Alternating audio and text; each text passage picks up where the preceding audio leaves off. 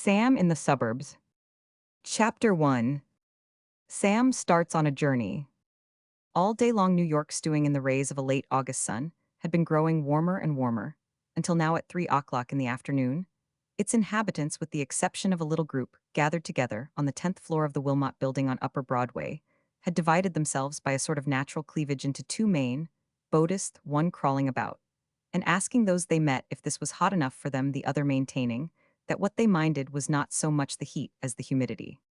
The reason for the activity prevailing on the 10th floor of the Wilmot was that a sporting event of the first magnitude was being pulled off there. Spike Murphy, of the John B. Pinsent Import and Export Company, being in the act of contesting the final of the Office Boys High-Kicking Championship against a willowy youth from the Consolidated Eyebrow Tweezer and Nail File Corporation. The affair was taking place on the premises of a few stenographers chewing gum, some male wage slaves in shirt sleeves, and Mr. John B. Pinsent's nephew Samuel Shotter, a young man of agreeable features, who was acting as referee. In addition to being referee, Sam Shotter was also the patron and promoter of the tourney, the man, but for whose vision and enterprise a wealth of young talent would have lain undeveloped, thereby jeopardizing America's chances. Should an event of this kind ever be added to the program of the Olympic Games, it was he who, wandering about the office in a restless search for methods of sweetening an uncongenial round of toil, had come upon Master Murphy practicing kicks against the wall of a remote corridor, and had encouraged him to kick higher. It was he who had arranged matches with representatives of other firms throughout the building, and it was he who out of his own pocket had provided the purse, which, as the lad's foot crashed against the plaster, a full inch above his rival's best effort, he now handed to Spike, together with a few well-chosen words. Murphy said, Sam is the winner after a contest conducted throughout, in accordance with the best traditions of American high kicking. He has upheld the honor of the John B. Pinsent X and Imp, and retained his title in the absence of the boss, therefore, who has unfortunately been called away to Philadelphia, and so is unable to preside at this meeting. I take much pleasure in presenting him with the guerdon of victory, this handsome dollar bill. Take it, Spike. And in after years, when you are a gray-haired alderman or something, look back to this moment and say to yourself. Sam stopped, a little hurt. He thought he had been speaking rather well, yet already his audience was walking out on him. Spike Murphy indeed was running. Say to yourself. When you are at leisure, Samuel, observed a voice behind him, I should be glad of a word with you in my office. Sam turned. Oh, hello, uncle, he said. He coughed. Mr. Pinsent coughed. I thought you had gone to Philadelphia, said Sam. Indeed, said Mr. Pinsent. He made no further remark, but proceeded sedately to his room, from which he emerged again, a moment later, with a patient look of inquiry on his face.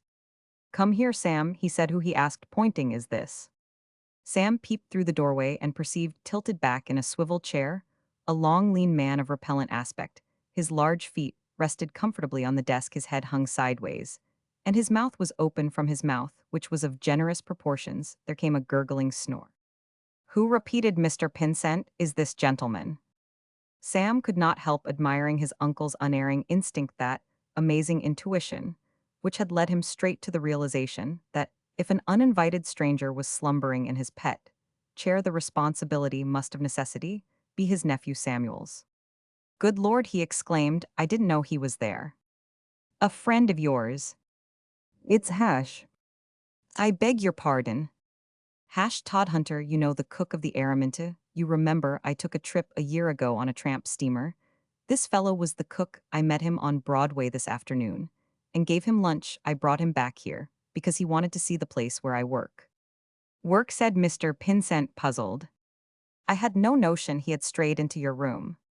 Sam spoke apologetically, but he would have liked to point out that the blame for all these embarrassing occurrences was really Mr. Pinsent's. If a man creates the impression that he is going to Philadelphia, and then does not go, he has only himself to thank for any complications that may ensue. However, this was a technicality with which he did not bother his uncle. Shall I wake him? If you would be so good, and having done so, take him away and store him somewhere, and then come back. I have much to say to you. Shaken by a vigorous hand, the sleeper opened his eyes, hauled to his feet. He permitted himself to be led still in a trance-like condition out of the room and down the passage to the cubbyhole, where Sam performed his daily duties here sinking into a chair, he fell asleep again. And Sam left him and went back to his uncle Mr. Pinsent was staring thoughtfully out of the window as he entered. Sit down, Sam, he said. Sam sat down. I am sorry about all that, uncle. All what? All that business that was going on when you came in. Ah, yes, what was it, by the way? Spike Murphy was seeing if he could kick higher than a kid from a firm downstairs. And did he? Yes. Good boy, said Mr. Pinsent approvingly. You arranged the competition, no doubt. Yes, as a matter of fact, I Roman 999. You have been in my employment, proceeded Mr. Pinsent evenly 3 months in that time. You have succeeded in thoroughly demoralizing the finest office force in New York. Oh, uncle, said Sam reproachfully. Thoroughly, repeated Mr. Pinsent. The office boys call you by your Christian name. They will do it, sighed Sam. I clump their heads, but the habit persists. Last Wednesday, I observed you kissing my stenographer. The poor little thing had toothache. Also, Mr. Ellaby informs me that your work is a disgrace to the firm. There was a pause. The English public school is the curse of the age, said Mr. Pinsent dreamily. To a stranger, the remark might have sounded 14 relevant, but Sam understood the import. He appreciated it for what it was, a nasty crack. Did they teach you anything at Riken, Sam, except football? Oh, yes. What? Oh, lots of things. I have seen no evidence of it. Why your mother sent you to that place, instead of to some good business college, I cannot imagine. Well, you see, father had been there. Sam broke off Mr. Pinsent. He was aware had not been fond of the late Anthony Shotter, considering, and possibly correctly, that his dead sister had in marrying that amiable but erratic person been guilty of the crowning folly of a frivolous and fluffy-headed life. A strong recommendation, said Mr. Pinsent dryly. Sam had nothing to say to this. You are very like your father in a great many ways, said Mr. Pinsent. Sam let this one go by too. They were coming off the bat a bit fast this morning, but there was nothing to be done about it. And yet I am fond of you, Sam, resumed Mr. Pinsent after a brief pause. This was more the stuff. And I am fond of you, uncle, said Sam in a hearty voice, when I think of all you have done for me. But went on Mr. Pinsent, I feel that I shall like you even better 3,000 miles away from the offices of the Pinsent Export and Import Company. We are parting summoned immediately. I am sorry. I, on the other hand, said Mr. Pinsent, am glad. There was a silence. Sam, feeling that the interview having reached this point might be considered over, got up. Wait a moment, said Mr. Pinsent. I want to tell you what plans I have made for your future. Sam was agreeably surprised. He had not supposed that his future would be of interest to Mr. Pinsent. Have you made plans? Yes, everything is settled. This is fine, uncle, said Sam cordially. I thought you were going to drive me out into the snow. Do you remember meeting an Englishman named Lord Tilbury at dinner at my house? Sam did indeed. His lordship had got him wedged into a corner after the meal, and had talked without a pause for more than half an hour. He is the proprietor of the Mammoth Publishing Company, a concern which produces a great many daily and weekly papers in London. Sam was aware of this. Lord Tilbury's conversation had been almost entirely autobiographical. Well, he is returning to England on Saturday on the Mauretania, and you are going with him. They? He has offered to employ you in his business. But I don't know anything about newspaper work. You don't know anything about anything, Mr. Pinsent pointed out gently. It is the effect of your English public school education. However, you certainly cannot be a greater failure with Lord Tilbury than you have been with me. That waste paper basket over there has been in my office only 4 days, and already it knows more about the export and import business than you would learn if you stayed here 50 years. Sam made plaintive noises. 50 years, he considered, was an overstatement. I concealed nothing of this from Lord Tilbury, but nevertheless, he insists on engaging you. Odd, said Sam. He could not help feeling a little flattered at this intense desire for his services on the part of a man who had met him only once. Lord Tilbury might be a bore, but there was no getting away from the fact that he had that gift, without which no one can amass a large fortune, at that strange, almost uncanny gift for spotting the good man when he saw him. Not at all odd, said Mr. Pinsent. He and I are in the middle of a business deal. He is trying to persuade me to do something which at present I have not made up my mind to do. He thinks that, by taking you off my hands, he will put me under an obligation, so he will. Uncle, said Sam impressively, I will make good. You'd better, returned Mr. Pinsent, unmelted. It is your last chance. There is no earthly reason why I should go on supporting you for the rest of your life. And I do not intend to do it if you make a mess of things at Tilbury House. Don't think that you can come running back to me. There will be no fatted calf, remember that. I will, uncle, I will, but don't worry, something tells me I am going to be good. I shall like going to England. I am glad to hear that. Well, that is all. Good afternoon. You know, it's rather strange that you should be sending me over there, said Sam meditatively. I don't think so. I am glad to have the chance. What I mean, Isto, you believe in palmists. I do not. Goodbye. Because a palmist told me. The door, said Mr. Pinsent, is one of those which close automatically when the handle is released. Having tested this statement and proved it correct, Sam went back to his own quarters, where he found Mr. Clarence Todhunter, the popular and energetic chef of the tramp steamer Araminto, awake and smoking a short pipe. Who was the old boy? Inquired Mr. Todhunter. That was my uncle, the head of the firm. Did I go to sleep in his room? You Romans 999. I am sorry about that, Sam said with manly regret. I had a late night last night. He yawned spaciously. Todhunter was a lean, stringy man in the early 30s, with a high forehead and a ruminative eye. Irritated messmates who had played poker with him had sometimes compared this eye to that of a perishing fish. But to the critic whose judgment was not biased and inflamed by recent pecuniary losses, it would have been more suggestive of a parrot which has looked on life and found it full of disillusionment. There was a strong, pessimistic streak in and in his cups he was accustomed to hint darkly that if everyone had their rights, he would have been in the direct line of succession to an earldom. It was a long and involved story, casting great discredit on all the parties concerned. But as he never told it twice in the same way, little credence was accorded to it by a discriminating foxel. For the rest, he cooked the best dry hash on the Western Ocean, but was not proud. Said Sam, I am going over to England. May 2, we sail Monday. Do you? By Jove, said Sam thoughtfully. I am supposed to be going on the Mauritania on Saturday, but I've half a mind to come with you instead. I don't like the idea of 6 days tete-a-tete with Lord Tilbury. Who is he? The proprietor of the Mammoth Publishing Company, where I am going to work. Have you got the push here then? It piqued Sam a little that this untutored man should so readily have divined the facts. He also considered that had failed in tact. He might at least have pretended that he supposed it to be a case of handing in a resignation. Yes, you might perhaps put it that way. Not because of me sittin' in his chair. No, there are apparently a number of reasons. It's a curious thing, my uncle taking it into his head to shoot me over to England like this the other day. A palmist told me that I was shortly going to take a long journey, at the end of which I should meet a fair girl. There. I want to show you something.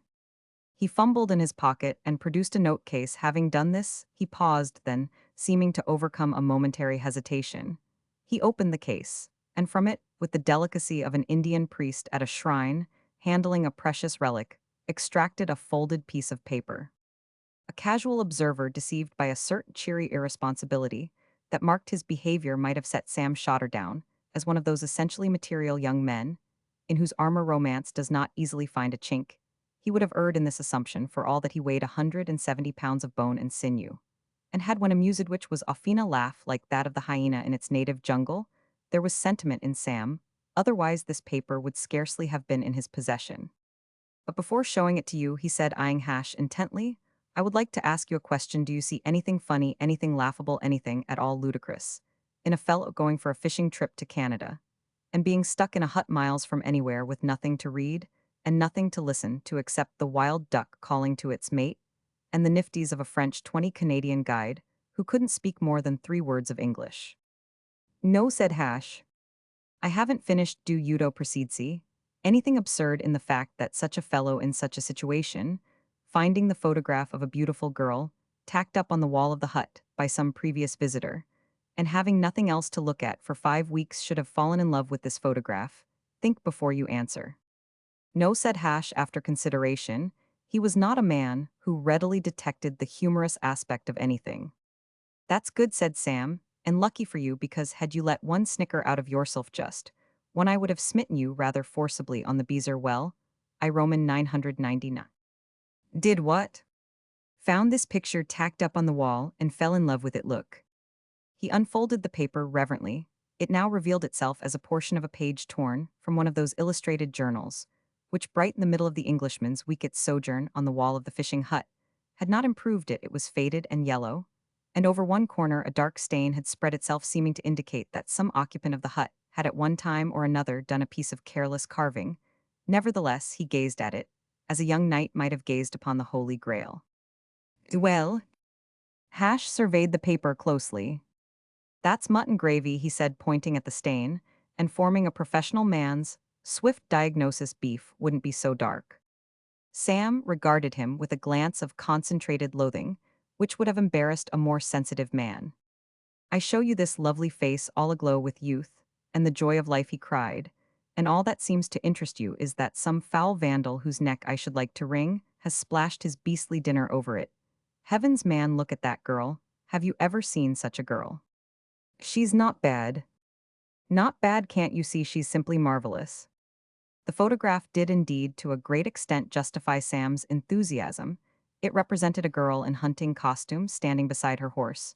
She was a trim, boyish-looking girl of about 18, slightly above the medium height, and she gazed out of the picture with clear, grave, steady eyes. At the corner of her mouth there was a little thoughtful droop. It was a pretty mouth, but Sam, who had made a study of the picture and considered himself the world's leading authority upon it, was of opinion that it would look even prettier when smiling. Under the photograph in leaded capitals ran the words, "A fair daughter of Nimrod." Beneath this poetical caption, it is to be presumed, there had originally been more definite information as to the subject's identity, but the coarse hand which had wrenched the page from its setting had unfortunately happened to tear off the remainder of the letterpress. Simply marvelous, said Sam emotionally. What's that thing of Tennyson's about a little English rosebud? Tennyson, there was a feller, when I was on the seabird, called Penniman. Oh, shut up, isn't she a wonder, Hash? And what is more fair, wouldn't you say? Hash scratched his chin. He was a man who liked to think things over. Or dark, he said. Idiot, don't tell me those eyes aren't blue. Might be, admitted Hash grudgingly. And that hair would be golden or possibly a very light brown. Towm I to know. Hash, said Sam, the very first thing I do when I get to England is to find out who that girl is. Easy enough. Hash pointed the stem of his pipe at the captioned daughter of Nimrod. All you got to do is get a telephone directory and look him up. It'll give the address as well. How do you think of these things? Said Sam admiringly. The only trouble is, suppose, old man, Nimrod lives in the country. He sounds like a hunting man.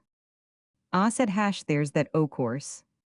No, my best scheme will be to find out what paper this is torn out of, and then search back through the files for the picture. Maybe, said Hash. He had plainly lost interest in the subject. Sam was gazing dreamily at the picture. Do you see that little dimple just by the chin? Hash, my goodness, id. Give something to see that girl smile. He replaced the paper in his note case and sighed, love is a wonderful thing, Hash. Mr. Todhunter's ample mouth curled sardonically. When you've seen as much of life as I have, he replied, you'd rather have a cup of tea. Chapter 2. K of Valleyfields. The nameless individual who had torn from its setting the photograph, which had so excited the admiration of Sam Shotter, had, as has been already indicated, torn untidily.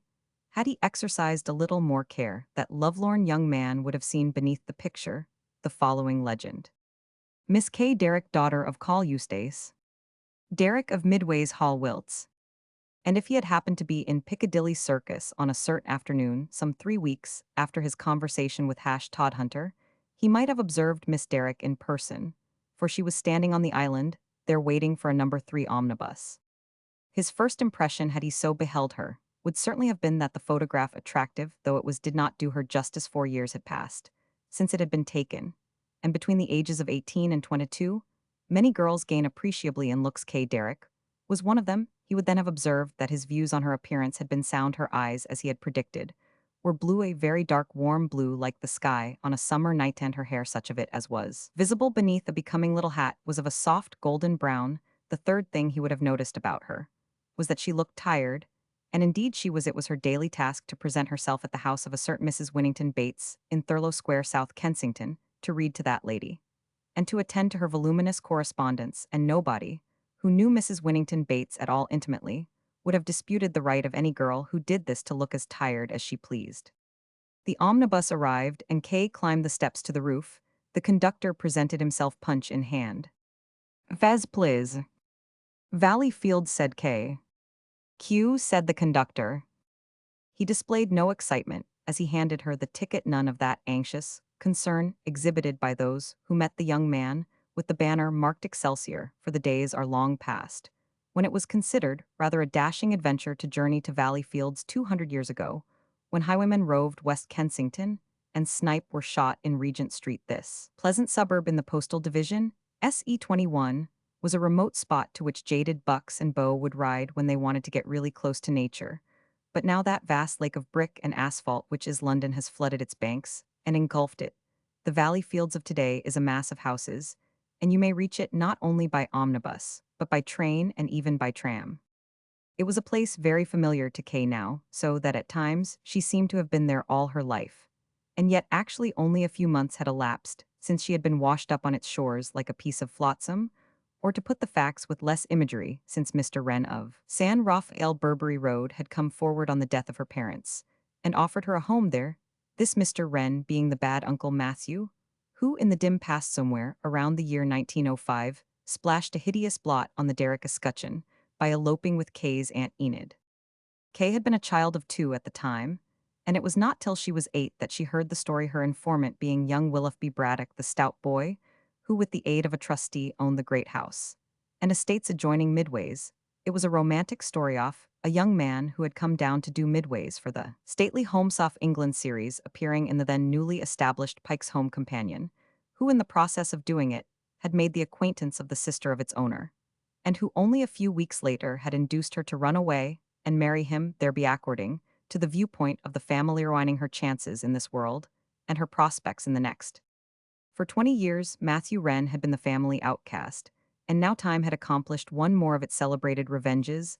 The death of Colonel Derrick, which had followed that of his wife by a few months, had revealed the fact that in addition to Norman blood, he had also had the simple faith which the poet ranks so much more highly, at taking the form of trusting prospectuses, which should not have de 27 sieved a child, and endeavoring to make up losses caused by the diminishing value of land with a series of speculations, each of them more futile and disastrous than the last. His capital had gone to the Four Winds, Midways had gone to the mortgagees, and Kay, apprised of these facts by a sympathetic family lawyer, had gone to Mr. Matthew Wren, now for many years the editor of that same Pike's Home Companion of which he had once been the mere representative. The omnibus stopped at the corner of Burberry Road, and Kay, alighting, walked toward San Raphael. Burberry Road is not one of the more fashionable and wealthy districts of Valley Fields, and most of the houses in it are semi-detached. San Raphael belonged to this class, being joined like a stucco Siamese twin in indissoluble union to its next-door neighbor Moan. Repose. It had in front of it a strip of gravel, 2 apologetic-looking flower beds with evergreens in them, a fence, and in the fence a gate modeled on the 5-barred gates of the country. Out of this gate, as Kay drew near, there came an elderly gentleman, tall, with gray hair and a scholarly stoop. "Why, hello, darling," said Kay. "Where are you off to?" She kissed her uncle affectionately, for she had grown very fond of him in the months of their companionship. "Just popping round to have a chat with Cornelius," said Mr. Wren. "I thought I might get a game of chess." In actual years, Matthew Wren was on the right side of 50, but as editors of papers like Pike's Home Companion are apt to do, he looked older than he really was. He was a man of mild and dreamy aspect, and it being difficult to imagine him in any dashing role, Kay rather supposed that the energy and fire which had produced the famous elopement must have come from the lady's side.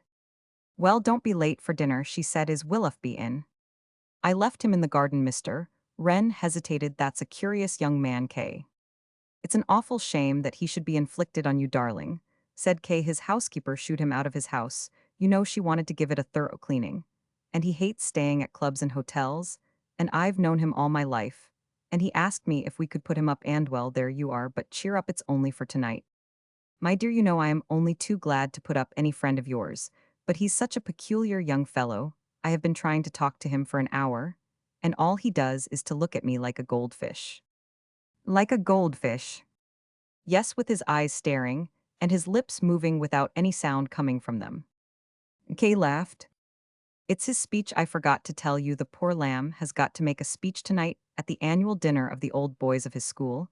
He's never made one before, and it's weighing on his mind terribly. Mr. Wren looked relieved. Oh, I didn't know, honestly, my dear. I thought that he must be mentally deficient. He looked at his watch. Well, if you think you can entertain him, I will be going along. Mr. Wren went on his way, and Kay, passing through the five-barred gate, followed the little gravel path which skirted the house and came into the garden. Like all the gardens in the neighborhood, it was a credit to its owner in the small side, but very green and neat, and soothing the fact that though so widely built over valley fields, has not altogether lost its ancient air of rusticity, is due entirely to the zeal and devotion of its amateur horticulturists. More seeds are sold each spring in valley fields, more lawn mowers pushed, more garden rollers borrowed, more snails destroyed, more green fly squirted with pat mixtures than in any other suburb on the Surrey side of the river. Brixton may have its Bon Marché, and Sydenham its Crystal Palace. But when it comes to pansies, roses, tulips, hollyhocks, and nasturtiums, Valleyfields points with pride. In addition to its other attractive features, the Garden of San Rafael contained at this moment a pinkish, stoutish, solemn young man in a brown suit who was striding up and down the lawn with a glassy stare in his eyes. "Hullo, Willoughby," said Kay. The young man came out of his trance with a strong physical convulsion. "Oh, hullo, Kay." He followed her across the lawn to the tea table which stood in the shade of a fine tree, for there are trees in this favored spot as well as flowers. "Tea, Willoughby," said Kay, sinking gratefully into a deck chair, "or have you had yours?" "Yes, I had some, I think." Mr. Braddock weighed the question thoughtfully. Yes, I've had some." Kay filled her cup and sipped luxuriously. "Golly, I am tired," she said. "Had a bad day." "Much the same as usual." Mrs. B not too cordial. "Not very, and unfortunately, the sun and air was cordiality itself." Mr. Braddock nodded. "A bit of a trial, that lad." "A bit. Wants kicking." "Very badly." Kay gave a little wriggle of distaste. Technically, her duties at Thurlow Square consisted of reading and writing Mrs. Winnington Bates' letters. But what she was engaged for principally, she sometimes thought, was to act as a sort of spiritual punching bag for her employer. Today, that lady had been exceptionally trying her son, on the other hand, who had recently returned to his home after an unsuccessful attempt to learn poultry farming in Sussex, and was lounging about it with little to occupy him. Had shown himself in his few moments of opportunity more than usually gallant. What life needed to make it a trifle easier, Kay felt, was for Mrs. Bates to admire her a little more, and for Claude Bates to admire her a little less. "I remember him at school," said Mr. Braddock, a worm. "Was he at school with you?" "Yes, younger than me, a beastly little kid who stuffed himself with food, and frowsted over fires and shirked games. I remember Sam Shotter licking him once for stealing jam sandwiches at the school shop. By the way, Sam's coming over here. I had a letter from him." "Is he, and who is he? You've never mentioned his name before." "Haven't I told you about old Sam Shotter?" asked Mr. Braddock, surprised.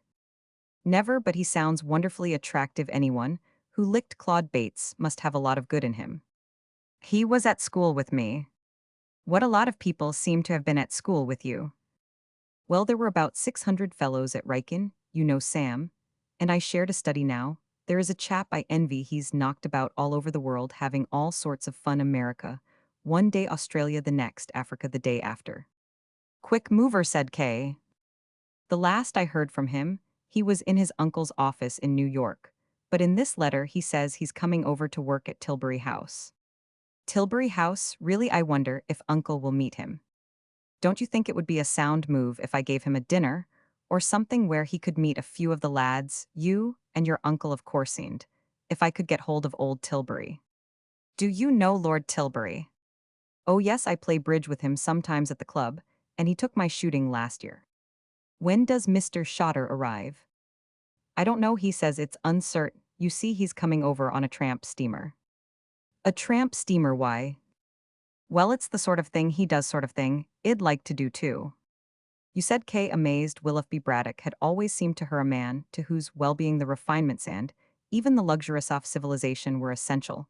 One of her earliest recollections was of sitting in a tree and hurling juvenile insults at him, it having come to her ears through reliable channels that he habitually wore bed socks. What nonsense, Willoughby? You would hate roughing it.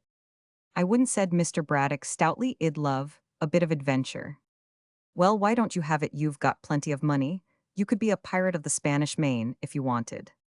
Mr. Braddock shook his head wistfully. I can't get away from Mrs. Lippett. Willoughby Braddock was one of those unfortunate bachelors who are doomed to live under the thrall of either a housekeeper or a valet. His particular cross in life was his housekeeper, his servitude being rendered all the more unescapable by the fact that Mrs. Lippett had been his nurse. In the days of his childhood, there are men who can defy a woman, there are men who can cope with a faithful old retainer. But if there are men who can tackle a faithful old female retainer, who has frequently smacked them with the back of a hairbrush, Willoughby Braddock was not one of them. She would have a fit or go into a decline or something if I tried to break loose. Poor old Willoughby, life can be very hard, can't it? By the way, I met my uncle outside. He was complaining that you were not very chummy. No, was he? He said you just sat there looking at him like a goldfish. Oh, I say, said Mr. Braddock remorsefully.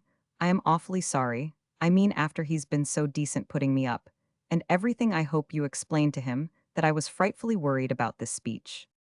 Yes, I Roman 999, but I don't see why you should be. It's perfectly simple making a speech, especially at an old boys' dinner, where they won't expect anything very much. If I were you, I should just get up and tell them one or two funny stories and sit down again. I've got one story, said Mr. Braddock more hopefully. It's about an Irishman. Pat or Mike? I thought of calling him Pat. He's in New York, and he goes down to the dock, and he sees a diver coming up out of the water in a diving suit, you know, and he thinks the fellow, the diver, you understand, has walked across the Atlantic, and wishes he had thought of doing the same himself, so as to have saved the fare, don't you know? I see one of those weak-minded Irishmen. Do you think it will amuse them? Asked Mr. Braddock anxiously. I should think they would roll off their seats. No, really, he broke off and stretched out a hand in alarm. I say, you weren't thinking of having one of those rock cakes, were you? I was, but I want, if you don't want me to, aren't they good? Good, my dear old soul, said Mr. Braddock earnestly. They are Clara's worst effort, absolutely her very worst. I had to eat one, because she came and stood over me, and watched me do it. It beats me why you don't sack that girl, she's a rotten cook. Sack Claire? Kay laughed. You might just as well try to sack her mother. I suppose you're right. You can't sack a Lippett. No, I see what you mean. I wish she wasn't so dashed familiar with a fellow, though. Well, she has known you almost as long as I have. Mrs. Lippett has always been a sort of mother to you, so I suppose Claire regards herself as a sort of sister. Yes, I suppose it can't be helped, said Mr. Braddock bravely. He glanced at his watch. Ought to be going and dressing. Ill find you out here before I leave. Oh, yes. Well, I'll be pushing along. I say, you do think that story about the Irishman is all right? Best thing I ever heard, said Kay loyally. For some minutes after he had left her, she sat back in her chair with her eyes closed, relaxing in the evening stillness of this pleasant garden. Finished with the tea, Miss Kay? Kay opened her eyes. A solid little figure in a print dress was standing at her side. A jaunty maid's cap surmounted this person's tow-colored hair. She had a perky nose and a wide, friendly mouth, and she beamed upon Kay devotedly. Brought you these, she said, dropping a rug, 2 cushions, and a footstool beneath the burden of which she had been staggering across the lawn like a small pack mule, make you nice and comfortable. And then you can get a nice nap. I can see you're all tired out. That's awfully good of you, Claire, but you shouldn't have bothered. Claire Lippett, daughter of Willoughby Braddock's autocratic housekeeper and cook and maid of all work at San Rafael, was a survivor of the Midway's epoch. She had entered the Derrick household at the age of 12, her duties at that time being vague, and leaving her plenty of leisure for surreptitious bird's nesting. With Kay, then 13, on her 18th birthday, she had been promoted to the post of Kay's personal maid, and from that moment, may be said formally to have taken charge. The Lippett motto was fidelity, And not even the famous financial crash had been able to dislodge this worthy daughter of the clan, resolutely following Kay into exile. She had become, as stated, Mr. Wren's cook. And as Mr. Braddock had justly remarked, a very bad cook too. You ought to go getting yourself all tired, Miss Kay, you ought to be sitting at your ease. Well, so I am, said Kay. There were times when, like Mr. Braddock, she found the lippet protectiveness a little cloying. She was a high-spirited girl, and wanted to face the world with a defiant who cares. And it was not easy to do this with Claire coddling her, all the time as if she were a fragile and sensitive plant. Resistance, however, was useless. Nobody had ever yet succeeded in curbing the motherly spirit of the lippets, and probably nobody ever would. Mintersay explained, Claire adjusting the footstool, you ought not to be soiling your hands with work. That's what I mean, it's a shame you should be having to.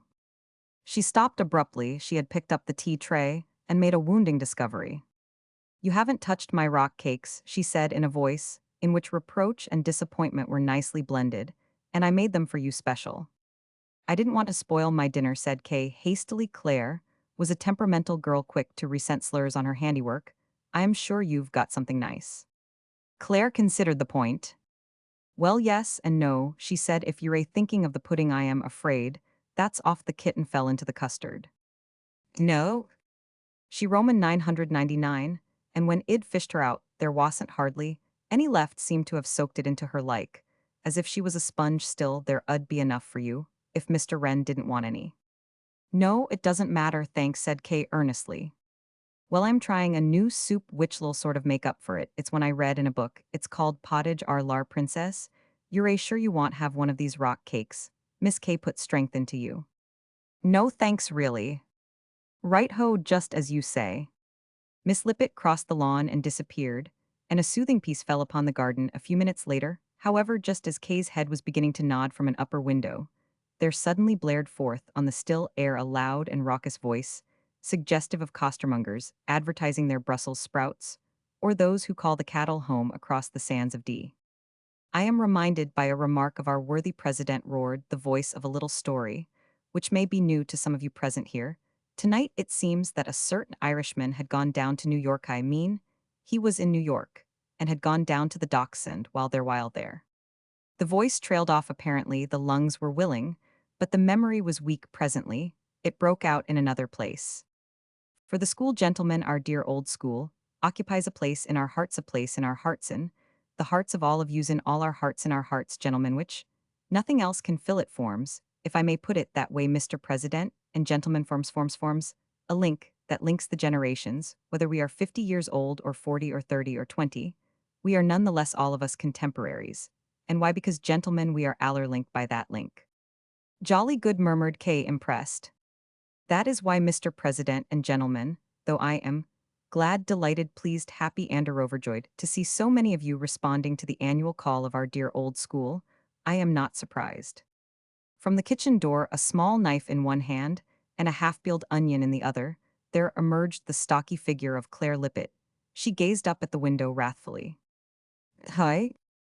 No, not surprised. Hi? And talking of being surprised, I am reminded of a little story, which may be new to some of you present here. Tonight it seems that a certain Irishman, from the days when their ancestresses had helped the menfolk of the tribe to make marauding Danes, wish they had stayed in Denmark. The female members of Claire Lippett's family had always been women of action, having said hi twice. Their 20th century descendant seemed to consider that she had done all that could reasonably be expected of her. In the way of words, with a graceful swing of her right arm, she sent the onion shooting upward.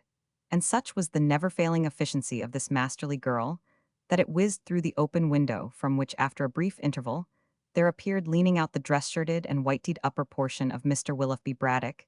He was rubbing his ear. Be quiet, can't you, said Miss Lippett. Mr. Braddock gazed austerely into the depths, except that the positions of the characters were inverted, and the tone of the dialogue somewhat different. It might have been the big scene out of Romeo and Juliet. What did you say? I said be quiet. Miss Kay wants to get a bit of sleep. How can she get a bit of sleep with that row going on? Clara, said Mr. Braddock portentously. Claire corrected the girl, coldly insisting on a point for which she had had to fight all her life. Mr. Braddock gulped. I shall speak to your mother, he said.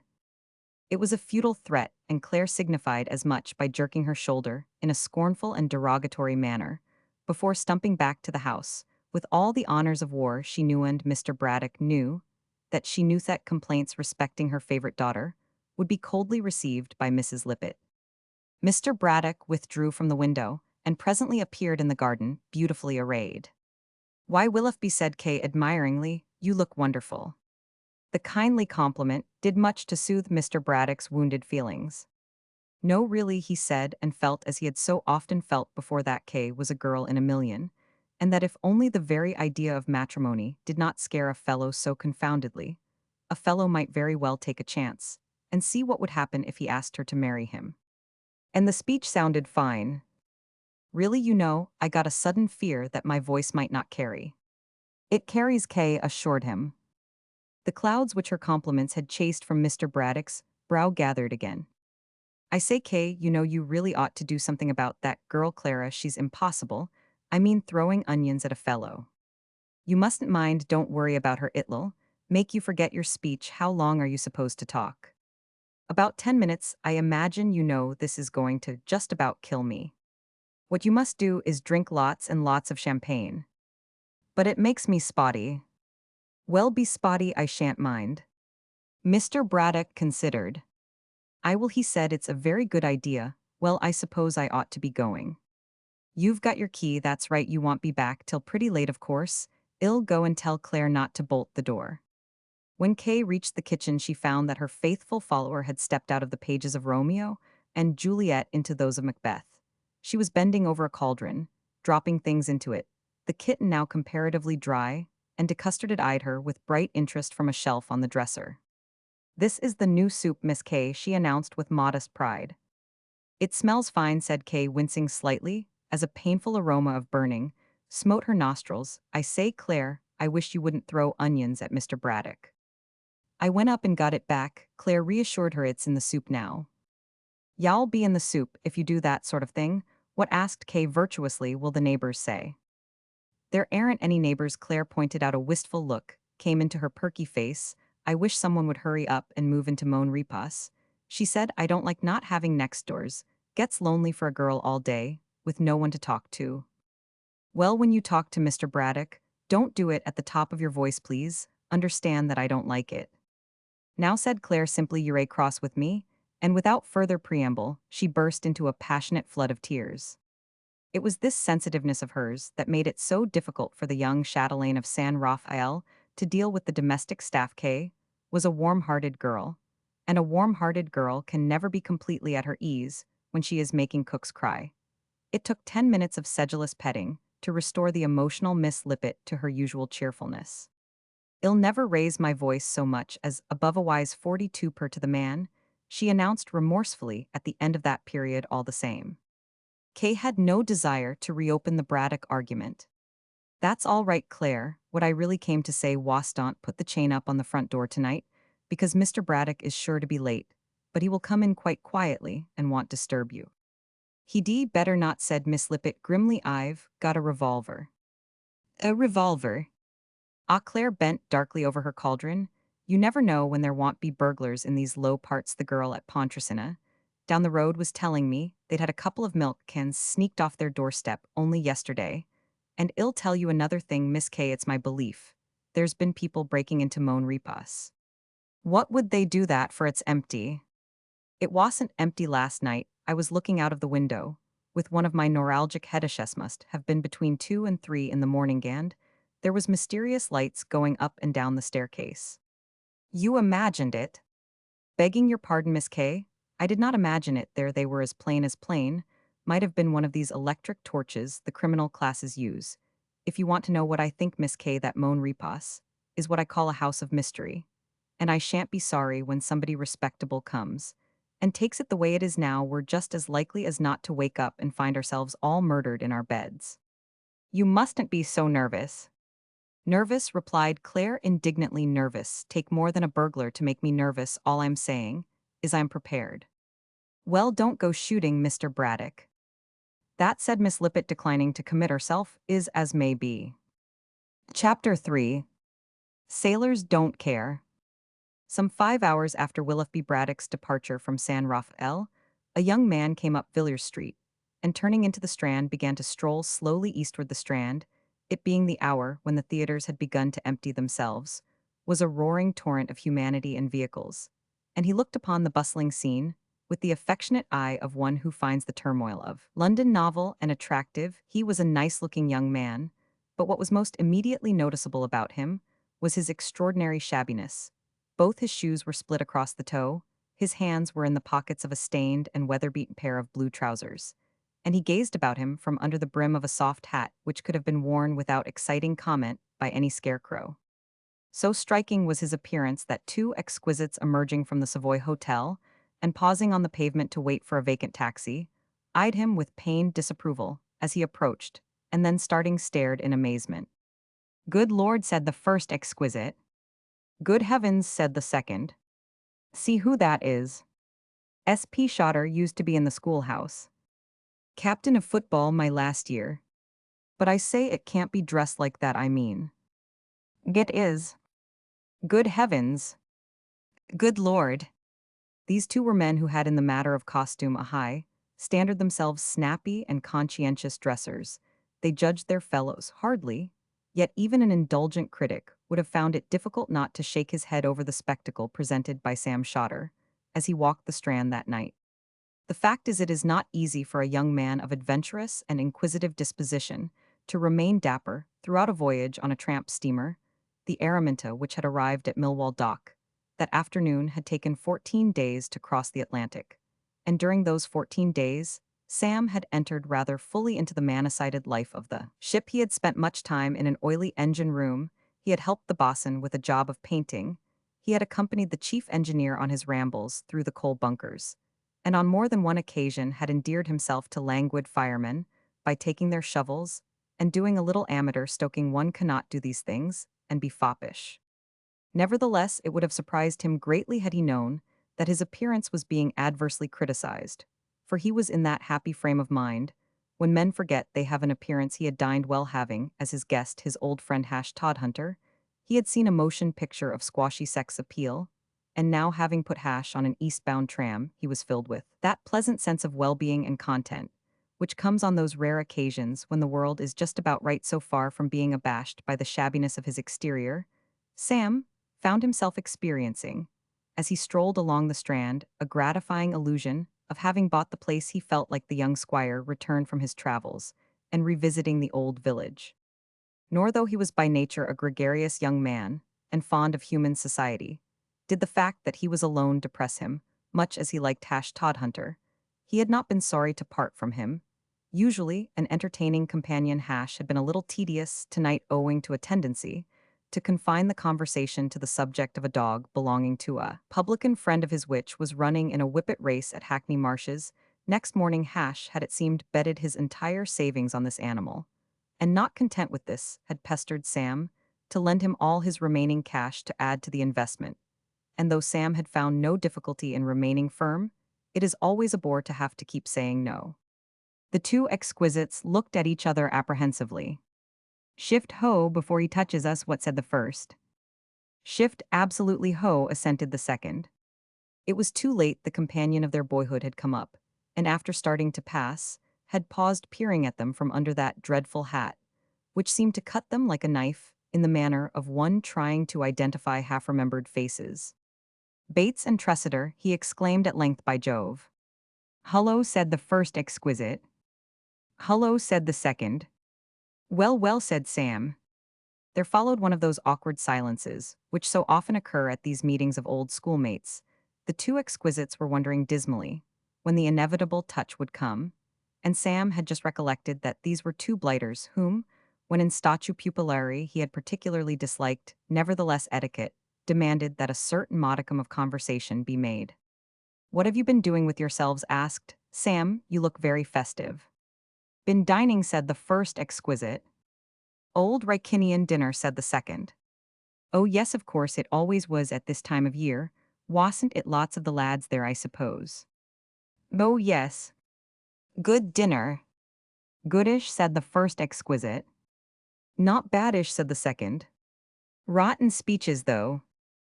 "Awful." Can't think where they dig these blokes up. No, that man Braddock. Frightful. Don't tell me the old Bradder actually made a speech, said Sam, pleased. Was he very bad? Worst of the lot. Absolutely. That story about the Irishman. Foul. And all that rot about the dear old school. Ghastly. If you ask me, said the first exquisite severely, my opinion is that he was as tight as an owl. Stewed to the eyebrows, said the second. I watched him during dinner, and he was mopping up the stuff like a vacuum cleaner. There was a silence. Well, said the first exquisite uncomfortably, we must be pushing on. Dashing off, said the second exquisite. Got to go to supper at the Angry Cheese. The where, asked Sam. Angry Cheese, new nightclub in Panton Street. See you sometime, what? Oh yes, said Sam. Another silence was about to congeal when a taxi crawled up, and the two exquisites leaped joyously in. Awful a fellow going right under like that, said the first. Ghastly, said the second. Lucky we got away. Yes. He was shaping for a touch, said the first exquisite. Trembling on his lips, said the second. Sam walked on, although the Messrs. Bates and Tressiter had never been favorites of his. They belonged to what Mr. Braddock would have Calidan, indeed, had called no fewer than 11 times in his speech. That night, dear old school, and the meeting with them had left him. Pleasantly stimulated the feeling of being a seigneur revisiting his estates after long absence grew. As he threaded his way through the crowd, he eyed the passers-by in a jolly, laughing, cavalier sort of way, wishing he knew them well enough to slap them on the back. And when he reached the corner of Wellington Street and came upon a disheveled vocalist singing mournfully in the gutter, he could not but feel it a personal affront that this sort of thing should be going on in his domain. He was conscious of a sensation of being individually responsible for this poor fellow's reduced condition, and the situation seemed to him to call for largesse. On setting out that night, Sam had divided his money into two portions.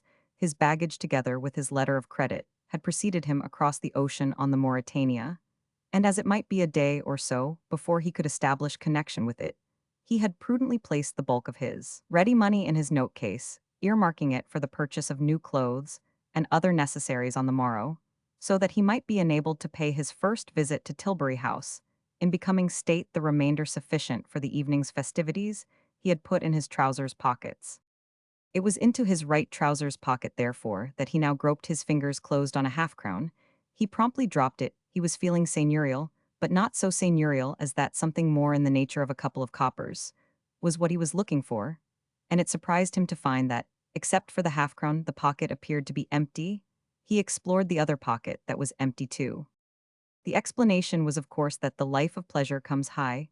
You cannot go stuffing yourself, and a voracious sea cook at restaurants, taking buses and underground trains all over the place, and finally winding up at a cinema palace without cutting into your capital. Sam was reluctantly forced to the conclusion that the half-crown was his only remaining spare coin. He was accordingly about to abandon the idea of largesse and move on, when the vocalist, having worked his way through You're the Sort of a Girl That Men Forget, began to sing that other popular ballad entitled Sailors Don't Care.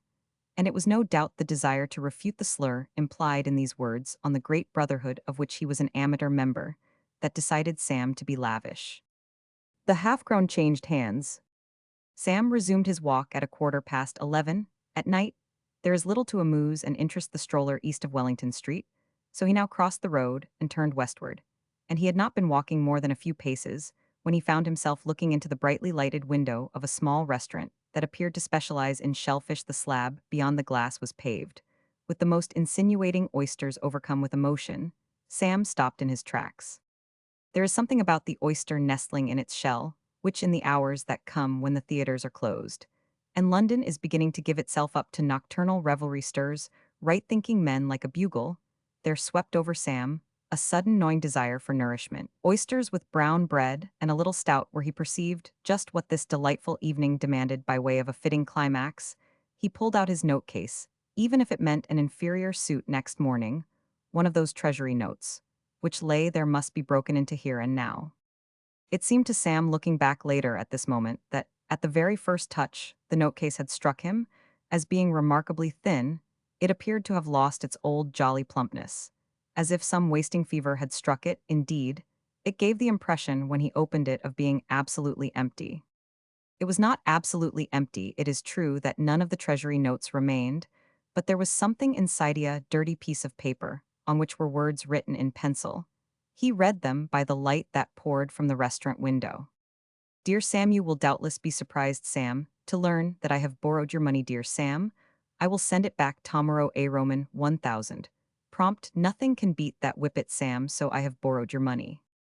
Trusting this finds you in the pink. Ers obetly. Roman 100 Todhunter. Sam stood staring at this polished communication with sagging jaw. For an instant it had a certain obscurity, the word whippet puzzling him particularly. Then, unlike the missing money, it all came back to him. The rush of traffic was diminishing now, and the roar of a few minutes back had become a mere rumble. It was almost as if London, sympathizing with his sorrow, had delicately hushed its giant voice, to such an extent, in fact, was its voice hushed that that of the Wellington Street vocalist was once more plainly audible, and there was in what he was singing a poignant truth, which had not impressed itself upon Sam when he had first heard it. Sailors don't care, chanted the vocalist. Sailors don't care, it's something to do with the salt in the blood. Sailors don't care. Chapter 4. Scene outside fashionable nightclub. The mental condition of a man who at 11:30 at night suddenly finds himself penniless and without shelter in the heart of the great city must necessarily be, for a while, somewhat confused. Sam's first coherent thought was to go back and try to recover that half-crown from the wandering minstrel. After a very brief reflection, however, he dismissed this scheme as too visionary for practical consideration. His acquaintance with the other had been slight, but he had seen enough of him to gather that he was not one of those rare spiritual fellows who give half-crowns back. The minstrel was infirm and old, but many years would have to elapse before he became senile enough for that. No, some solution on quite different lines was required, and thinking deeply, Sam began to move slowly in the direction of Charing Cross. He was as yet far from being hopeless. Indeed, his mood at this point might have been called optimistic, for he realized that if this disaster had been decreed by fate from the beginning of time, and he supposed it had been, though that palmist had made no mention of it, it could hardly have happened at a more convenient spot. The old Racinian dinner had only just broken up, which meant that this portion of London must be full of men who had been at school with him, and would doubtless be delighted to help him out with a temporary loan at any moment. Now, he might run into some kindly old schoolfellow. And almost immediately, he Roman 999, or rather the old schoolfellow, ran into him. He had reached the vaudeville theater, and had paused, debating within himself the advisability of crossing the street, and seeing how the hunting was on the other side, when a solid body rammed him in the back. "Oh, sorry, frightfully sorry, I say, awfully sorry." It was a voice which had been absent from Sam's life for some years, but he recognized it almost before he had recovered his balance. He wheeled joyfully round on the stout and red-faced young man, who was with some difficulty retrieving his hat from the gutter. "Excuse me," he said, "but you are extraordinarily like a man I used to know named J.W. Braddock." "I am J.W. Braddock." "Ah," said Sam, "that accounts for the resemblance." He contemplated his erstwhile study companion. With affection, he would have been glad at any time to meet the old Bradder, but he was particularly glad to meet him now. As Mr. Braddock himself might have put it, he was glad, delighted, pleased, happy, and overjoyed. Willoughby Braddock, bearing out the words of the two exquisites, was obviously in a somewhat vinous condition, but Sam was no Puritan, and was not offended by this. The thing about Mr. Braddock that impressed itself upon him, to the exclusion of all else, was the fact that he looked remarkably rich. He had that air than which there is none more delightful, of being the sort of man who would lend a fellow a fiver without a moment's hesitation. Willoughby Braddock had secured his hat, and he now replaced it in a sketchy fashion on his head. His face was flushed, and his eyes, always slightly prominent, seemed to protrude like those of a snail, an extremely inebriated snail at that. "A marrispiche," he said. "I beg your pardon," said Sam. "I made a speech." "Yes, so I heard." "You heard my speech?" "I heard that you had made one." "How did you hear my speech?" said Mr. Braddock, plainly mystified. "You weren't at the dinner." "No, but—" "You couldn't have been at the dinner," proceeded Mr. Braddock, reasoning closely, "because evening dress was obligatory, and you aren't obligatory. I'll tell you what, between you and me, I don't know who the deuce you are." You don't know me. No, I don't know you. Pull yourself together, Bradder. I am Sam Shotter. Sham Sotter. If you prefer it that way, certainly I've always pronounced it Sam Shotter myself. Sam Shotter. That's right. Mr. Braddock eyed him narrowly. Look here, he said, I'll tell you something that little interest. Yow something that little interest? You very much you're a Sam Shotter. That's it. We were at school together. We were. The dear old school. Exactly. Intense delight manifested itself in Mr. Braddock's face. He seized Sam's hand and wrung it warmly. How are you, my dear old chap? How are you? He cried. Old Sham Spotter, by gad, by Jove, by George, my goodness, fancy. That well, goodbye. And with a beaming smile, he suddenly swooped across the road and was lost to sight. The stoutest heart may have its black moments. Depression claimed Sam for its own. There is no agony like that of the man who has intended to borrow money, and finds that he has postponed the request till too late. With bowed shoulders, he made his way eastward. He turned up Charing Cross Road, and thence by way of Green Street into Leicester Square. He moved listlessly along the lower end of the square, and presently glancing up perceived graven upon the wall the words Panton Street. He halted. The name seemed somehow familiar.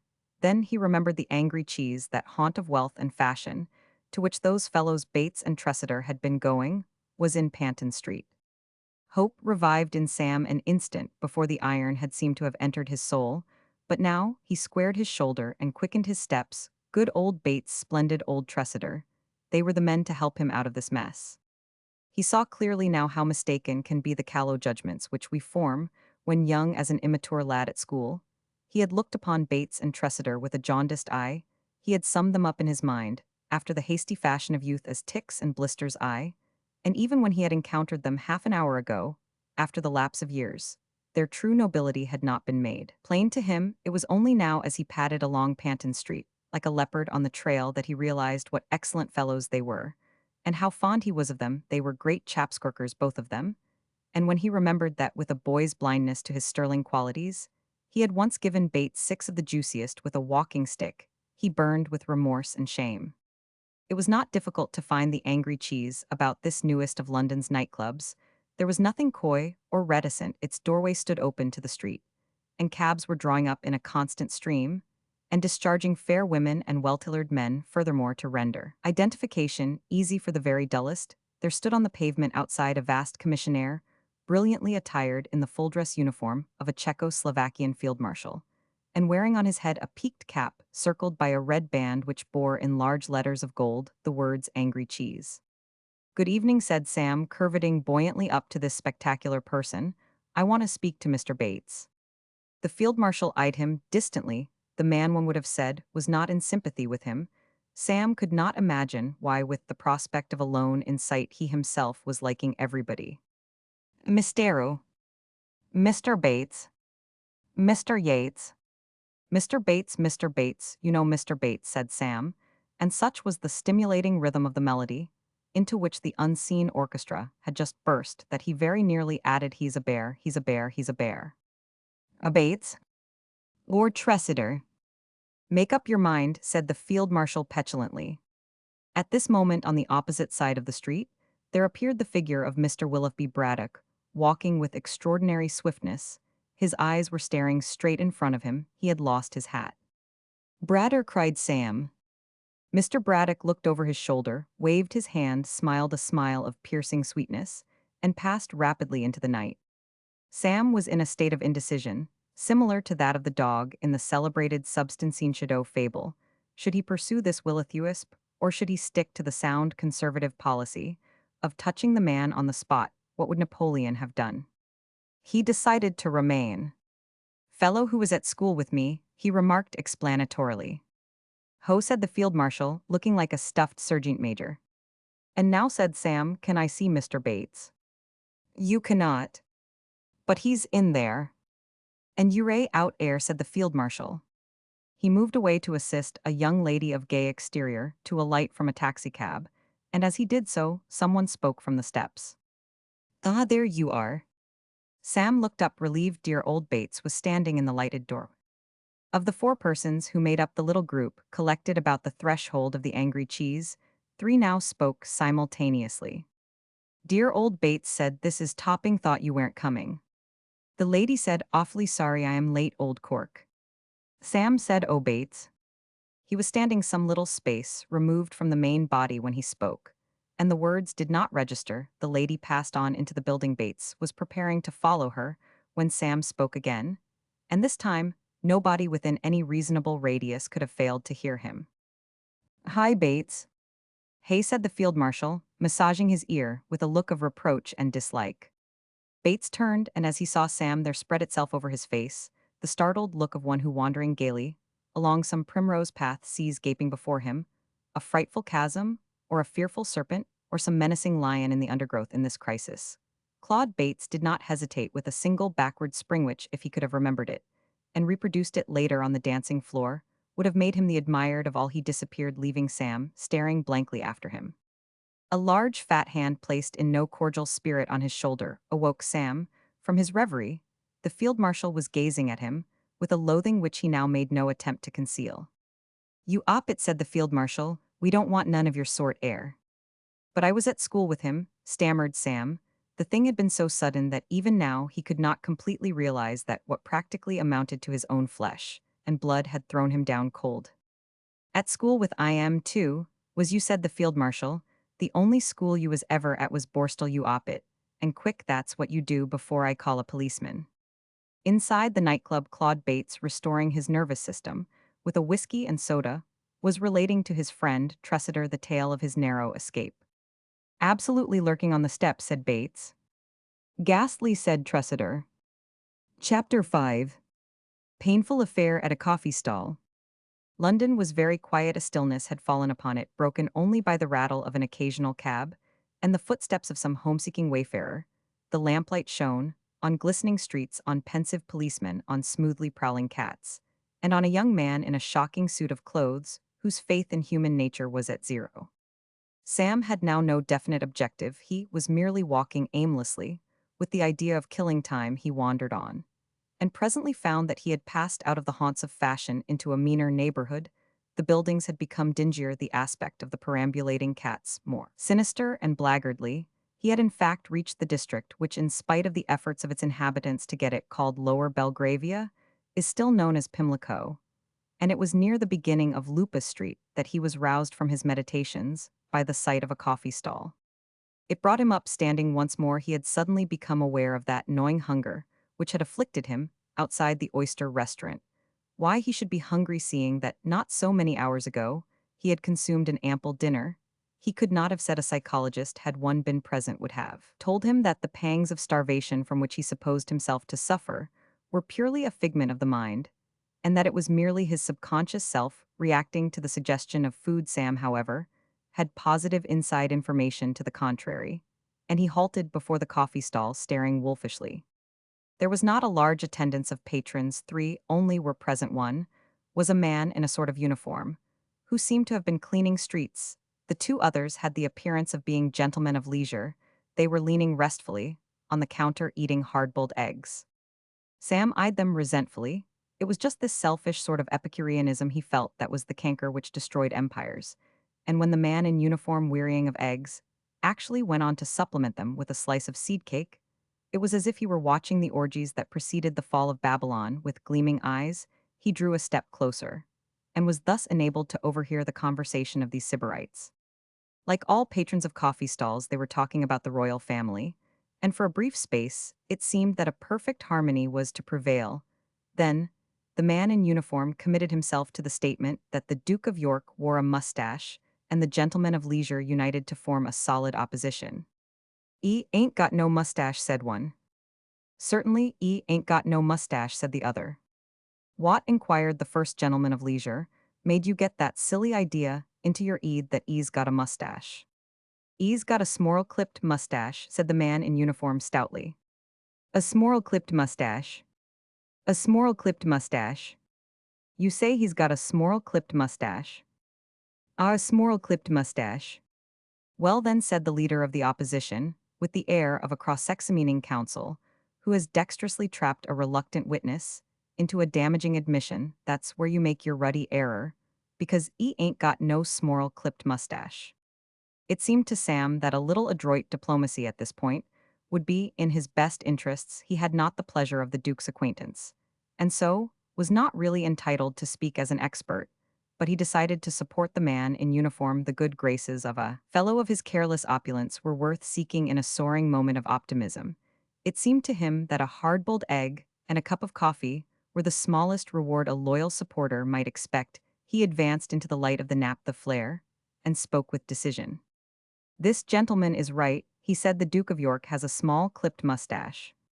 The interruption appeared to come on the three debaters like a bombshell.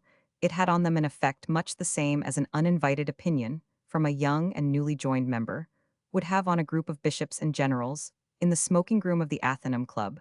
For an instant there was a shocked silence. Then the man in uniform spoke. "What do you want stick in your ugly fat eed?" and he demanded coldly. Shakespeare, who knew too much ever to be surprised at man's ingratitude, would probably have accepted this latest evidence of it with stoicism. It absolutely stunned Sam, a little peevishness, from the two gentlemen of leisure he had expected. But that his sympathy and support should be received in this fashion, by the man in uniform, was simply disintegrating. It seemed to be his fate tonight to lack appeal for men in uniform. "Yous," agreed the leader of the opposition. "Oo asked you to shove in." "Common stickin' is eat," and sniffed the man in uniform. All three members of the supper party eyed him with manifest disfavor. The proprietor of the stall, a silent, hairy man, said nothing, but he too cast a chilly glance of hauteur in Sam's direction. There was a sense of strain. "I only said," Sam began. "And oo asked you to," retorted the man in uniform. The situation was becoming difficult at this tense moment. However, there was a rattling and a grinding of brakes, and a taxicab drew up at the curb, and out of its interior shot Mr. Willoughby Braddock. "Get a cup of coffee," observed Mr. Braddock explanatorily to the universe. In Chapter 6, A Friend in Need. Of certain supreme moments in life, it is not easy to write the workaday teller of tales whose gifts, if any, lie rather in the direction of recording events than of analyzing emotion, finds himself baffled by them. To say that Sam Shotter was relieved by this sudden reappearance of his old friend would obviously be inadequate, yet it is hard to find words that will effectually meet the case. Perhaps it is simplest to say that his feelings at this juncture were to all intents and purposes those of the garrison, besieged by savages, in the final reel of a motion picture super film. When the operator flashes on the screen, the subtitle, "Hurrah, here come the United States Marines." And blended with this heart-shaking thankfulness came instantaneously the thought that he must not let the poor fish get away again. "Here I say," said Mr. Braddock, becoming aware of a clutching hand upon his coat sleeve. "It's all right, Bradder, old man," said Sam. "It's only me." "Who? Me? Who are you?" "Sam Shotter. Sam Shotter. Sam Shotter. Sam Shotter, who used to be at school with me." "The very same." "Are you Sam Shotter?" "I am." "Why, so you are," said Mr. Braddock, completely convinced. He displayed the utmost delight at this reunion, most extraordinary coincidence. He said as he kneaded Sam lovingly about the shoulder, "I was talking to a fellow in the Strand about you only an hour ago." "Were you Bradder, old man?" "Yes, nasty, ugly-looking fellow. I bumped into him, and he turned round, and the very first thing he said was, 'Do you know Sam Shotter?' He told me all sorts of interesting things about you too, all sorts of interesting things. I've forgotten what they were, but you see what I mean. I follow you perfectly, Bradder. What's become of your hat?" A look of relieved happiness came into Willoughby Braddock's face. "Have you got my hat? Where is it?" "I haven't got your hat." "You said you had my hat." "No, I didn't." "Oh," said Mr. Braddock, disappointed. "Well then, come and have a cup of coffee." It was with the feelings of a voyager, who after much buffeting comes safely at last to journey's end, that Sam ranged himself alongside the counter which for so long had been but a promised land seen from some distant Mount Pisgah.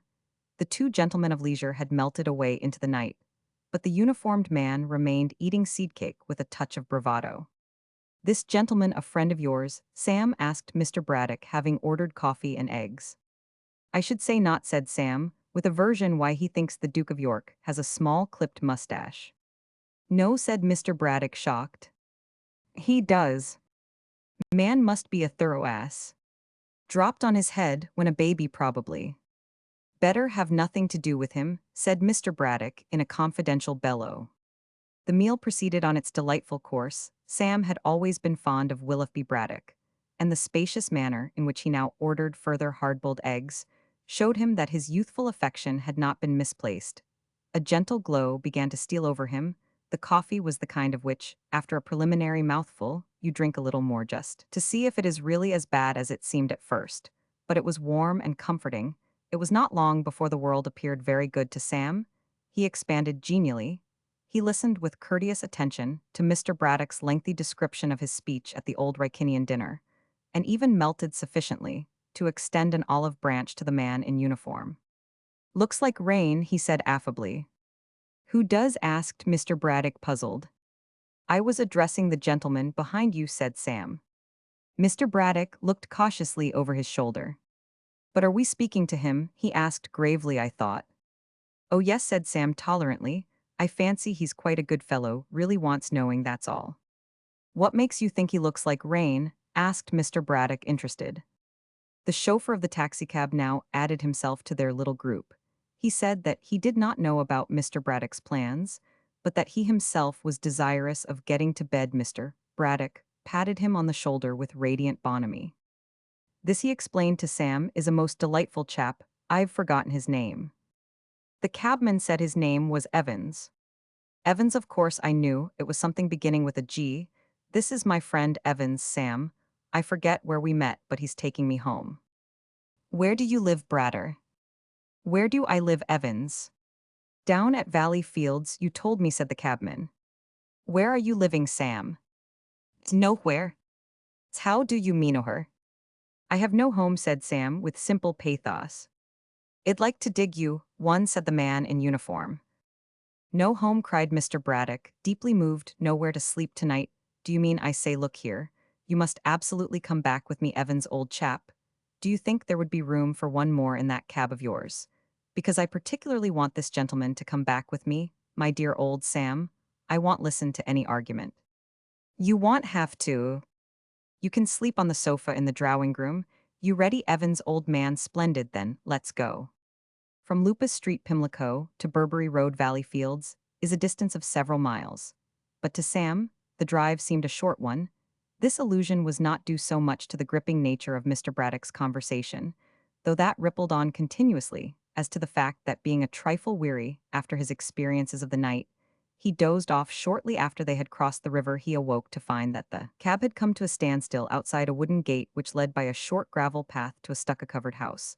A street lamp shining feebly was strong enough to light up the name San Rafael. Mr. Braddock paid the cabman and ushered Sam through the gate. He produced a key after a little searching, and having mounted the steps, opened the door. Sam found himself in a small hall, dimly lighted by a turn-down jet of gas. "Go right in," said Mr. Braddock. "I'll be back in a moment. Got to see a man." "Got to what?" said Sam, surprised. "Got to see a man for a minute, fellow, named Evans, who was at school with me, most important." And with that curious snipe-like abruptness, which characterized his movements tonight, Willoughby Braddock slammed the front door violently and disappeared. Sam's feelings as the result of his host's impulsive departure were somewhat mixed to the credit side of the ledger. He could place the fact that he was safely under the shelter of a roof, which he had not expected to be an hour ago, but he wished that before leaving his friend had given him a clue as to where was situated this drawing-room with its sofa, whereon he was to spend the remainder of the night. However, a brief exploration would no doubt reveal the hidden chamber. It might even be that room, whose door faced him across the hall. He was turning the handle with the view of testing this theory when a voice behind him, speaking softly, but with a startling abruptness, said, "Hands up." At the foot of the stairs, her wide mouth set in a determined line, her tow-colored hair adorned with gleaming curling pins, there was standing a young woman in a pink dressing gown, and slippers in her right hand pointed at his head. She held a revolver. Chapter 7. Sam at San Rafael. It is not given to every girl who makes prophecies to find those prophecies fulfilled within a few short hours of their utterance, and the emotions of Claire Lippett, as she confronted Sam in the hall of San Rafael, were akin to those of one who sees the long-shot romp in ahead of the field, or who unexpectedly solves the crossword puzzle only that evening. She had predicted that burglars would invade the house. And here one was as large as life mixed therefore, with her disapproval of this midnight marauder, was a feeling almost of gratitude to him, for being there of fear she felt no trace. She presented the pistol with a firm hand. One calls it a pistol for the sake of technical accuracy. To Sam's startled senses, it appeared like a young cannon. And so deeply did he feel regarding it that he made it the subject of his opening remark, which, by all the laws of etiquette, should have been a graceful apology for an explanation of his intrusion. Steady with the howitzer, he urged. What say, said Claire coldly. The lethal weapon, careful with it, it's pointing at me. I know it's pointing at you. Oh well, so long as it only points, said Sam. He felt a good deal reassured by the level firmness of her tone. This was plainly not one of those neurotic, fluttering females whose fingers cannot safely be permitted within a foot of a pistol trigger. There was a pause. Claire, still keeping the weapon poised, turned the gas up, upon which Sam, rightly feeling that the ball of conversation should be set rolling by himself, spoke again. You are doubtless surprised, he said, plagiarizing the literary style of Mr. Todhunter, to see me here. No, I am not. You're not. No, you keep those hands of yours up. Sam sighed. You wouldn't speak to me in that harsh tone, he said, if you knew all I had been through. It is not too much to say that I have been persecuted this night. Well, you shouldn't come breaking into people's houses, said Claire primly. You are laboring under a natural error, said Sam.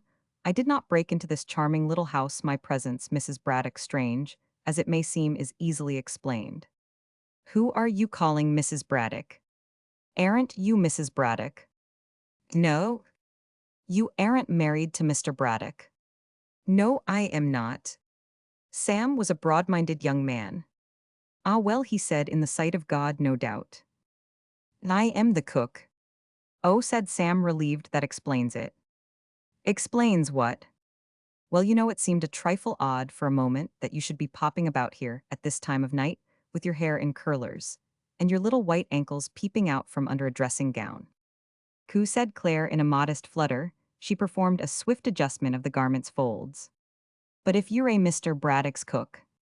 Who said I was Mr. Braddock's cook?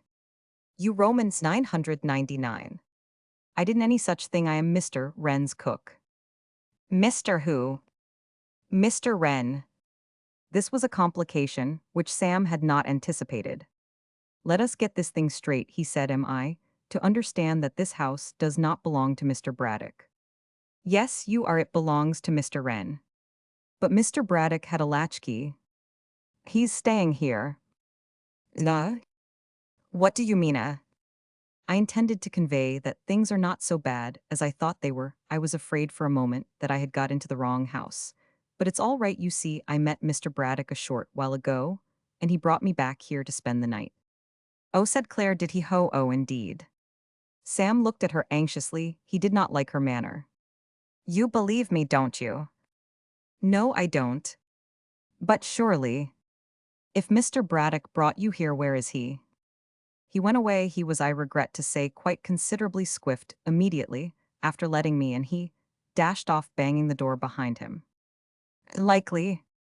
But listen, my dear little girl. Less of it, said Claire austerely. It's a bit thick if a girl can't catch a burglar without having him start to flirt with her. You wrong me, said Sam. You wrong me. I was only saying. Well, don't. But this is absurd. Good heavens, use your intelligence. If my story wasn't true, how could I know anything about Mr. Braddock? You could easily have asked around. What I say is, if you were all right, you wouldn't be going about in a suit of clothes like that. You look like a tramp. Well, I've just come off a tramp steamer. You mustn't go judging people by appearance. I should have thought they would have taught you that at school. Never you mind what they taught me at school. You have got me all wrong. I am a millionaire. Rather, my uncle is. Mine's the Shah of Persia. And a few weeks ago, he sent me over to England, the idea being that I was to sail on the Mauretania, but that would have involved sharing a suite with a certain Lord Tilbury. And the scheme didn't appeal to me, so I missed the ship and came over on a cargo boat instead. He paused. He had an uncomfortable feeling that the story sounded thin. He passed it in a swift review before his mind. Yes, thin. And it was quite plain from her expression that the resolute young lady before him shared this opinion. She wrinkled her small nose skeptically, and having finished wrinkling it, sniffed. I don't believe a word of it, she said. I was afraid you wouldn't, said Sam. True, though it has a phony ring. Really, to digest that story you have to know Lord Tilbury. If you had the doubtful pleasure of the acquaintance of that king of boors, you would see that I acted in the only possible way. However, if it's too much for you, let it go. And we will approach the matter from a new angle. The whole trouble seems to be my clothes, so I will make you a sporting offer. Overlook them for the moment, give me your womanly trust, and allow me to sleep on the drawing-room sofa for the rest of the night, and not only will blessings reward you, but I promise you're right here and now that in a day or two, I will call at this house, and let you see me in the niftiest rig-out that ever man wore. Imagine it, a brand new suit, custom-made silk serge linings, hand-sewed scallops on the pocket flaps, and me inside. Is it a bet?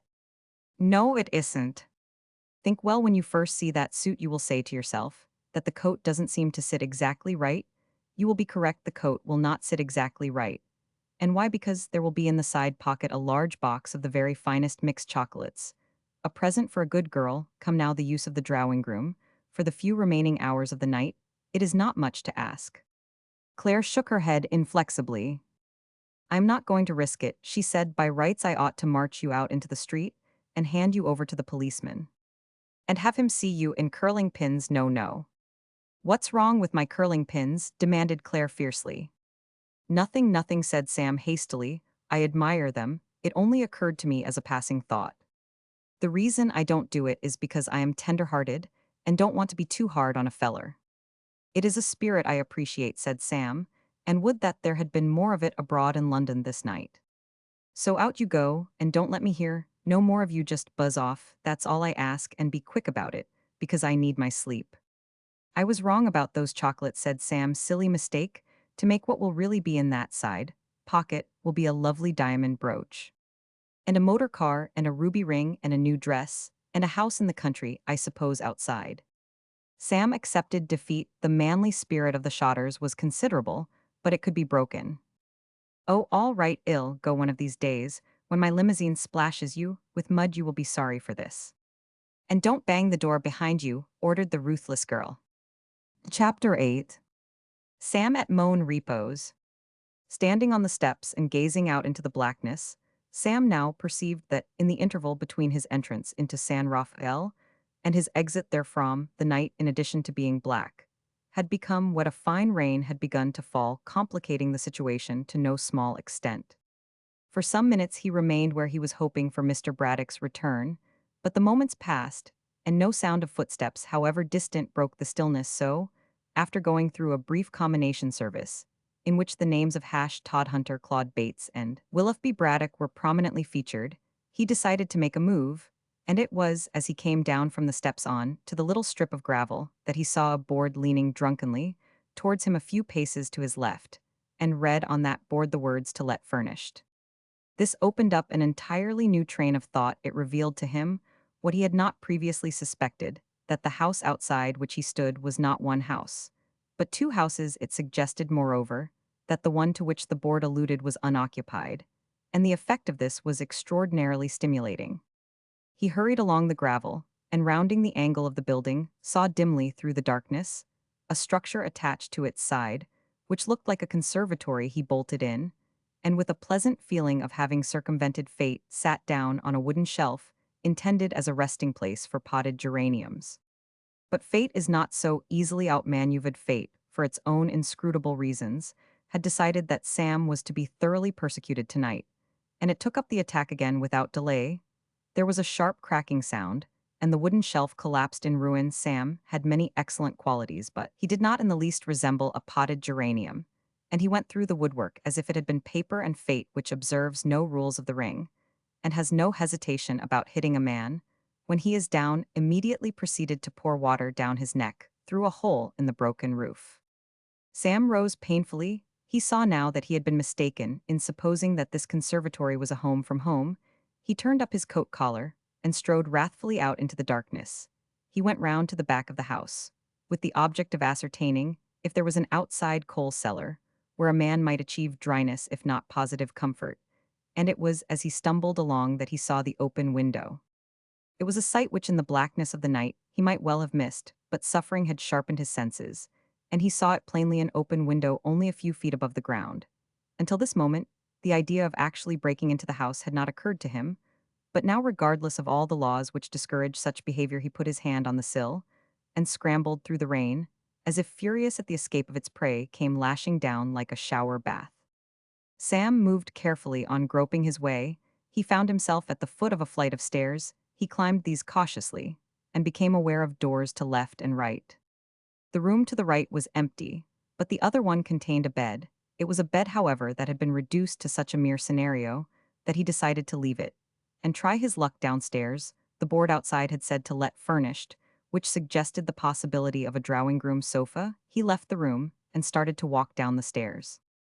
At first, as he began the descent, the regions below had been in complete darkness, but now a little beam of light suddenly pierced the gloom, a light that might have been that of an electric torch. It was wavering uncertainly, as if whoever was behind it was in the grip of a strong emotion of some kind. Sam also was in the grip of a strong emotion. He stopped and held his breath for the space of some seconds. There was silence, then he breathed again. Perfect control of the breathing apparatus is hard to acquire. Singers spend years learning it. Sam's skill in that direction was rudimentary. It had been his intention to let his present supply of breath gently out, and then very cautiously to take another supply gently in, instead of which he gave vent to a sound so loud and mournful that it made his flesh creep. It was half a snort and half a groan, and it echoed through the empty house like a voice from the tomb. This, he felt, was the end. Further concealment was obviously out of the question. Dully resentful of the curse that seemed to be on him tonight, he stood waiting for the inevitable challenge from below. No challenge came. Instead, there was a sharp clatter of feet, followed by a distant scrabbling sound. The man behind the torch had made a rapid exit through the open window. For a moment, Sam stood perplexed. Then the reasonable explanation came to him. It was no caretaker who had stood there, but an intruder with as little right to be on the premises as he himself. And having reached this conclusion, he gave no further thought to the matter. He was feeling extraordinarily sleepy now, and speculations as to the identity of burglars had no interest for him. His mind was occupied entirely by the question of whether or not there was a sofa in the drawing room. There was, and a reasonably comfortable sofa. Too, Sam had reached the stage where he could have slept on spikes, and this sofa seemed to him as inviting as the last word in beds. With all the latest modern springs and box mattresses, he lay down and sleep poured over him like a healing wave. Chapter 9. Breakfast for one. It was broad daylight when he woke. Splashes of sunlight were on the floor, and outside a cart clattered cheerfully. Rising stiffly, he was aware of a crick in the neck, and of that unpleasant sensation of semi-suffocation which comes to those who spend the night in a disused room with the windows closed. More even than a bath and a shave, he desired fresh air. He made his way down the passage to the window by which he had entered. Outside, glimpses of a garden were visible. He climbed through and drew a deep breath. The rain of the night had left the world sweet and clean. The ragged grass was all jeweled in the sunshine, and birds were singing in the trees. Sam stood drinking in the freshness of it, all feeling better every instant. Finally, having performed a few of those bending and stretching exercises, which form such an admirable corrective to the effects of a disturbed night, he strolled down the garden path, wishing he could somehow, and at no very distant date, connect with a little breakfast. For goodness sake! He looked up over the fence which divided the garden from the one next door. A familiar face was peering. It was his hostess of last night. But whereas then she had been curling-pinned and dressing-gowned, she was now neatly clad in print, and wore on her head a becoming cap. Her face, moreover, which had been hard and hostile, was softened by a friendly grin. "Good morning," said Sam. "How did you get there?" "When you turned me out into the night," said Sam reproachfully. "I took refuge next door." "I say I'm sorry about that," said the girl remorsefully. "But how was I to know that you were telling the truth?" She giggled happily. "Mr. Braddock came back half an hour after you had left. He made such a rare old row that I came down again." "And shot him, I hope? No, a mistake, I think." "Well then," he asked, "where you were?" He said your name was Evans. He was a little confused. "My name is Shotter. I warned you that he was not quite himself. What became of him then?" "He went up to bed. I've just taken him up a tray, but all he did was to look at it and moan and shut his eyes again. I say, have you had any breakfast?" "Don't torture me." "Well, hop over the fence, then I'll get you some in 2 ticks." Sam hopped. The sun seemed very bright now, and the birds were singing with a singular sweetness. Would it also run to a shave and a bath, he asked as they walked toward the house. Y'all find Mr. Wren's shaving things in the bathroom. Is this heaven, said Sam. Shall I also find Mr. Wren by any chance? Oh no, him and Miss K have been gone half an hour. Excellent, where is this bathroom? Up those stairs, first door to the left. When you come down, go into that room, there and ill. Bring the tray and it's the drawing room. But the dining room table isn't cleared yet. I shall enjoy seeing your drawing room, of which I have heard so much. Do you like eggs? I don't, plenty of them, also bacon, a good deal of bacon, oh. And by the way, added Sam, leaning over the banisters. Yes. Toast, lots and lots of toast. It'll get you all you can eat. You will tell me, said Sam. It has been puzzling me greatly. How do you manage to get that dress on over your wings? Chapter 10. Sam finds a photograph. Sam, when he came downstairs some 20 minutes later, was definitely in what Mr. Todhunter would have described as the pink. The night had been bad, but joy had certainly come in the morning. The sight of the breakfast tray on a small table by the window set the seal on his mood of well-being, and for a long, luxurious space he had eyes for nothing else. It was only after he had consumed the eggs, the bacon, the toast, the coffee, and the marmalade that he yielded to what is usually the first impulse of a man who finds himself in a strange room, and began to explore. It was some half-minute later that Claire Lippett, clearing the dining room table, was startled to the extent of dropping a butter dish by a loud shout or cry that seemed to proceed from the room where she had left her guest. Hurrying thither, she found him behaving in a strange manner. He was pointing at a photograph on the mantelpiece and gesticulating wildly. Who's that? He cried as she entered. He seemed to have difficulty with his vocal cords. They? Who the devil's that? Language. Who is it? That girl? Who is she? What's her name? You needn't shout, said Claire, annoyed. The photograph which had so excited this young man was the large one that stood in the center of the mantelpiece.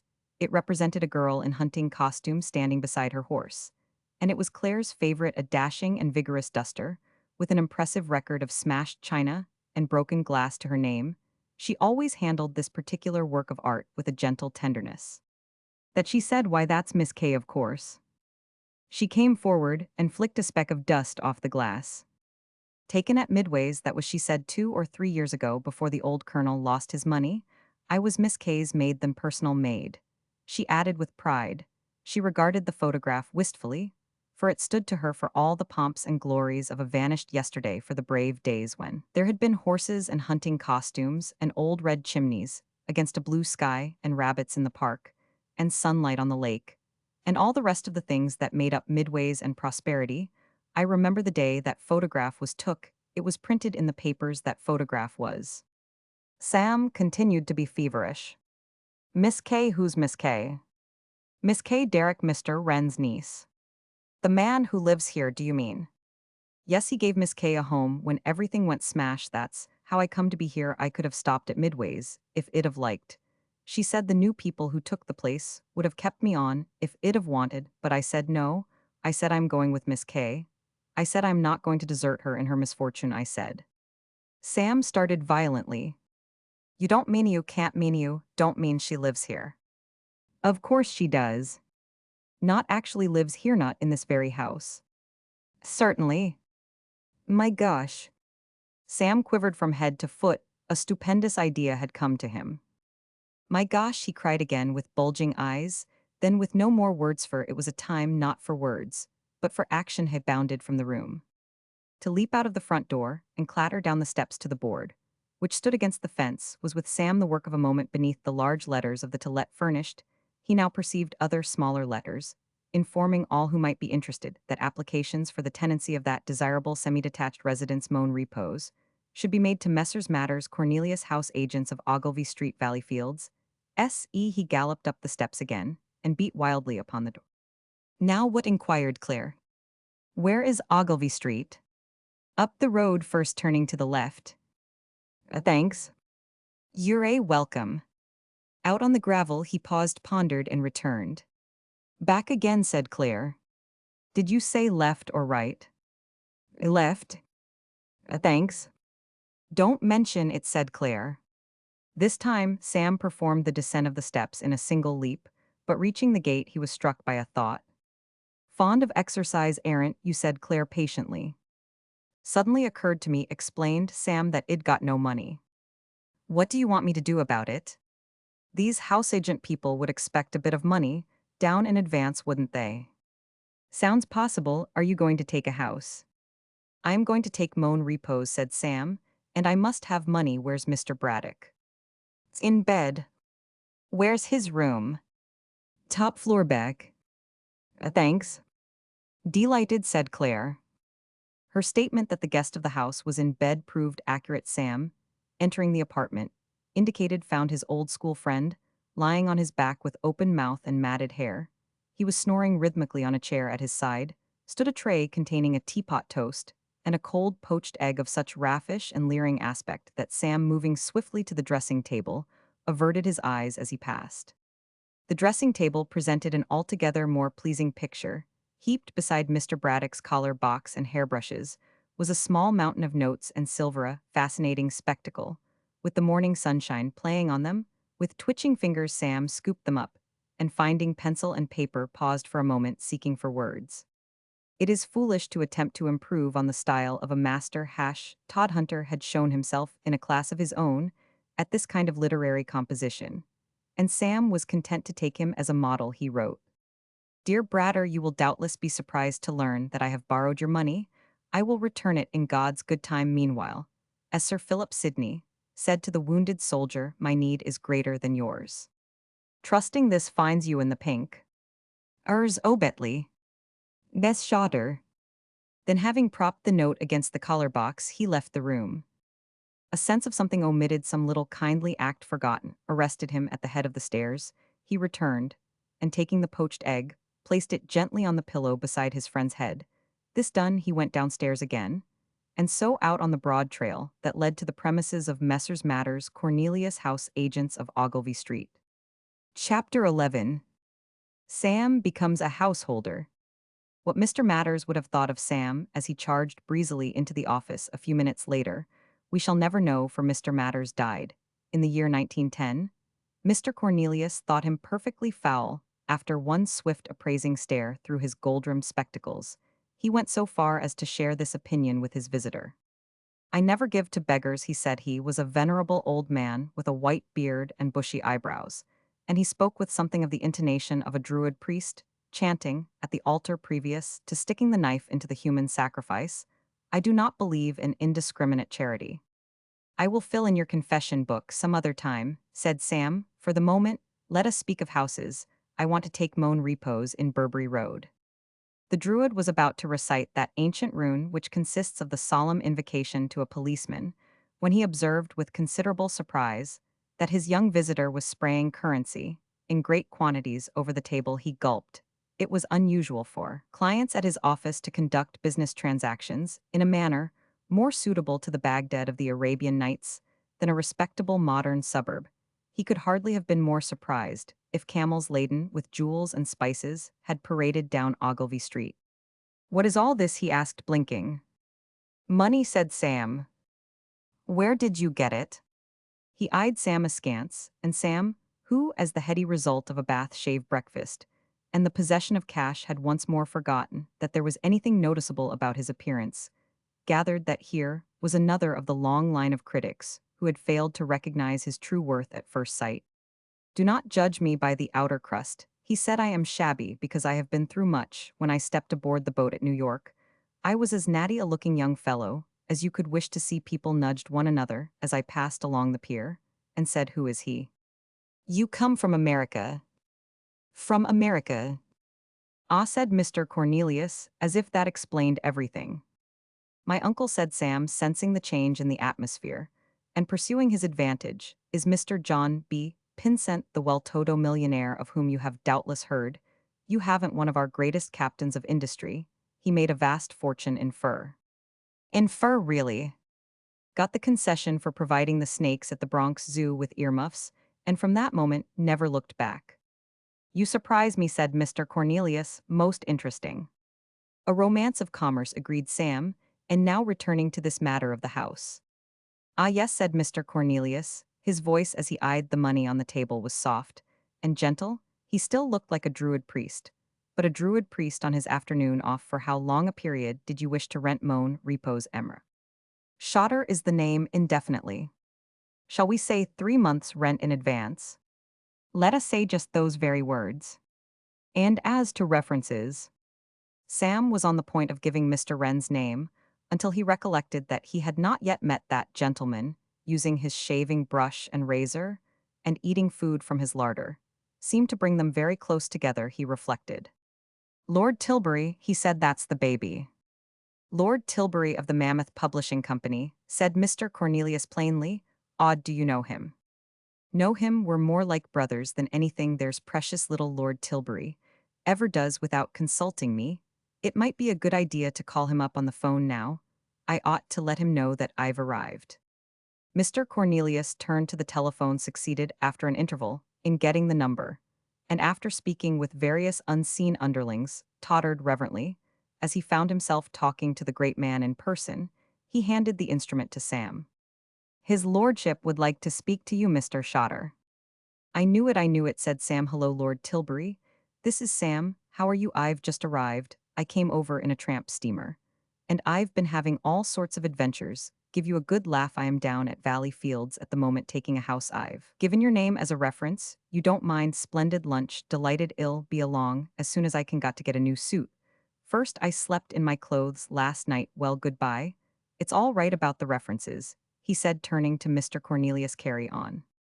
I will draw up the lease immediately, Mr. Shotter, if you will tell me where I am to send it.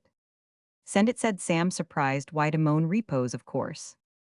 But can't I move in at once? I suppose so if you wish it, but I fancy the house is hardly ready for immediate tenancy. You will need linen. That's all right, a couple of hours shopping will fix that. Mr. Cornelius smiled indulgently. He was thoroughly pro Sam by now. True American hustle, he observed, waggling his white beard. Well, I see no objection, if you make a point of it. I will find the key for you. Tell me, Mr. Shotter, he asked, as he rummaged about in drawers, what has caused this great desire on your part to settle in Valley Fields? Of course, as a patriotic inhabitant, I ought not to be surprised. I have lived in Valley Fields all my life, and would not live anywhere else if you offered me £1,000,000. I was born in Valley Fields, Mr. Shotter, and I love the place, and I am not ashamed to say so. Breathes there the man with soul, so dead? Inquired Mr. Cornelius, who never to himself hath said this, is my own, my native land, whose heart hath near within him burned as home his footsteps, he hath turned from wandering on a foreign strand. Ah, said Sam, that's what we'd all like to know, wouldn't we? If such there breathe, proceeded Mr. Cornelius, go mark him well for him, no minstrel raptures swell high, though his titles proud his name, boundless his wealth, as wish can claim despite those titles power and pelf. The wretch consented all in self. I have a luncheon engagement at 130, said Sam. Living shall forfeit fair renown, and doubly dying, shall go down to the vile dust, from whence he sprung unwept, unhonored, and unsung. Those words, Mr. Shotter. A little thing of your own. Those words, Mr. Shotter, will appear on the title page of the History of Valley Fields, which I am compiling, a history, dealing not only with its historical associations, which are numerous, but also with those aspects of its life, which my occupation as house agent has given me peculiar opportunities of examining. I get some queer clients, Mr. Shotter. Sam was on the point of saying that the clients got a queer house agent, thus making the thing symmetrical, but he refrained. It may interest you to know that a very well-known criminal, a man who might be described as a second Charles Peace, once resided in the very house which you are renting. I shall raise the tone. Like Charles Peace, he was a most respectable man to all outward appearances. His name was Finglas. Nobody seems to have had any suspicion of his real character, until the police, acting on information received, endeavored to arrest him for the perpetration of a great bank robbery. Catch him, said Sam, only faintly interested. No, he escaped and fled the country. But I was asking you, what made you settle on Valley Fields as a place of residence? You would seem to have made up your mind very quickly. Well, the fact is I happened to catch sight of my next-door neighbors, and it struck me that they would be pleasant people to live near. Mr. Cornelius nodded. Mr. Wren is greatly respected by all who know him. I liked his razor, said Sam. If you're going to Tilbury House, it is possible that you may meet him. He is the editor of Pike's Home Companion. Is that so? Said Sam. Pike's Home Companion, eh? I take it in regularly. And Mr. Wren's niece, a charming girl, I thought. I scarcely know her, said Mr. Cornelius. Indifferently young women do not interest me. The proverb about casting pearls before swine occurred to Sam. I must be going, he said coldly. Speed up that lease, will you? And if anyone else blows in and wants to take the house, bat them over the head with the office ruler. Mr. Wren and I frequently play a game of chess together, said Mr. Cornelius. Sam was not interested in his senile diversions.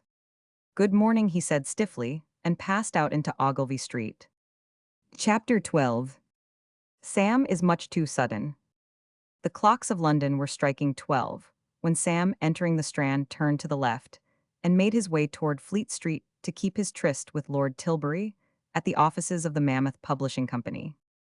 In the interval which had elapsed since his parting from Mr. Cornelius, a striking change had taken place in his appearance, for he had paid a visit to that fascinating shop near Covent Garden, which displays on its door the legend Cohen Bros Ready-Made Clothiers, and is the mecca of all who prefer to pluck their garments ripe off the bough, instead of waiting for them to grow. The kindly brethren had fitted him out with a tweed suit of bold pattern, a shirt of quality underclothing, socks, collar, socks, suspenders, a handkerchief, a tie pin, and a hat with the same swift and unemotional efficiency with which, had he desired it, they would have provided the full costume of an Arctic explorer, a duke about to visit Buckingham Palace, or a bigham hunter bound for Eastern Africa. Nor had they failed him in the matter of new shoes and a wangi. It was in short an edition deluxe of S. Pinsent, Shotter, richly bound and profusely illustrated, that now presented itself to the notice of the public. The tonic of new clothes is recognized by all students of human nature. Sam walked with a springy jauntiness, and his gay bearing, combined with the brightness of his exterior, drew many eyes upon him. Two of these eyes belonged to a lean and stringy man of mournful countenance, who was moving in the opposite direction away from London's newspaper land. For a moment they rested upon Sam, in a stare that had something of dislike in it, as if their owner resented the intrusion upon his notice of so much cheerfulness. Then they suddenly widened into a stare of horror, and the man stopped spellbound. A hurrying pedestrian, bumping into him from behind, propelled him forward, and Sam, coming up at 4 miles an hour, bumped into him in front. The result of the collision was a complicated embrace, from which Sam was extricating himself with apologies when he perceived that this person with whom he had become entangled was no stranger but an old friend. Hash, he cried. There was nothing in Mr. Todhunter's aspect to indicate pleasure at the encounter. He breathed heavily and spoke no word. Hash, you old devil, said Sam joyfully. Mr. Todhunter licked his lips uncomfortably.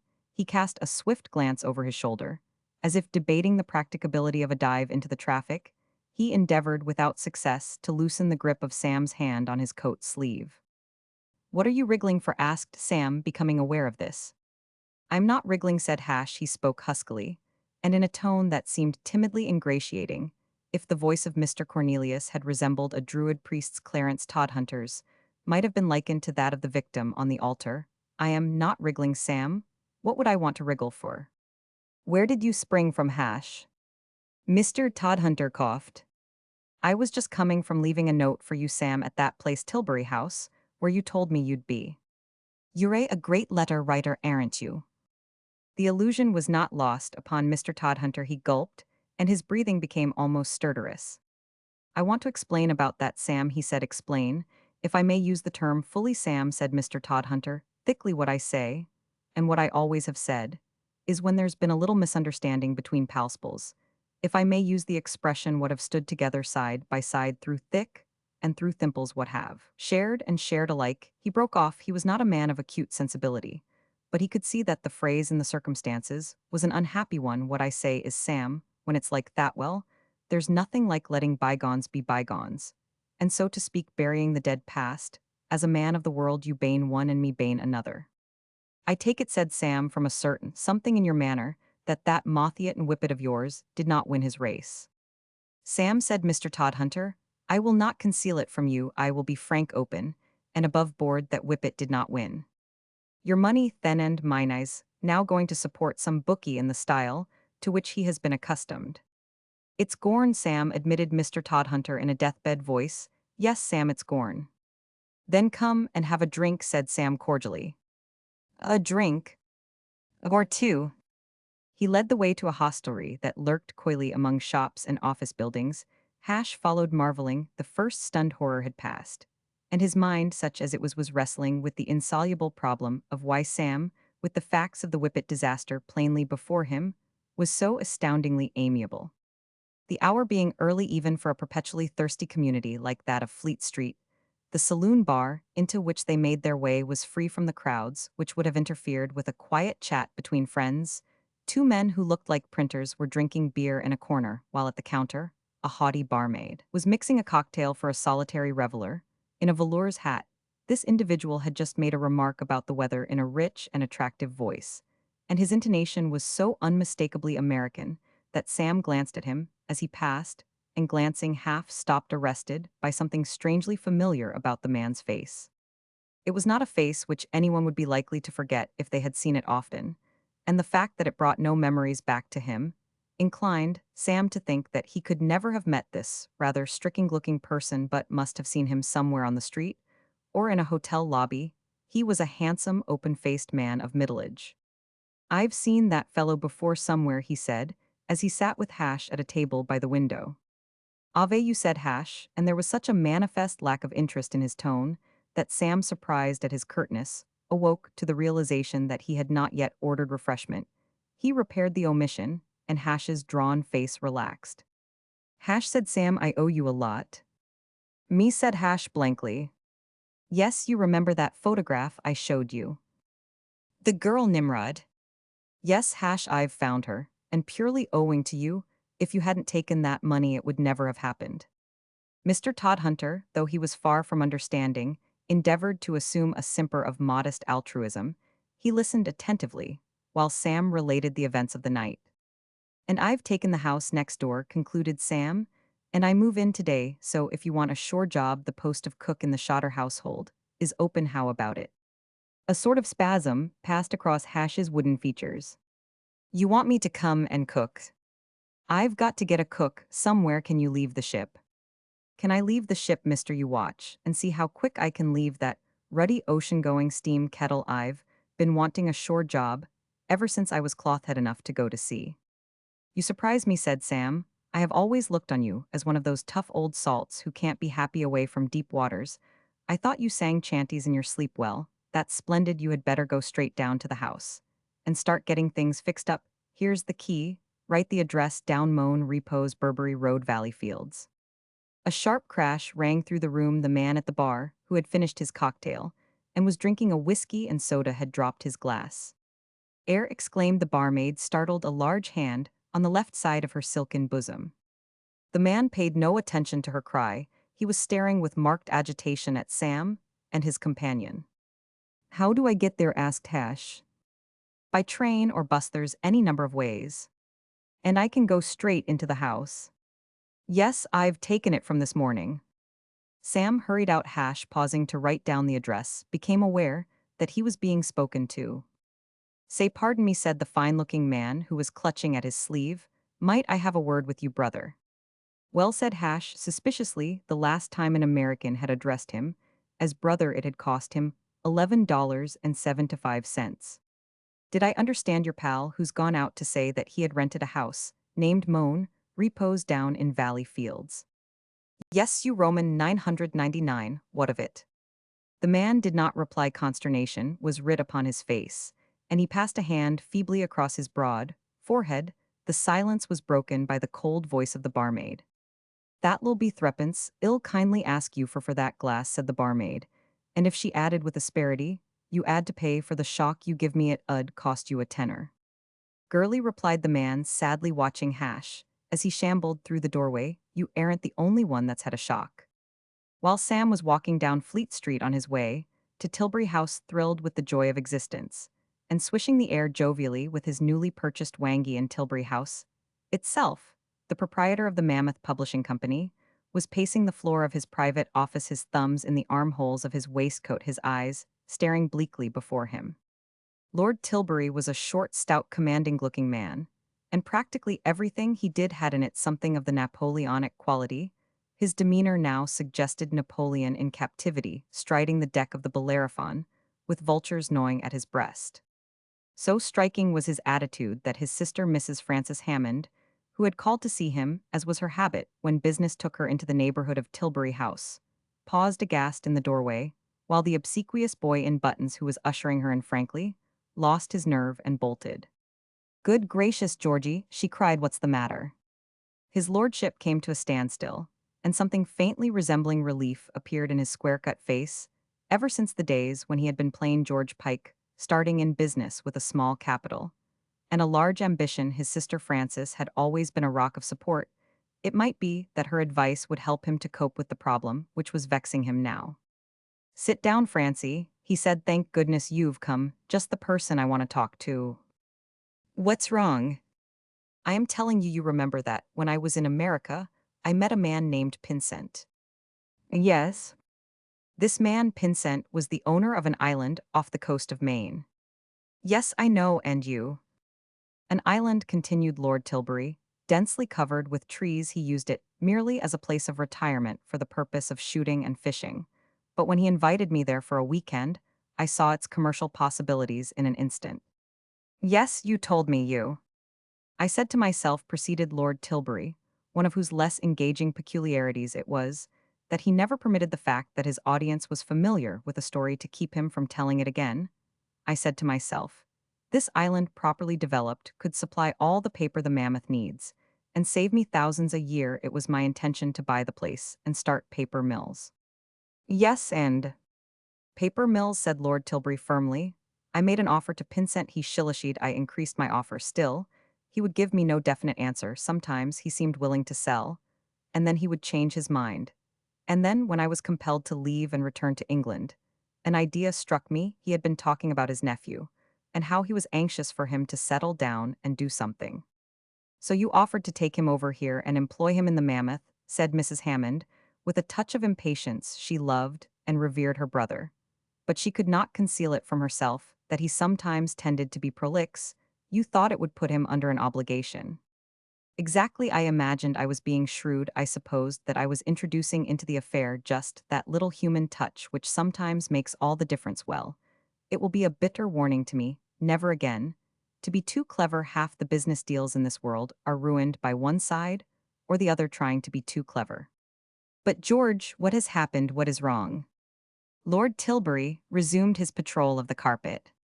"I'm telling you, it was all arranged that he should sail back with me on the Mauretania. But when the vessel left, he was nowhere to be found. And then about the second day out, I received a wireless message, saying sorry not to be, with you coming Araminta love to all. I could not make head or tail of it." "No," said Mrs. Hammond thoughtfully. "It is very puzzling. I think it may possibly have meant—" "I know what it meant. No, the solution," said Lord Tilbury bitterly, "was vouchsafed to me only an hour ago by the boy himself." "Has he arrived then?" "Yes, he has arrived, and he traveled on a tramp steamer." "A tramp steamer, but why?" Why, how should I know? Why, last night he informed me he slept in his clothes." "Slept in his clothes? Why?" "How should I know why? Who am I to analyze the motives of a boy who appears to be a perfect imbecile?" "But have you seen him?" "No, he rang up on the telephone from the office of a house agent in Valley Fields. He has taken a house there, and wished to give my name as a reference." "Valley Fields? Why Valley Fields?" "Don't keep on saying why," cried Lord Tilbury tempestuously. "Haven't I told you a dozen times that I don't know with it? I haven't the least idea why." "He does seem an eccentric boy." "Eccentric? I feel as if I had allowed myself to be saddled with the guardianship of a dancing dervish. And when I think that if this young idiot gets into any sort of trouble, while he is under my charge, Pinsent is sure to hold me responsible, I could kick myself for ever having been fool enough to bring him over." "You mustn't blame yourself, Georgie." "It isn't a question of blaming myself, it's a question of Pinsent blaming me, and getting annoyed and breaking off the deal about the island." And Lord Tilbury, having removed his thumbs from the armholes of his waistcoat, in order the more freely to fling them heavenwards, uttered a complicated sound, which might be rendered phonetically by the word cortensor, and more dignified than the coo of the lower-class Londoner, but expressing much the same meaning. In the hushed silence, which followed the buzzer on the desk sounded. Yes, A.O. send him up. Lord Tilbury laid down the instrument and turned to his sister. Grimly, Shotter is downstairs. He said now you will be able to see him for yourself. Mrs. Hammond's first impression, when she saw Sam for herself, was that she had been abruptly confronted with something in between a cyclone and a large Newfoundland puppy dressed in bright tweeds. Sam's mood of elation had grown steadily all the way down Fleet Street, and he burst into the presence of his future employer, as if he had just been let off a chain. "Well, how are you?" he cried, seizing Lord Till 108 Barry's hand in a grip that drew from him a sharp yelp of protest. Then, perceiving for the first time the presence of a fair stranger, he moderated his exuberance somewhat and stared politely. "My sister, Mrs. Hammond," said Lord Tilbury, straightening his fingers. Sam bowed. Mrs. Hammond bowed. "Perhaps I had better leave you," said Mrs. Hammond. "You will want to talk." "Oh, don't go," said Sam hospitably. "I have business in Lombard Street," said Mrs. Hammond, discouraging with a cold look, what seemed to her rightly or wrongly a disposition on the part of this young man to do the honors, and behave generally as if he were trying to suggest that Tilbury House was his personal property, but that any relative of Lord Tilbury was welcome there. "I have to visit my bank." "I shall have to visit mine pretty soon," said Sam, "or the wolf will be scratching at the door." "If you are short of funds," began Lord Tilbury.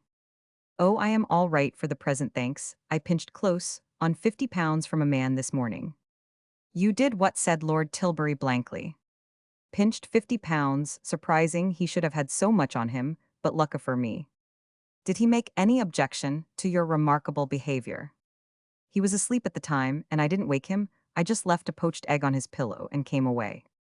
Lord Tilbury swallowed convulsively, and his eyes sought that of Mrs. Hammond in a tortured glare. "A poached egg," he whispered. "So that he would find it there when he woke," explained Sam. Mrs. Hammond had abandoned her intention of withdrawing and leaving the two men together for a cozy chat. Georgie, it seemed to her from his expression, needed a woman's loving support. Sam appeared to have affected him like some unpleasant drug, causing starting of the eyes and twitching of the muscles. "It is a pity you missed the Mauritania, Mr. Shotter," she said. "My brother had hoped that you would travel with him, so that you could have a good talk about what you were to do when you joined his staff."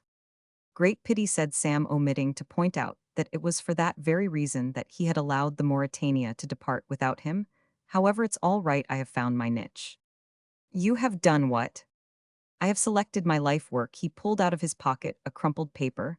"I would like to attach myself to Pike's Home Companion. I bought a copy on my way here. And it is the goods. You aren't reading the serial, by any chance, are you? Hearts Aflame by Cordelia Blair. A winner. I only had time to glance at the current installment, but it was enough to make me decide to dig up the back numbers at the earliest possible moment. In case you haven't read it, it is Leslie Mordyke's wedding day, and a veiled woman with a foreign accent has just risen in the body of the church and forbidden the banns, and said Sam warmly, "I don't blame her. It appears that years ago." Lord Tilbury was making motions of distress, and Mrs. Hammond bent solicitously like one at a sick bed to catch his fevered whisper. "My brother," she announced, "wishes." "Was hoping," corrected Lord Tilbury. "Was hoping," said Mrs. Hammond, "accepting the emendation that you would join the staff of the Daily Record, so that you might be under his personal eye." Sam caught Lord Tilbury's personal eye, decided that he had no wish to be under it, and shook his head. "The Home Companion," said Lord Tilbury, coming to life, "is a very minor unit of my group of papers." "Though it has a large circulation," said Mrs. Hammond loyally. "A very large circulation, of course," said Lord Tilbury. "But it offers little scope for a young man in your position anxious to start on a journalistic career. It is not, how shall I put it, it is not a vital paper, not a paper that really matters in comparison with my brother's other papers," said Mrs. Hammond. "In comparison with my other papers, of course." "I think you are wrong," said Sam. "I cannot imagine a nobler life work for any man than to help produce Pike's Home Companion. Talk about spreading sweetness and light. Why, Pike's Home Companion is the paper that wrote the words and music. Listen to this, a Roman 1000 B. Brixton. You ask me for a simple and inexpensive method of curing corns. Get an ordy 111 nary Swede or turnip cut, and dig out a hole in the top. Fill the hole with common salt, and allow to stand till dissolved. Soften the corn morning and night with this liquid. Starting on the repertorial staff of the Daily Record, said Lord Tilbury, you would be in a position. Just try to realize what that means, proceeded Sam. What it amounts to is that the writer of that paragraph has, with a stroke of the pen, made the world a better place. He has brightened a home. Possibly. He has averted serious trouble between man and wife, a Roman 1000 B, gets the ordinary Swede, digs out the top, pushes in the salt.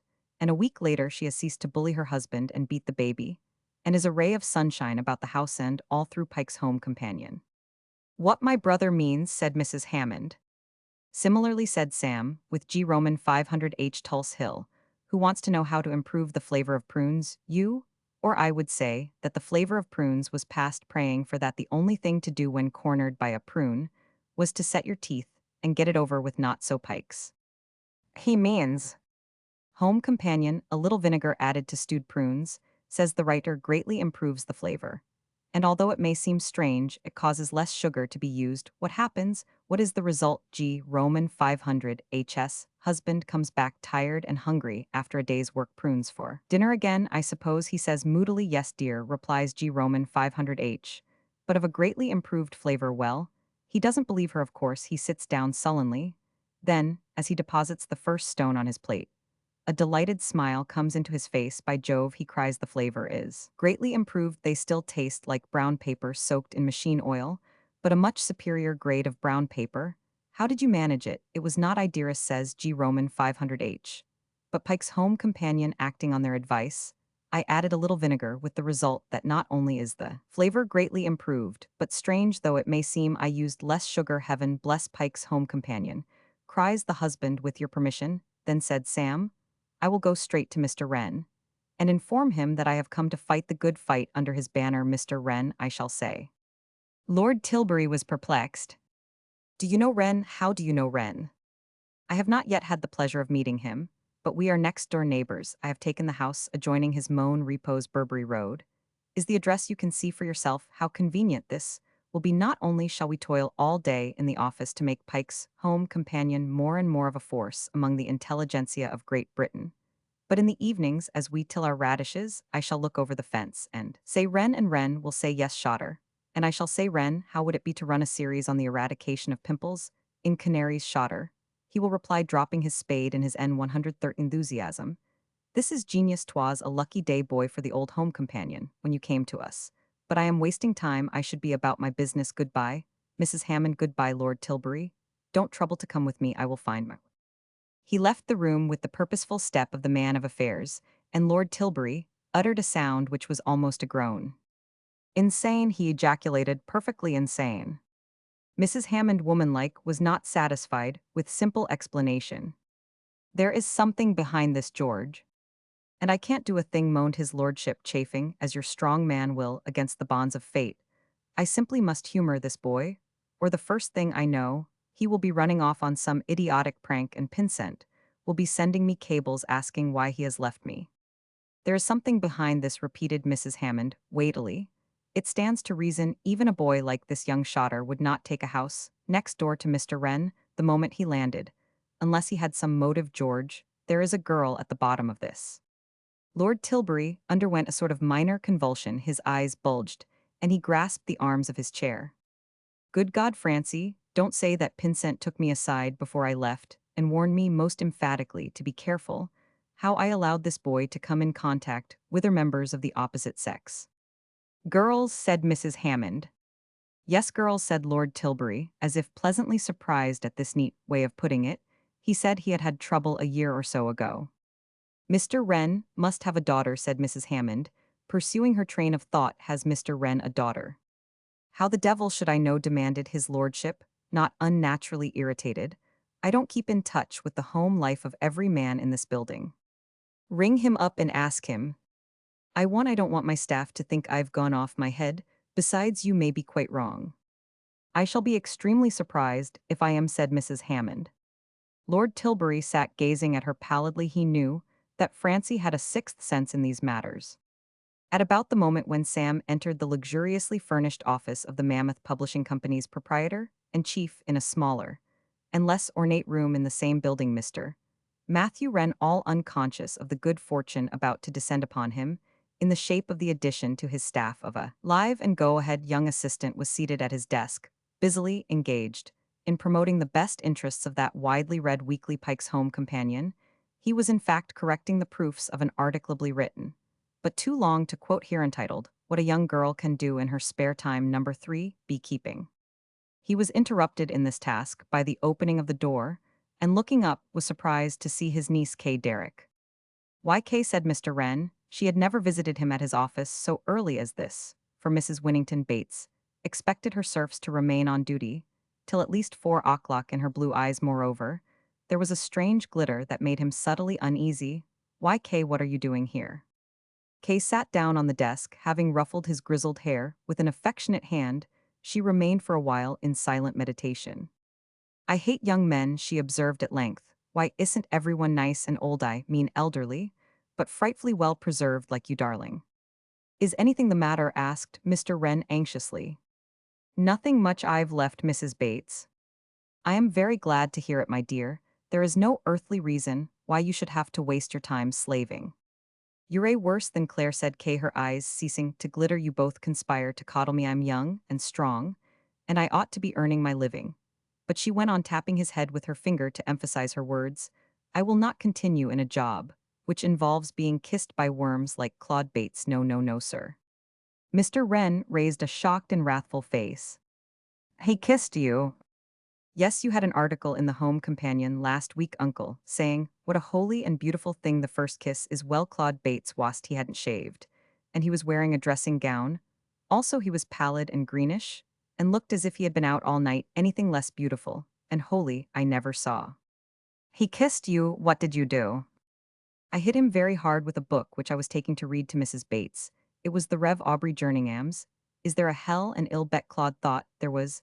Until then I had always rather disliked Mrs. Bates' taste in literature, which shows how foolish I was if she had preferred magazines.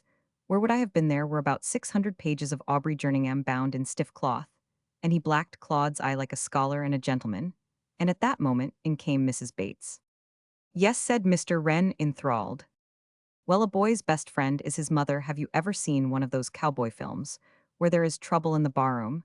It was like that. Mrs. Bates started to dismiss me, but I got in first with my resignation shooting from the hip as it were, and then I came away and here I am. The fellow should be horsewhipped, said Mr. Wren, breathing heavily.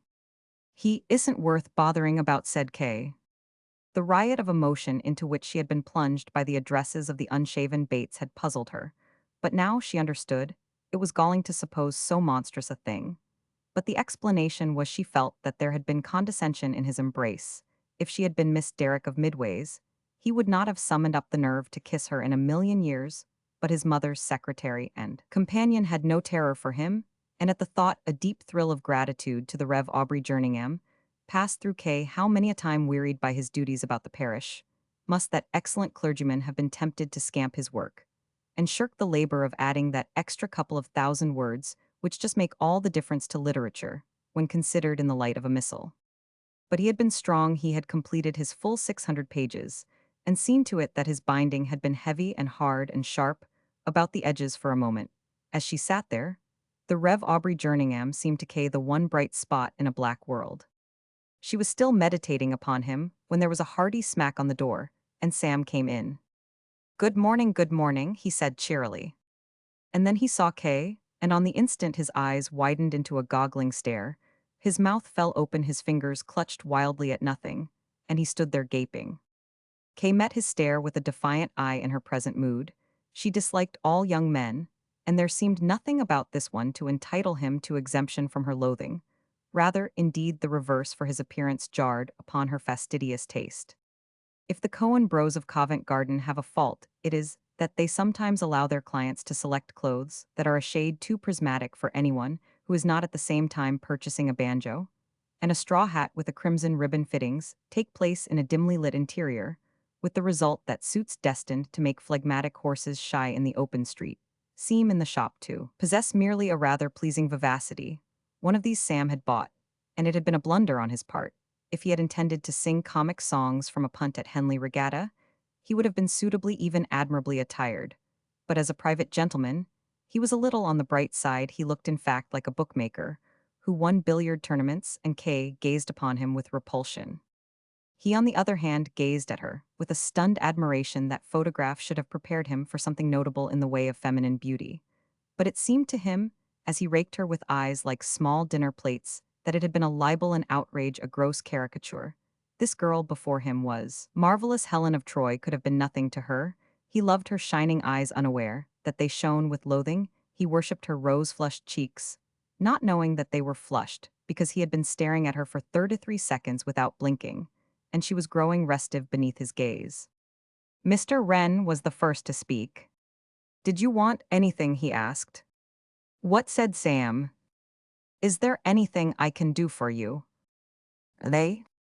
Mr. Wren approached the matter from a fresh angle. "This is the office of Pike's Home Companion. I am Mr. Wren, the editor. Did you wish to see me?" "Who?" said Sam. At this point, Kay turned to the window, and the withdrawal of her eyes had the effect of releasing Sam from his trance. He became aware that a gray-haired man, whom he dimly remembered having seen on his entry into the room some hours before, was addressing him. "I beg your pardon. You wished to see me?" "Yes," said Sam. "Yes, yes." "What about?" asked Mr. Wren patiently. The directness and simplicity of the question seemed to clear Sam's head. He recalled now what it was that had brought him here. "I've come over from America to join the staff of Pike's Home Companion." "What?" "Lord Tilbury wants me to." "Lord Tilbury?" "Yes, I've just been seeing him. But he has said nothing to me about this, Mr. Shotter. No, we only arranged it a moment ago." Mr. Wren was a courteous man, and though he was under the impression that his visitor was raving, he did not show it. "Perhaps I had better see Lord Tilbury," he suggested, rising. "By the way, my niece, Miss Derrick, Kay, my dear Mr. Shotter." The departure of the third party and the sudden institution of the intimacies of a tete-a-tete had the usual effect of producing a momentary silence. Then Kay moved away from the window and came to the desk. "Did you say you had come from America?" she asked, fiddling with Mr. Wren's editorial pencil. She had no desire to know, but she supposed she must engage this person in conversation. "From America? Yes, yes, from America." "Is this your first visit to England?" asked Kay, stifling a yawn. "Oh no, I was at school in England." "Really? Where?" "At Riken." Kay's attitude of stiff aloofness relaxed. She became interested. "Good gracious, of course." She looked upon him quite benevolently. "A friend of yours was talking to me about you only yesterday, Willoughby Braddock." "Do you know the Bradder?" gulped Sam, astounded. "I've known him all my life." A most extraordinary sensation flooded over Sam.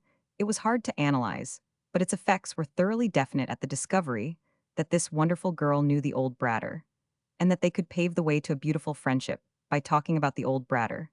The office of Pike's Home Companion became all at once flooded with brilliant sunshine. Birds twittered from the ceiling, and blended with their notes was the soft music of violins and harps. "You really know the Bradder?" "We were children together." "What a splendid chap." "Yes, he's a dear." "What a corker." "Yes." "What an egg." "Yes, tell me, Mr. Shotter," said Kay, wearying of this eulogy. "Do you remember a boy at your school named Bates?" Sam's face darkened. Time had softened the anguish of that moment outside the angry cheese, but the sting still remained. "Yes, I do. Willoughby Braddock told me that you once beat Bates with a walking stick." "Yes." "A large walking stick?" "Yes." "Did you beat him hard?" "Yes, as hard as ever I could lay it in." A little sigh of gratification escaped Kay. "Ah," she said. In the course of the foregoing conversation, the two had been diminishing inch by inch the gap which had separated them at its outset, so that they had come to be standing only a short distance apart. And now, as she heard those beautiful words, Kay looked up into Sam's face with a cordial congratulatory friendliness, which caused him to quiver like a smitten blancmange. Then, while he was still reeling, she smiled. And it is at this point that the task of setting down the sequence of events becomes difficult for the historian. For briefly, what happened next was that Sam, groping forward in a bemused fashion, and gathering her clumsily into his arms, kissed Kay. It might of course be possible to lay no stress upon this occurrencito, ignore it, and pass in kissing as kissing. There is nothing fundamentally reprehensible. the early Christians used to do it all the time to everyone they met. But the historian is too conscious of the raised eyebrows of his audience to attempt this attitude some explanation. He realizes some argument to show why Sam is not to be condemned out of hand is imperative.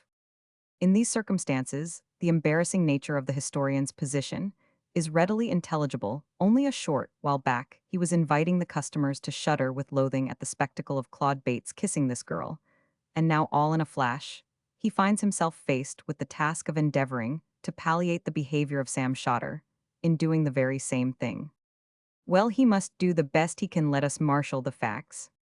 In the first place, there stood on Mr. Wren's desk, as on every other editorial desk in Tilbury House, a large framed card bearing the words "Do it now." Who shall say whether this may not subconsciously have influenced the young man? In the second place, when you have been carrying about a girl's photograph in your breast pocket for 4 months, and brooding over it several times a day with a beating heart, it is difficult for you to regard that girl, when you eventually meet her, as a perfect stranger. And in the third place, and here we approach the very root of the matter, there was the smile. Girls as pretty as Kay Derrick, especially if their faces are by nature a little grave, should be extremely careful how. And when they smile, there was that about Kay's face, when in repose, which, even when she was merely wondering what trimming to put on a hat, gave strangers the impression that here was a pure white soul, musing wistfully on life's sadness. The consequence was that, when she smiled, it was as if the sun had suddenly shone out through clouds. Her smile seemed to make the world on the instant a sweeter and a better place policeman. When she flashed it on them, after being told the way somewhere became of a sudden gayer, happier policeman, and sang as they directed the traffic, beggars receiving it as a supplement to a small donation perked up like magic, and started to bite the ears of the passers-by with an abandon that made all the difference. And when they saw that smile, even babies in their perambulators stopped looking like peevish poached eggs and became almost human.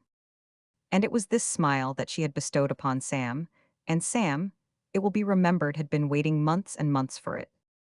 We have made out, we fancy, a pretty good case for Samuel Shotter, and it was a pity that some kindly person was not present in Mr. Wren's office at that moment to place these arguments before Kay, for not one of them occurred to her independently.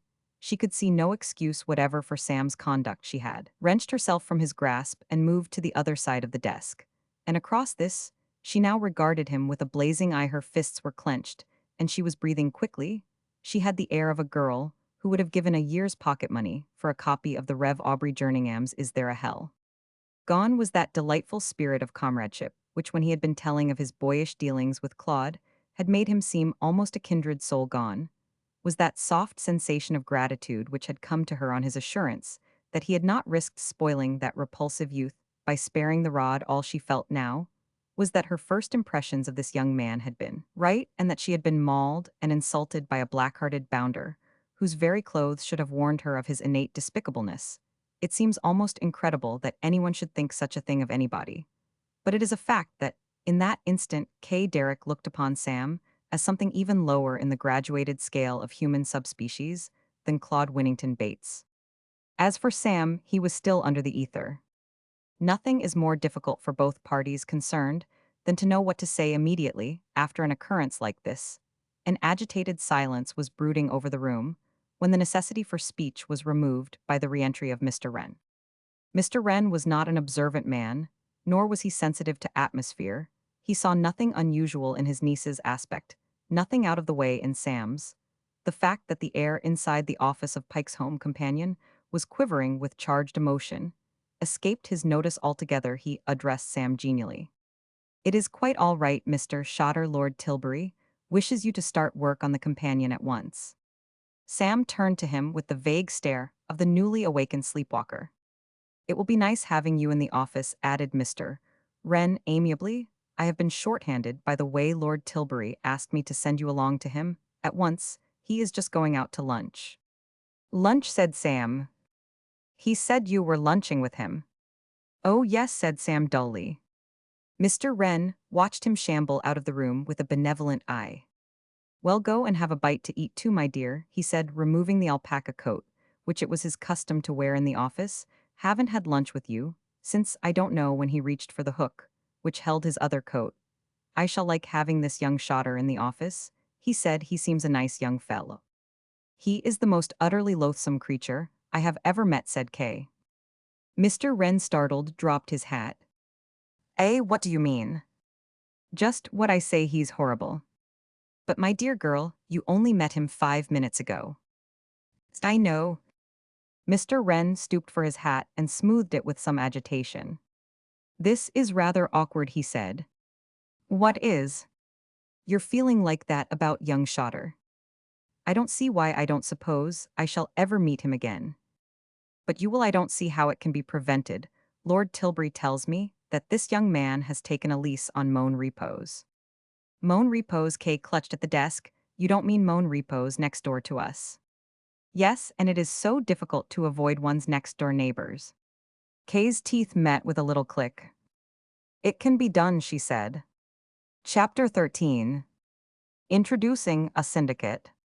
Across the way from Tilbury House, next door to the massive annex, containing the offices of Tiny Tot's Sabbath Jottings, British Girlhood, The Boys' Adventure Weekly, and others of the more recently established of the Mammoth Publishing Company's periodicals, there stands a ramshackle four-storied building of an almost majestic dinginess which Lord Tilbury, but for certain regulations having to do with ancient lights, would have swallowed up years ago, as he had swallowed the rest of the street. The first 3 floors of this building are occupied by firms of the pathetic type, which cannot conceivably be supposed to do any business, and yet hang on with dull persistency for decade after decade. Their windows are dirty and forlorn, and most of the lettering outside has been worn away, so that on the second floor it would appear that trade is being carried by the Ya Summer Rub Co., while just above Messrs. Smith Arbison G., that mystic firm, are dealing in something curtly described, as see it is not until we reach the fourth and final floor that we find the modern note struck. Here the writing is not only clear and golden, but when read stimulating to the imagination, it runs: The Tilbury Detective Agency Limited. J. Sheringham Adair MGR. Large and efficient staff. And conjures up visions of a suite of rooms filled with hawk-faced men, examining bloodstains through microscopes, or poring tensely over the papers connected with the singular affair of the theft of the Maharaja's ruby. On the morning, however, on which Sam Shotter paid his visit to Tilbury House, only one man was sitting in the office of the detective agency. He was a small and weedy individual clad in a suit brighter even than the one which Sam had purchased from the brothers Cohen, and when it is stated in addition that he wore a waxed mustache and that his handkerchief, which was of colored silk, filled the air with a noisome perfume, further evidence is scarcely required to convince the reader that he is being introduced to a most undesirable character. Nevertheless, the final damning fact may as well be revealed. It is this man was not looking out of a window. Tilbury Street is very narrow, and the fourth-floor windows of this ramshackle building are immediately opposite those of the fourth floor of Tilbury House. Alexander Twist, therefore, was in a position, if he pleased to gaze through into the private sanctum of the proprietor of the Mammoth Publishing Company, and obtain the spiritual uplift which could hardly fail to result from the spectacle of that great man, at work alone of London's millions of inhabitants. He had it in his power to watch Lord Tilbury pacing up and down, writing at his desk, or speaking into the dictating device, who knows what terrific thoughts. Yet he preferred to sit at a table playing solitaire, and one is prepared to bet cheating one need not, one fancies say more. So absorbed was Mr. Twist in his foolish game that the fact that someone was knocking on the door did not at first penetrate his senses. It was only when the person outside, growing impatient, rapped the panel with some hard object which might have been the handle of a lady's parasol, that he raised his head with a start. He swept the cards into a drawer, gave his coat a settling tug, and rose alertly. The knock sounded like business, and Mr. Twist, who was not only J. Sheringham Adair MGR, but the large and efficient staff as well, was not the man to be caught unprepared. "Come in," he shouted. With a quick flick of his hand, he scattered a top dressing of important-looking papers about the table, and was bending over these with a thoughtful frown when the door opened. At the sight of his visitor, he relaxed the preoccupied austerity of his demeanor. The newcomer was a girl in the middle 20s, of bold, but at the moment rather sullen good looks. She had the bright hazel eyes, which seldom go with a meek and contrite heart. Her coloring was vivid, and in the light from the window her hair gleamed with a sheen that was slightly metallic. "Why, hello, Dolly," said Mr. Twist. "Hello," said the girl moodily. "Haven't seen you for a year, Dolly. Never knew you were this side at all. Take a seat." The visitor took a seat. For the love of Pop Chimp, she said, eyeing him with a languid curiosity, where did you get the fungus? Mr. Twist moved in candid circles, and the sobriquet Chimp, short for chimpanzee, which he was known not only to his intimates, but to police officials in America who would have liked to become more intimate than they were had been bestowed upon him at an early stage of his career, in recognition of a certain simian trend, which critics affected to see in the arrangement of his features. Looks good, don't you think? He said, stroking his mustache fondly. It and money were the only things he loved. Anything you say, and I suppose, when you know you may be in the coop, any moment you like to have all the hair you can while you can. Mr. Twist felt a little wounded. He did not like badinage about his mustache.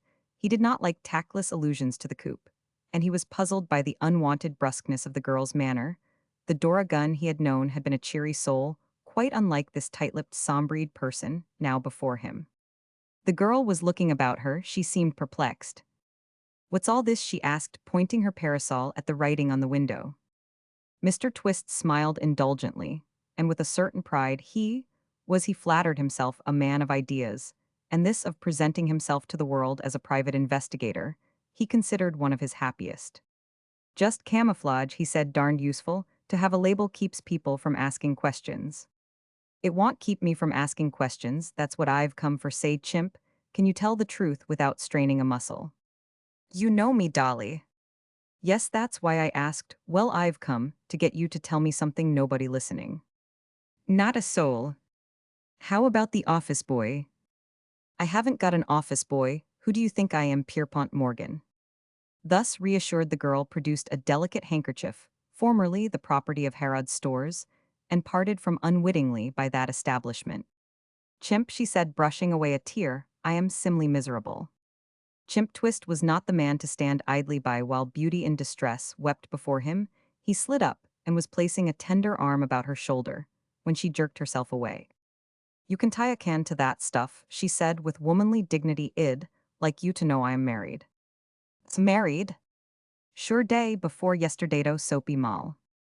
Soapy. Mr. Twist started. What in the world did you want to marry that slab of gorgonzola for? I'll ask you kindly, if you wouldn't mind, said the girl in a cold voice, not to go alluding to my husband as slabs of gorgonzola. He is a slab of gorgonzola. He is not well anyway. I am hoping he's not. It's what I come here to find out. Mr. Twist's mind had returned to the perplexing matter of the marriage. I don't get this, he said. I saw Soapy a couple of weeks back, and he didn't say he'd even met you. He hadn't then. We only run into each other 10 days ago. I was walking up the Haymarket, and I catch sight of a feller behind me out of the corner of my eye, so I faint on him. See? You're still in that line, eh? Well, it's what I do best, isn't it? Chimp nodded. Dora Molly, fainting Dolly to her friends, was unquestionably an artist in her particular branch of industry. It was her practice to swoon in the arms of rich-looking strangers in the public streets and pick their pockets as they bent to render her assistance. It takes all sorts to do the world's work. Well then, I seen it was Soapy, and so we go to lunch and have a nice chat. I always was strong for that boy, and we were both feeling kind of lonesome over here in London, so we fix it up, and now I am simply miserable. What, inquired Mr. Twist, is biting you? Well, I'll tell you, this is what's happened last night. This bird Soapy goes out after supper, and doesn't blow in again, till 4 in the morning. 4 in the morning. Ill trouble you and us, only married 2 days. Well, if he thinks a young bride's going to stand for that sort of conduct right plumb spang, in the middle of what you might call the honeymoon, he's got a second guess due him. What did you do? Asked Mr. Twist sympathetically, but with a touch of that rather unctuous complacency which bachelors display at moments like this.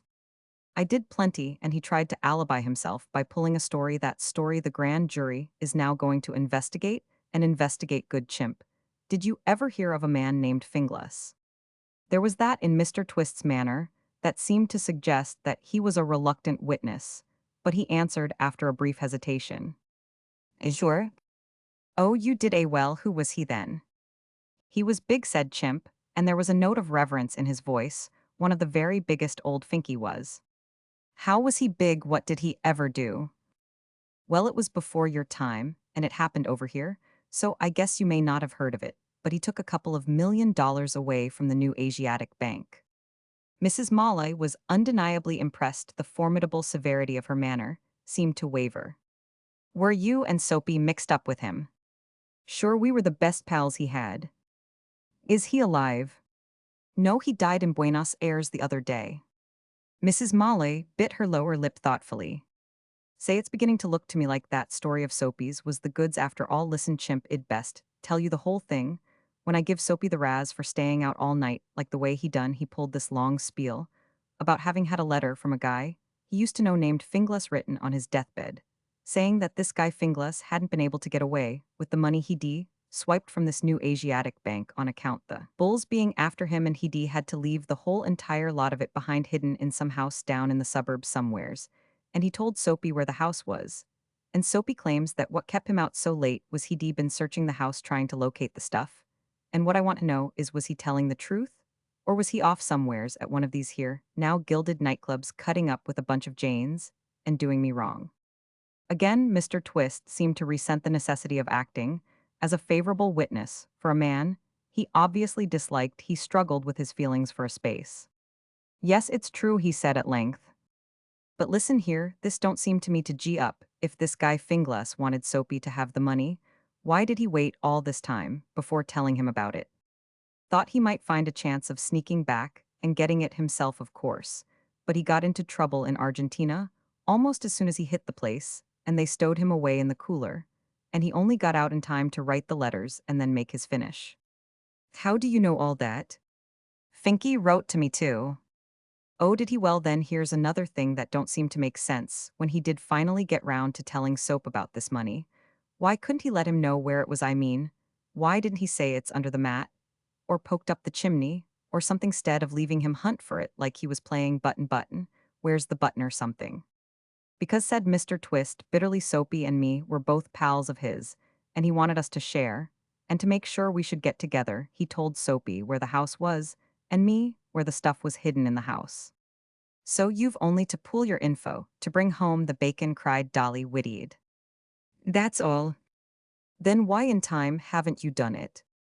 Mr. Twist snorted. It is not easy to classify snorts, but this was one which would have been recognized immediately by any expert as the snort despairing, caused by the contemplation of the depths to which human nature can sink. Because he said, Soapy, the pig-headed stiff, thinks he can double-cross me and get it alone. What Mrs. Molly uttered a cry of wifely pride. Well, isn't that bright of my sweet old pea-face? Id never have thought the dear boy would have had the sense to think up anything like that. Mr. Twist was unable to share her pretty enthusiasm. A lot it's going to get him, he said sourly. 2 million smackers it's going to get him, retorted Dolly. 2 million smackers, nothing, the stuff's hidden in a place where he'd never think of looking in 2 million years. You can't bluff me, chimp. Twist, said Dolly, gazing at him with the cold disdain of a princess confronted with a boll weevil. If he keeps on looking, it stands to reason. She broke off. The door had opened, and a man was entering. He was a fine, handsome, open-faced man of early middle age. At the sight of this person, Chimp Twist's eyes narrowed militantly. But Dolly flung herself into his arms with a remorseful cry. Oh, Soapy darling, how I misjudged you. The newcomer had had the air of a man weighed down with the maximum amount of sorrow which a human being can bear. This demonstration, however, seemed to remove something of the burden. All right, sweetness, he said, clasping her to his swelling bosom. Was I mean to my angel face? There's honey lamb. Chimp Twist looked sourly upon this nauseating scene of marital reconciliation. Ah, cut it out, he growled. Chimps told me everything, baby doll, proceeded Mrs. Molly. I know all about that money. And you just keep right along, precious, hunting for it by yourself. I don't mind how often you stay out nights or how late you stay out. It was a generous dispensation for which many husbands would have been grateful, but Soapy Moll merely smiled a twisted, tortured smile of ineffable sadness. He looked like an unsuccessful candidate, hearing the result of a presidential election.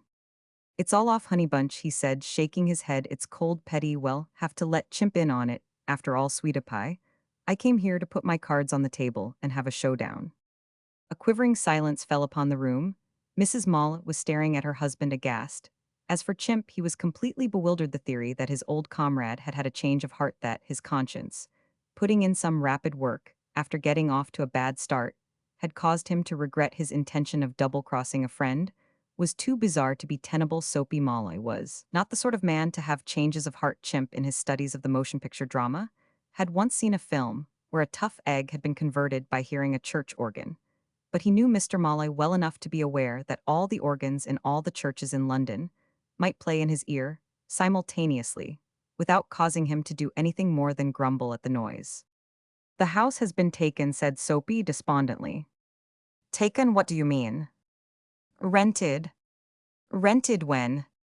"I heard this morning. I was in a saloon down Fleet Street way, and two fellows come in, and one of them was telling the other how he'd just rented this joint." Chimp Twist uttered a discordant laugh. "So that's what's come of your darned smooth double-crossing act," he said nastily. "Yes, I guess you better had let Chimp in on it. You want a man with brains, now, not a guy that never thought up anything smarter than jipping suckers with a phony oil stock." Mr. Malloy bowed his head meekly before the blast. His wife was made of sterner stuff. "You talk a lot, don't you?" she said coldly. "And I can do a lot," retorted Mr. Twist, fingering his waxed mustache. "So you'd best come clean, Soapy, and have a showdown like you say. Where is this joint?" "Don't you dare tell him before he tells you where the stuff is," cried Mrs. Mall. "Just as you say," said Chimp carelessly. He scribbled a few words on a piece of paper and covered them with his hand. "There, now you write down your end of it, and Dolly can read them both out." "Have you really thought up a scheme?" asked Mr. Mall humbly. "I've thought up a dozen." Mr. Mall wrote in his turn, and Dolly picked up the two papers. "In the cistern," she read. "And the rest of it?" inquired Mr. Twist pressingly. "Moan, repose, Burberry Road," said Mr. Mall. "Ah," said Chimp, "and if I'd known that a week ago we'd have been worth $1 million apiece by now." "Say, listen," said Dolly, who was pensive, and had begun to eye Mr. Twist in rather an unpleasant manner. "This stuff old Finglas swiped from the bank, what is it?" "American Bearer Securities," sweetie, said her husband, rolling the words round his tongue, as if they were vintage port as good as dollar bills. "What's the dope you've thought up, Chimpai?" he asked, deferentially removing a piece of fluff from his ally's coat sleeve. "Just a minute," said Dolly sharply. "If that's so, how can this stuff be in any cistern? It would have melted being all that time in the water." "It's in a waterproof case, of course," said Chimp. "No, it is it?" "What's the matter, Petty?" inquired Mr. Malla, you're acting strain. "Am I? Well, if you want to know, I am wondering, if this guy is putting one over on us, how are we to know he's telling us the right place?" "Dolly," said Mr. Twist, deeply pained.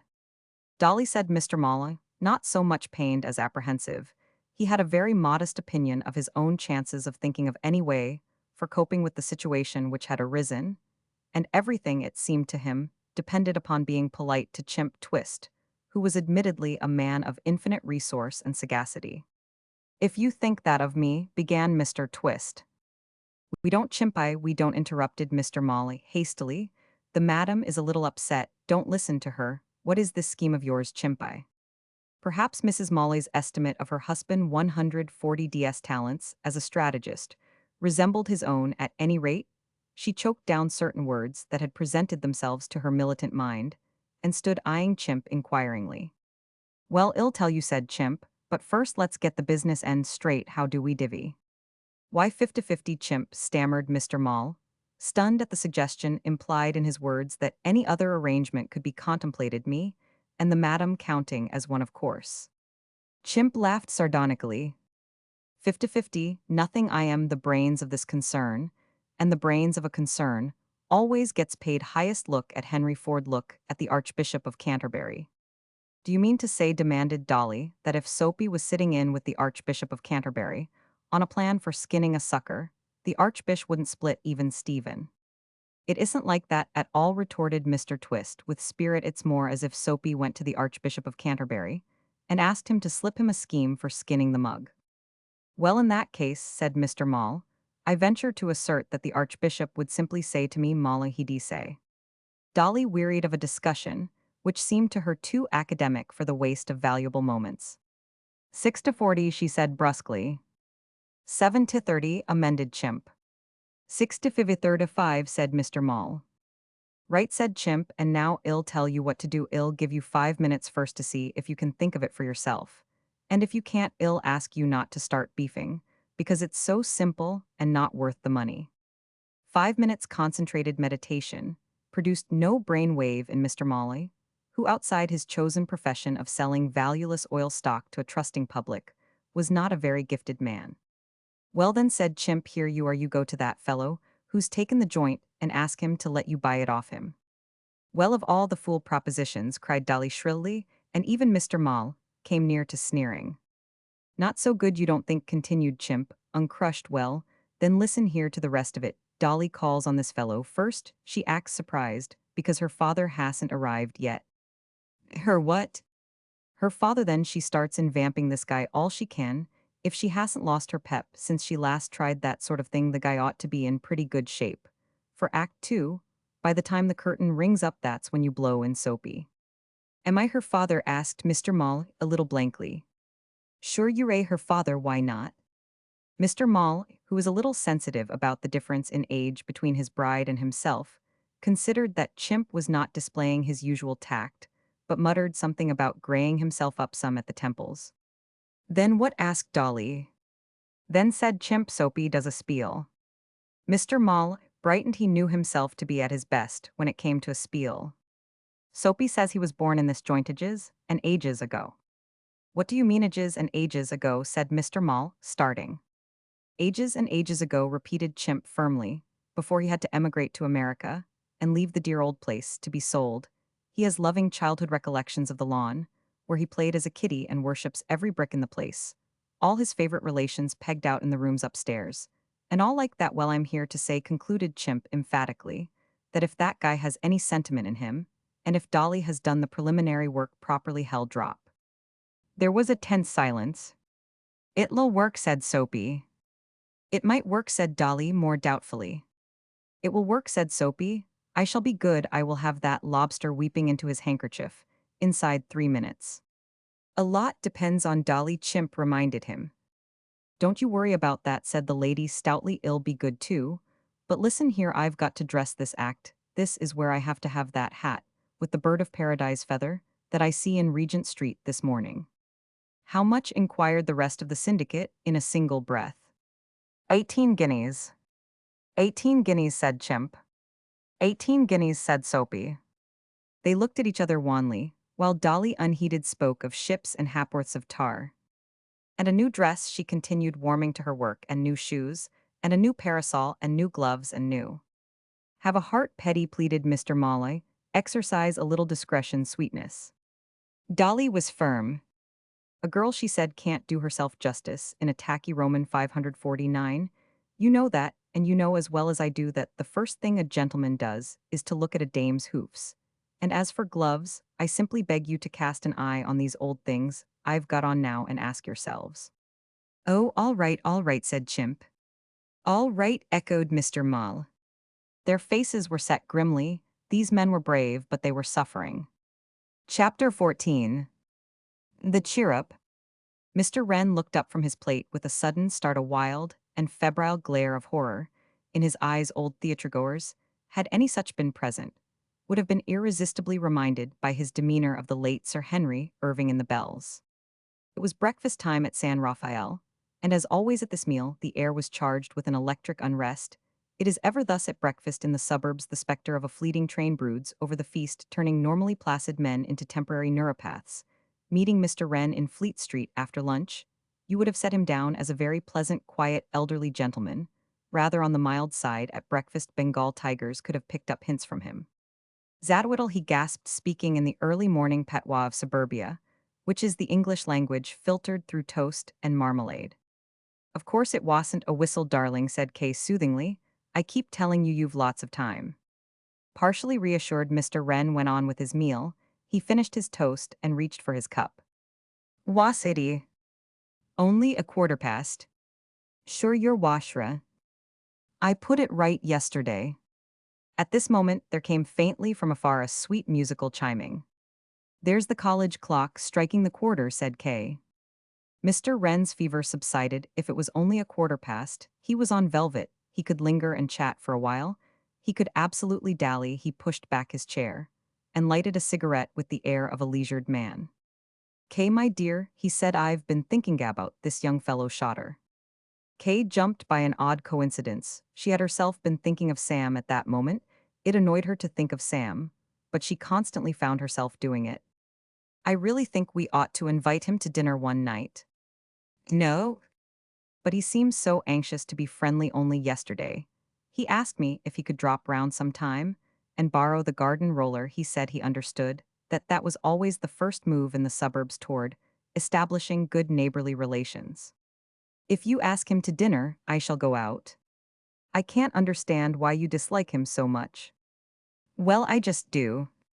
He seems to admire you tremendously. Does he?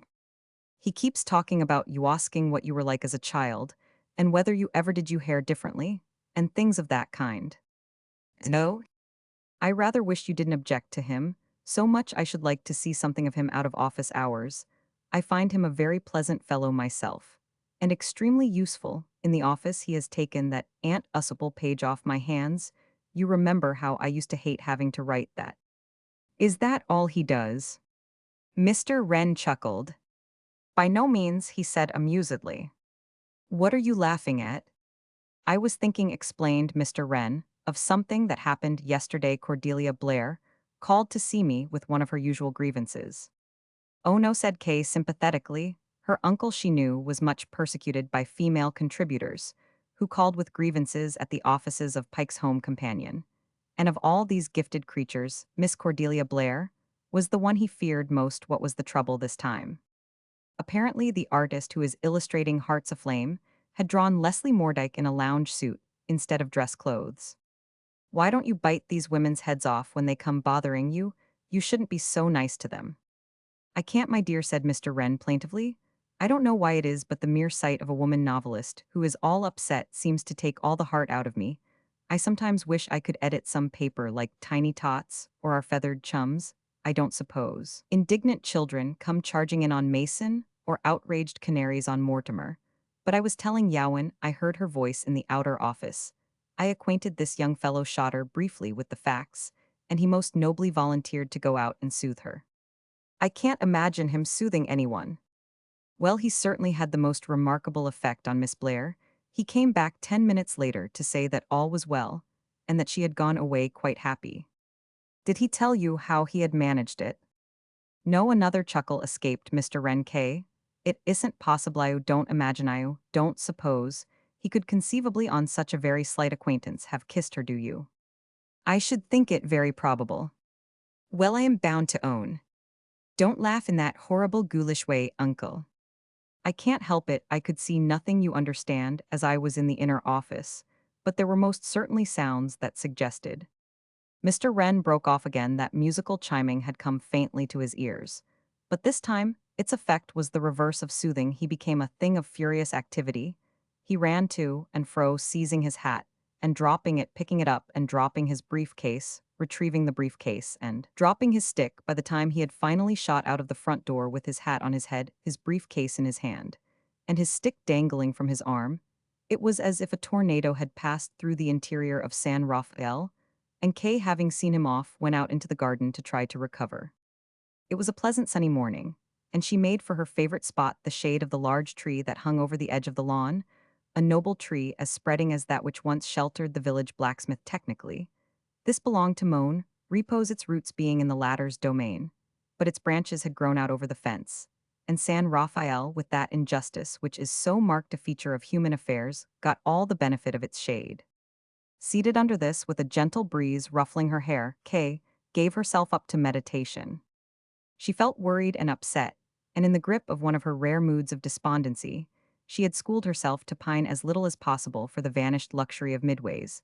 But when she did so pine, it was always at this time of the day, for, although she had adjusted herself with almost complete success to the conditions of life at San Rafael, she had not yet learned to bear up under the suburban breakfast.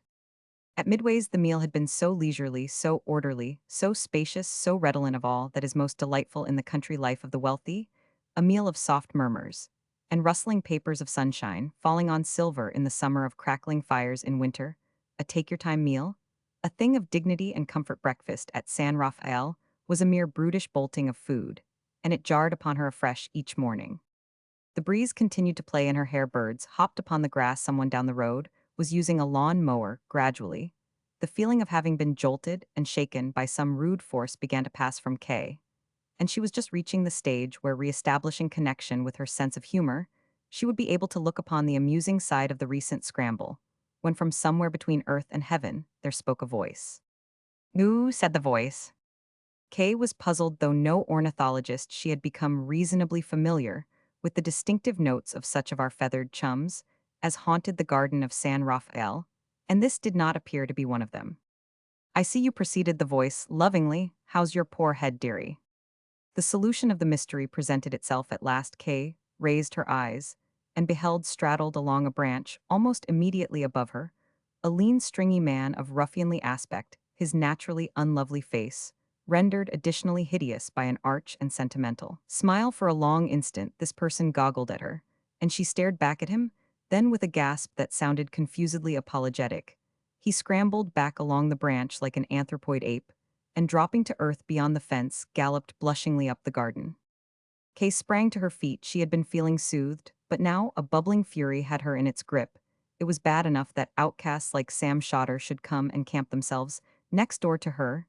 It was bad enough that they should annoy her uncle, a busy man, with foolish questions about what she had been like as a child and whether she had ever done her hair differently.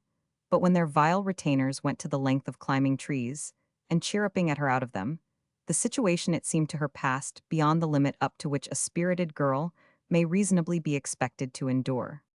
She returned to the house fermenting, and as she reached the hall, the front doorbell rang.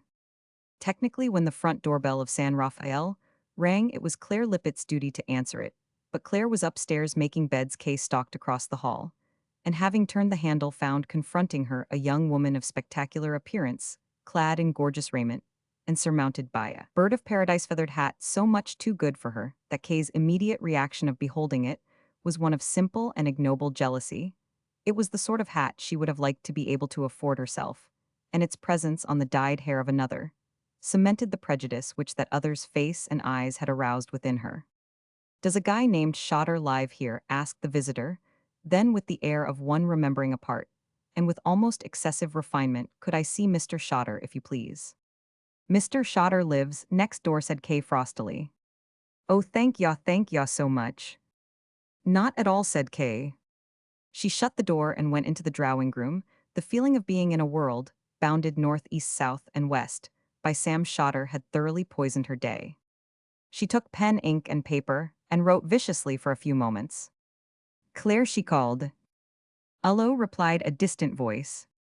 "I am leaving a note on the hall table. Will you take it next door sometime?" "Right ho," bellowed the obliging Miss Lippett. Chapter 15. Visitors at Moan Repose. Sam was preparing to leave for the office when his visitor arrived. He had indeed actually opened the front door. "Mr. Shotta." "Yes," said Sam. He was surprised to see Mrs. Molly. He had not expected visitors at so early a period of his tenancy. This, he supposed, must be the suburban equivalent of the county calling on the newcomer. Impressed by the hat, he assumed Dolly to be one of the old aristocracy of Valley Fields. A certain challenging jauntiness in her bearing forbade the suspicion that she was collecting funds for charity. "Want you come in?" Thank yaw so much. The house agent told me your name." "Cornelius." Gink, with a full set of white whiskers, say somebody ought to put that baby wise about the wonderful invention of the safety razor. Sam agreed that this might be in the public interest, but he began to revise his views about the old aristocracy. "I'm afraid y'all find the place in rather a mess," he said apologetically, leading the way to the drawing room. "I've only just moved in." The visitor replied that, on the contrary, she thought it cute. "I seem to know this joint by heart," she said. "I've heard so much about it from old Pop." "I don't think I am acquainted with Mr. Pop." "My father, I mean. He used to live here when he was a tiny kitty." "Really, I should have taken you for an American." "I am American, and don't let anyone tell you different." "I want 100%, that's me." Sam nodded. "Oh, say, can you see by the dawn's early light?" he said reverently. "What so proudly I never can remember any more." No one, Sam reminded her, knows the words but the Argentines. "And the Portuguese and the Greeks," the lady beamed, "say, Don't tell me you're a American too. My mother was. Why this is fine, Pablo be tickled to death. Is your father coming here too? Well, I should say so. You don't think I pay calls on strange gentlemen all by myself, do you? Said the lady archly. But listen, if you're a American, we're sitting pretty, because it's only us Americans that's got real sentiment in them, ain't it the truth? I don't quite understand, why do you want me to have sentiment? Pop'll explain all that when he arrives. I am surprised. He hasn't blown in yet. I didn't think it'd get here first. She looked about her. It seems funny to think of Pop as a little kiddie in this very room. Your father was English then? Born in England, born here, born in this very house? Just to think of Pop playing all them childish games in this very room. Sam began to wish that she would stop. Her conversation was beginning to give the place a queer feeling. The room had begun to seem haunted by a peculiar being of middle-aged face and juvenile costume, so much so that, when she suddenly exclaimed, "There's Pop," he had a momentary impression that a whiskered elder in Lord Fauntleroy clothes was about to dance out from behind the sofa. Then he saw that his visitor was looking out of the window, and following her gaze, noted upon the front steps a gentleman of majestic port. "I'll go and let him in," he said. "Do you live here all alone?" asked the lady, and Sam got the idea that she spoke eagerly. "Oh no, I've a man, but he's busy somewhere." "I see," she said disappointedly. The glimpse which Sam had caught of the new arrival through the window had been a sketchy one. It was only as he opened the door that he got a full view of him, and having done so, he was a little startled. It is always disconcerting to see a familiar face where one had expected a strange one. This was the man he had seen in the bar that day, when he had met Hash in Fleet Street. "Mr. Shotter." "Yes."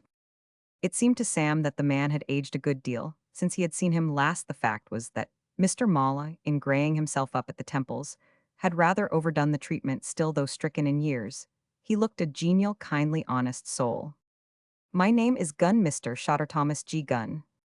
It had been Mr. Molly's intention, for he was an artist, and liked to do a thing, as he said properly, to adopt for this interview the pseudonym of J. Felkin Hagenbacker, that seeming to his critical view the sort of name, a sentimental millionaire, who had made a fortune in Pittsburgh, and was now revisiting the home of his boyhood, ought to have. The proposal had been vetoed by Dolly, who protested that she did not intend to spend hours of her time in unnecessary study.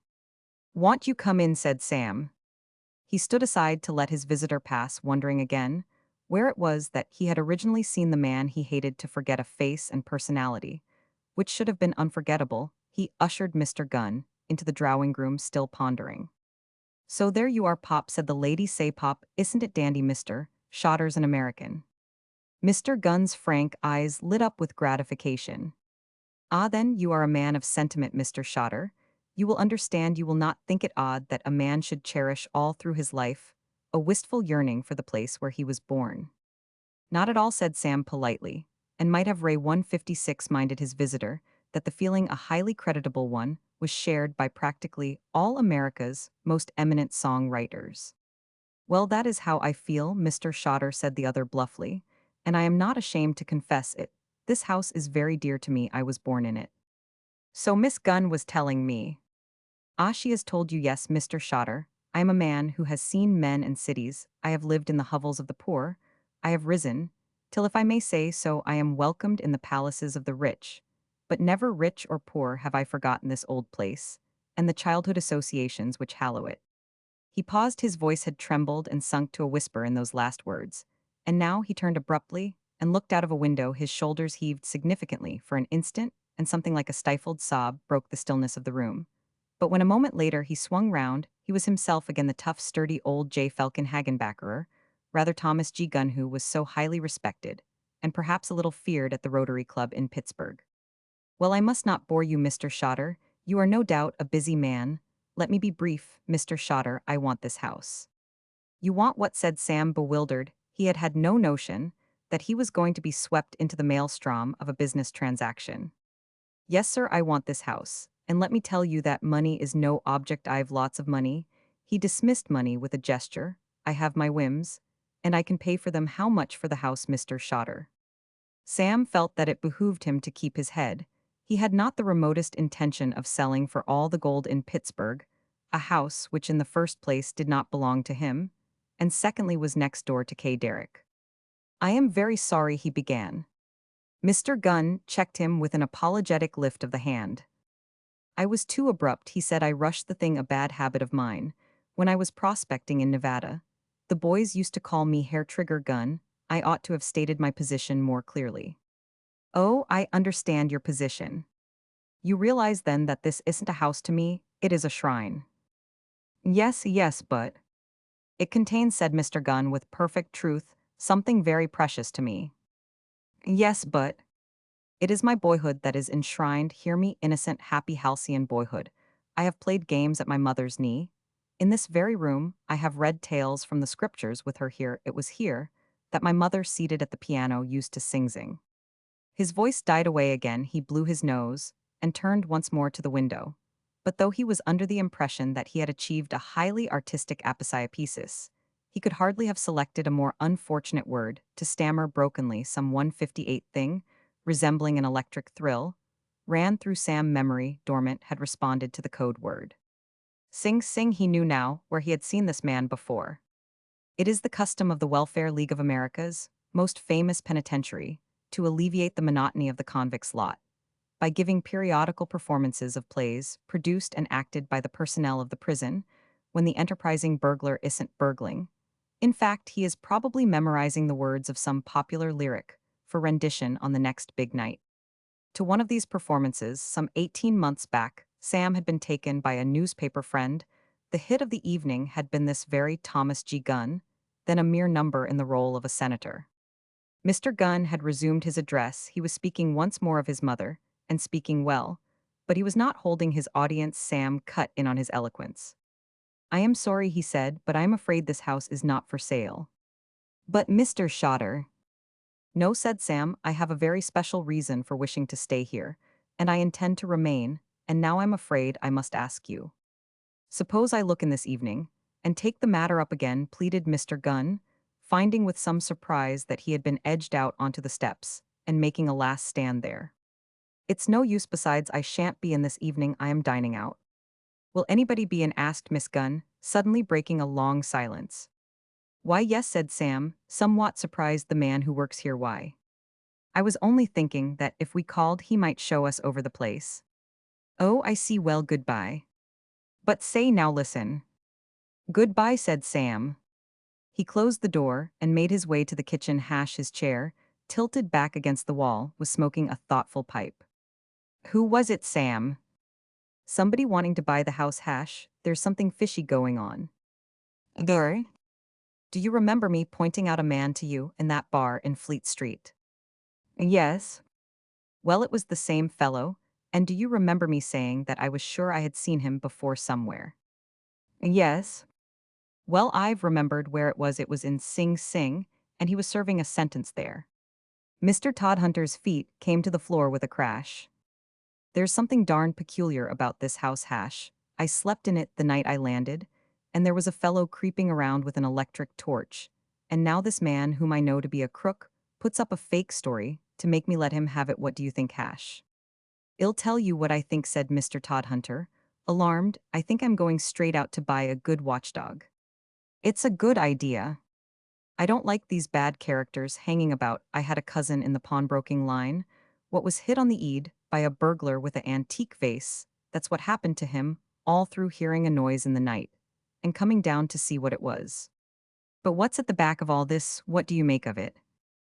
"Ah, there you have me," said frankly, "but that don't alter the fact that I am going to get a dog.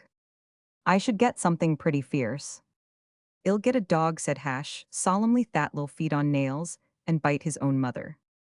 Chapter 16. Astonishing statement of Todhunter. The dinner to which Sam had been bidden that night was at the house of his old friend, Mr. Willoughby Braddock, in John Street, Mayfair, and at 10 minutes to 8, Mr. Braddock was fidgeting about the morning room interviewing his housekeeper, Mrs. Martha Lippett. His guests would be arriving at any moment, and for the last quarter of an hour, a twitter with the nervousness of an anxious host, he had been popping about the place on a series of tour of inspection, as jumpy, to quote the words of Sled in his butlerroom, by leaping suddenly out from the dimly lit dining room. He had caused to bite his tongue, and nearly drop a tray of glasses. An old hen. The general consensus of opinion below stairs was that Willoughby Braddock, in his capacity of master of the revels, was making a thorough pest of himself. "You are absolutely certain that everything is all right, Mrs. Lippett?" "Everything is quite all right, master," Willie replied the housekeeper equably. This redoubtable woman differed from her daughter, Claire, in being tall and thin, and beaked like an eagle, one of the well-known Bromwich family of Marshot 162. In the Dale, she had watched with complacent pride the Bromwich nose, developing in her sons and daughters. And it had always been a secret grief to her that Claire, her favorite, who inherited so much of her forceful and determined character, should have been the only one of her children to take nasally after the inferior or Lippet side of the house. Mr. Lippet had been an undistinguished man, hardly fit to mate with a Bromwich, and certainly not worthy to be resembled in appearance by the best of his daughters. "You're sure there will be enough to eat?" "There will be ample to eat." "How about drink?" said Mr. Braddock, and was reminded by the word of a grievance which had been rankling within his bosom ever since his last expedition to the dining-room. He pulled down the corners of his white waistcoat and ran his finger round the inside of his collar. "Mrs. Lippett," he said, "I was outside the dining-room just now." "Were you, Master Willie? You must not fuss, so everything will be quite all right. And I overheard you telling Sleddon not to let me have any champagne tonight," said Mr. Braddock, reddening at the outrageous recollection. The housekeeper stiffened. "Yes, I did, Master Willie, and your dear mother, if she were still with us, would have given the very same instructions after what my daughter Claire told me of what occurred the other night, and the disgraceful condition you were in. What your dear mother would have said I don't know."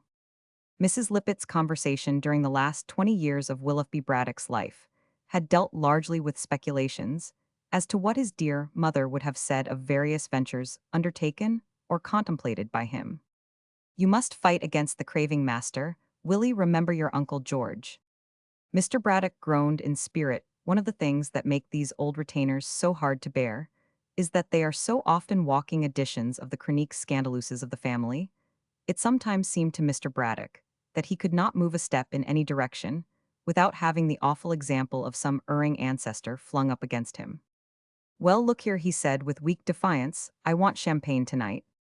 "You will have cider, Master Willie." "But I hate cider." "Cider is good for you, Master Willie," said Mrs. Lippett firmly. The argument was interrupted by the ringing of the doorbell. The housekeeper left the room, and presently Sleddon the butler entered, escorting Lord Tilbury. "Ha, my dear fellow," said Lord Tilbury, bustling in. He beamed upon his host, as genially as the Napoleonic cast of his countenance would permit. He rather liked Willoughby Braddock, as he rather liked all very rich young men. "How are you?" said Mr. Braddock. "Awfully good of you to come at such short notice." "My dear fellow." He spoke heartily, but he had as a matter of fact been a little piqued at being invited to dinner on the morning of the feast. He considered that his eminence entitled him to more formal and reverential treatment, and though he had accepted, having had previous experience of the excellence of Mr. Braddock's cook, he felt that something in the nature of an apology was due to him, and was glad that it had been made. "I asked you at the last moment," explained Mr. Braddock, "because I wasn't sure till this morning that Sam Shotter would be able to come. I thought it would be jolly for him, meeting you out of the office, don't you know." Lord Tilbury inclined his head. He quite saw the force of the argument that it would be jolly for anyone meeting him. "So you know young Shotter?" "Oh yes, we were at school together." "A peculiar young fellow." "A great lad." "Butera, little eccentric, don't you think?" "Oh, Sam always was a bit of nib," said Mr. Braddock. "At school there used to be some iron bars across the passage, outside our dormitory. The idea being to coop us up during the night, don't you know. Sam used to shin over these and go downstairs to the housemaster's study." "With what purpose?" "Oh, just to sit." Lord Tilbury was regarding his host blankly. Not a day passed. He was ruefully reflecting. But he received some further evidence of the light and unstable char 165 actor of this young man, of whom he had so rashly taken charge. "It sounds a perfectly imbecile proceeding to me," he said. "Oh, I don't know, you know," said Mr. Braddock. "For the defense, you see, occasionally there would be a cigar or a plate of biscuits or something left out, and then Sam would scoop them, so it wasn't altogether a waste of time." Sleddon was entering with a tray. Cocktail, said Mr. Braddock, taking one himself with a defiant glare at his faithful servant, who was trying to keep the tray out of his reach.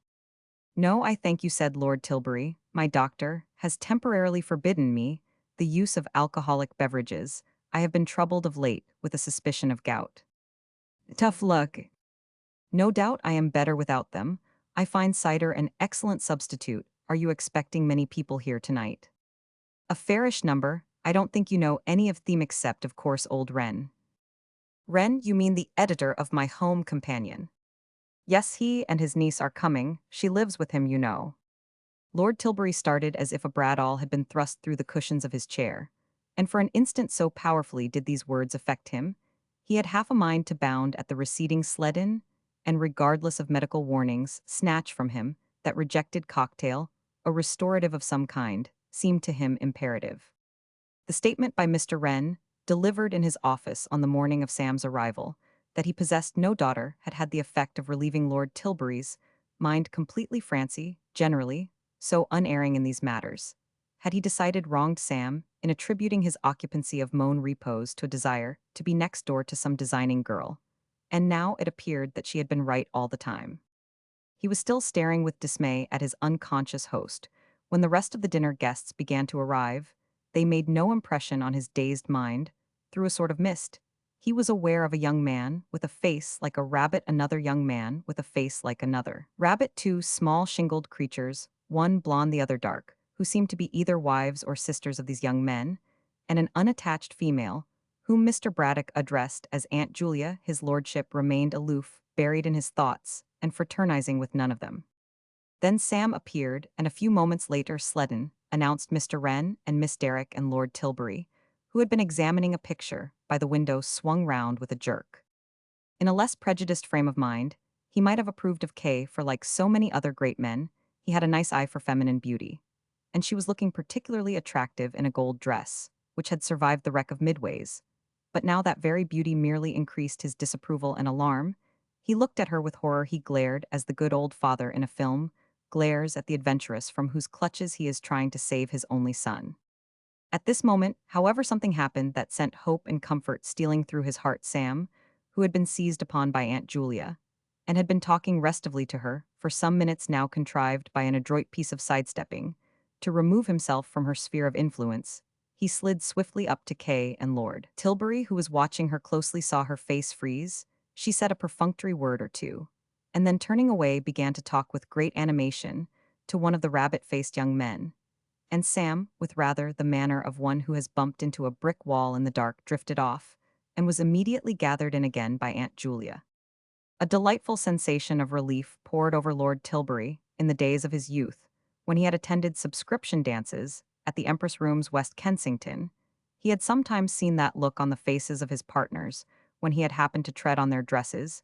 He knew its significance such a look could mean, but one thing, that Kay, though living next door to Sam, did not regard him as one of the pleasant features of the neighborhood. In short, felt Lord Tilbury, if there was anything between these two young people, it was something extremely one-sided, and he went into dinner with a light heart, prepared to enjoy the cooking of Mr. Braddock's admirable chef, as it should be enjoyed. When on sitting at the table, he found that Kay was on his right, he was pleased, for he had now come to entertain a feeling of warm esteem for this excellent and sensible girl. It was his practice never to talk while he ate caviar, but when that had been consumed in a holy silence, he turned to her, beaming genially. I understand you live at Valley Fields, Miss Derrick. Yes. A charming spot. Very. The college grounds are very attractive. Oh, yes. Have you visited the picture gallery? Yes, several times. Fish arrived sole, Munier. It was Lord Tilbury's custom never to talk during the fish course. My young friend Shotter is, I believe, a near neighbor of yours, he said, when the sole Munier was no more. He lives next door. Indeed, then you see a great deal of him, no doubt. I never see him. A most delightful young fellow, said Lord Tilbury, sipping cider. Kay looked at him stonily. Do you think so? She said. Lord Tilbury's last doubts were removed. He felt that all was for the best in the best of all possible worlds, like some joyous reveler out of Rabelais. He raised his glass with a light-hearted flourish. He looked as if he were about to start a drinking chorus. Excellent cider this Braddock, he boomed genially, most excellent. Willoughby Braddock, who had been eyeing his own supply of that wholesome beverage with sullen dislike, looked at him in pained silence, and Sam, who had been sitting glumly listening, without interest to the prattle of one of the shingled girls, took it upon himself to reply he was feeling sad and ill, used that incident before dinner. Had distressed him, moreover, only a moment ago he had caught Kay's eye for an instant across the table, and it had been cold and disdainful. He welcomed the opportunity of spoiling somebody's life, and particularly that of an old ass like Lord Tilbury, who should have been thinking about the hereafter, instead of being so infernally hardy. I read a very interesting thing about cider the other day, he said, in a loud, compelling voice, that stopped one of the rabbit-faced young men in mid-anecdote, as if he had been smitten with an axe. It appears that the farmers down in Devonshire put a dead rat in every barrel. My dear Shotter, to give it body, went on Sam doggedly, and the curious thing is that, when the barrels are opened, the rats are always found to have completely disappeared, showing the power of the juice. A wordless exclamation proceeded from Lord Tilbury. He lowered his glass. Mr. Braddock was looking like one filled with a sudden great resolution. I read it in Pike's Home Companion, said Sam, so it must be true. A little water, please, said Lord Tilbury stiffly. Sleddon, said Mr. Braddock in a voice of thunder, give me some champagne. Sir, quavered the butler. He cast a swift look over his shoulder, as if seeking the moral support of Mrs. Lippett, but Mrs. Lippett was in the housekeeper's room. Sleddon?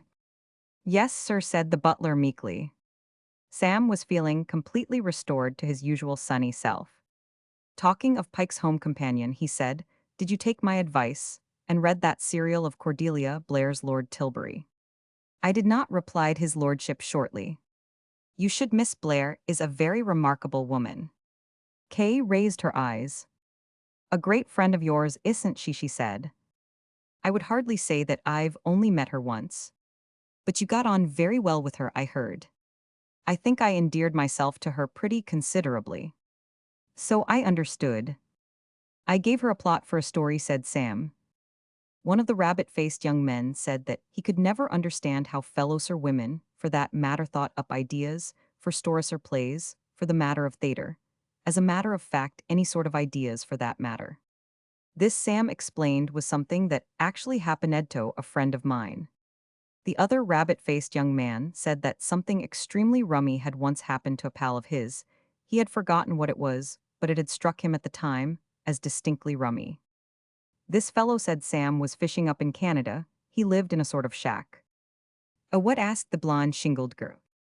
A hut, and tacked up on the wall of the shack was a photograph of a girl torn out of an illustrated weekly paper. Pretty? Asked the dark shingled girl. You bet she was pretty, said Sam devoutly. Well, this man spent weeks in absolute solitude, with not a soul to talk to, nothing, in fact, to distract his mind from the photograph. The consequence was that he came to look on this girl, a swell, you might say, an old friend. Sleddon, said Mr. Braddock, more champagne. Some months later, proceeded Sam, the man came over to England. He met the girl, and still looking on her as an old friend, you understand, he lost his head, and 2 minutes after they had met he kissed her. Must have been rather a soppy kind of a silly sort of idiot, observed the blonde shingled girl critically. Perhaps you're right, agreed Sam, still that's what happened. I don't see where the story comes in, said one of the rabbit-faced young men. Well, naturally, you see, not realizing the true state of affairs, the girl was very sore, said Sam. The rabbit-faced young men looked at each other and shook their heads. The shingled young women raised their eyebrows pityingly. No good, said the blonde shingled girl. Dud, said the dark shingled girl, who's going to believe nowadays that a girl is such a chump as to mind a man kissing her?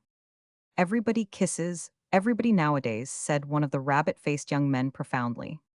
Girl was making a fuss about nothing, said the other rabbit-faced young man. And how does the story end? Asked Aunt Julia. It hasn't ended, said Sam, not yet. Sleddon, said Mr. Braddock in a quiet, dangerous voice. It is possible, if you are young and active, and in an exhilarated frame of mind, to walk from John Street, Mayfair, to Burberry Road, Valleyfields. Sam did so. His frame of mind was extraordinarily exhilarated. It seemed to him, reviewing recent events, that he had detected in Kay's eyes for an instant a look that resembled the first dawning of spring after a hard winter, and though not in the costume for athletic feats, he covered the 7 miles that separated him from home at a pace which drew derisive comment from the proletariat all along the route. The Surrey-side Londoner is always intrigued by the spectacle of anyone hurrying, and when that person is in dress clothes and a tall hat, he expresses himself without reserve. Sam heard nothing of this ribaldry, unconscious of the world. He strode along, brushing through Brixton, hurrying through Herne Hill, and presently R173 arrived warm and happy at the door of Moan Repose. He let himself in, and entering was aware of a note lying on the hall table. He opened it absently. The handwriting was strange to him and feminine. "Dear Mr. Shotter, I should be much obliged if you would ask your manservant not to cheer up at me out of trees. Yours truly, K. Derrick." He had to read this curt communication twice before he was able fully to grasp its meaning. When he did so, a flood of self-pity poured over Sam. He quivered with commiseration for the hardness of his lot here. Was he doing all that a man could to establish pleasant neighborly relations with the house next door? And all the while Hash foiling his every effort by chirruping out of trees from morning till night. It was bitter, bitter. He was standing there feeding his surging wrath by a third perusal of the letter, when from the direction of the kitchen there suddenly sounded a long, loud, agonized cry. It was like the wail of a soul in torment, and without stopping to pick up his hat, which he had dropped in the sheer shock of this dreadful sound, he raced down the stairs. "Ullo," said Hash, looking up from an evening paper back. His placidity amazed Sam. If his ears were any guide, murder had been done in this room only a few seconds before, and here was this iron man reading the racing news without having turned a hair. What on earth was that? What was what? That noise? Oh, that was Amy, said Hash. Sam's eye was diverted by movement in progress in the shadows behind the table. A vast shape was rising from the floor, revealing itself as an enormous dog. It finished rising, and having placed its chin upon the table, stood looking at him with dreamy eyes and a wrinkled forehead like a short-sighted person trying to recall a face. "Oh yes," said Sam, remembering, "so you got him." "Sorry? What is Hesh?" "God knows," said Hash. Simply, it was a problem which he himself had endeavored idly to solve earlier in the evening. "I've named her after an old aunt of mine, looks a bit like her.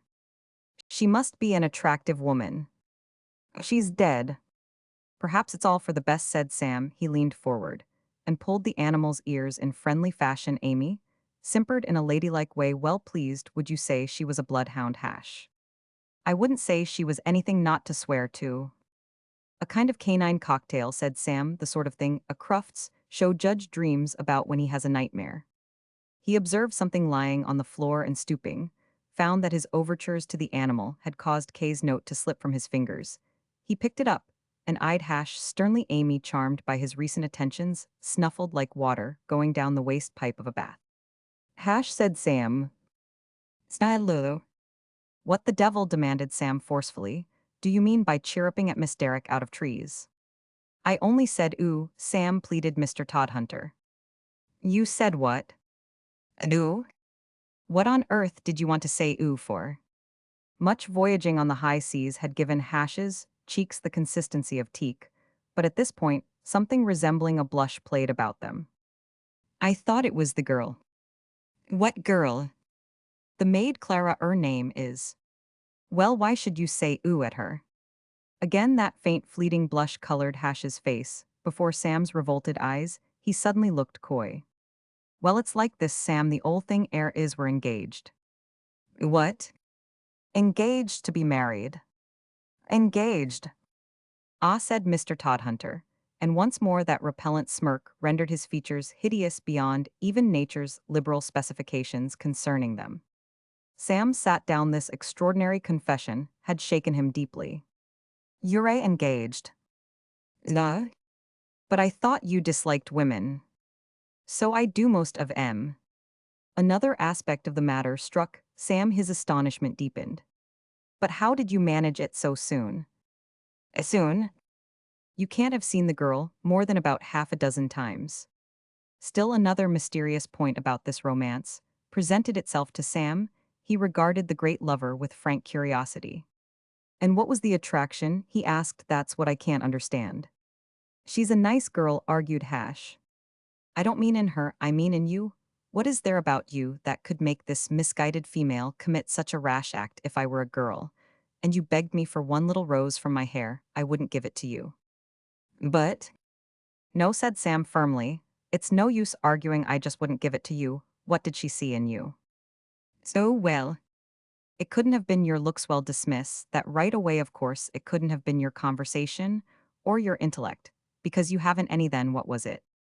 Mr. Todhunter smirked coyly. Oh well, I've got a way with me, Sam, that's how it is. A way? La? What sort of way? Oh, just a way. Have you got it with you now? Naturally, I wouldn't have it with me now, said Hash. You keep it for special occasions. Well, you haven't yet explained how it all happened. Mr. Todhunter coughed. Well, it was like this, Sam. I see in the garden, and I says ullo, and she says ullo, and then she come to the fence. And then I come to the fence, and she says ullo, and I says ullo, and then I kiss her. Sam gaped. Didn't she object? Object? What would she want to object? For no, indeed, it seemed to break what you might call the ice. And after that, everything got kind of nice and matey, and then one thing led to another, see what I mean. An aching sense of the injustice of things afflicted Sam. Well, it's very strange, he said. What's strange? I mean, I knew a Mana fellow were kissed a girl when he had only just met her, and she was furious. Ah, said Hash, leaping instantly at a plausible solution. But then, he was probably a chap with a face like Godulpus and hair growing out of his ears. Naturally, no one wouldn't like avaying someone like that kissing M. Sam went upstairs to bed before retiring. He looked at himself in the mirror long, and earnestly he turned his head sideways, so that the light shone upon his ears. He was conscious of a strange despondency. Kay lay in bed thinking. Ever and anon a little chuckle escaped her.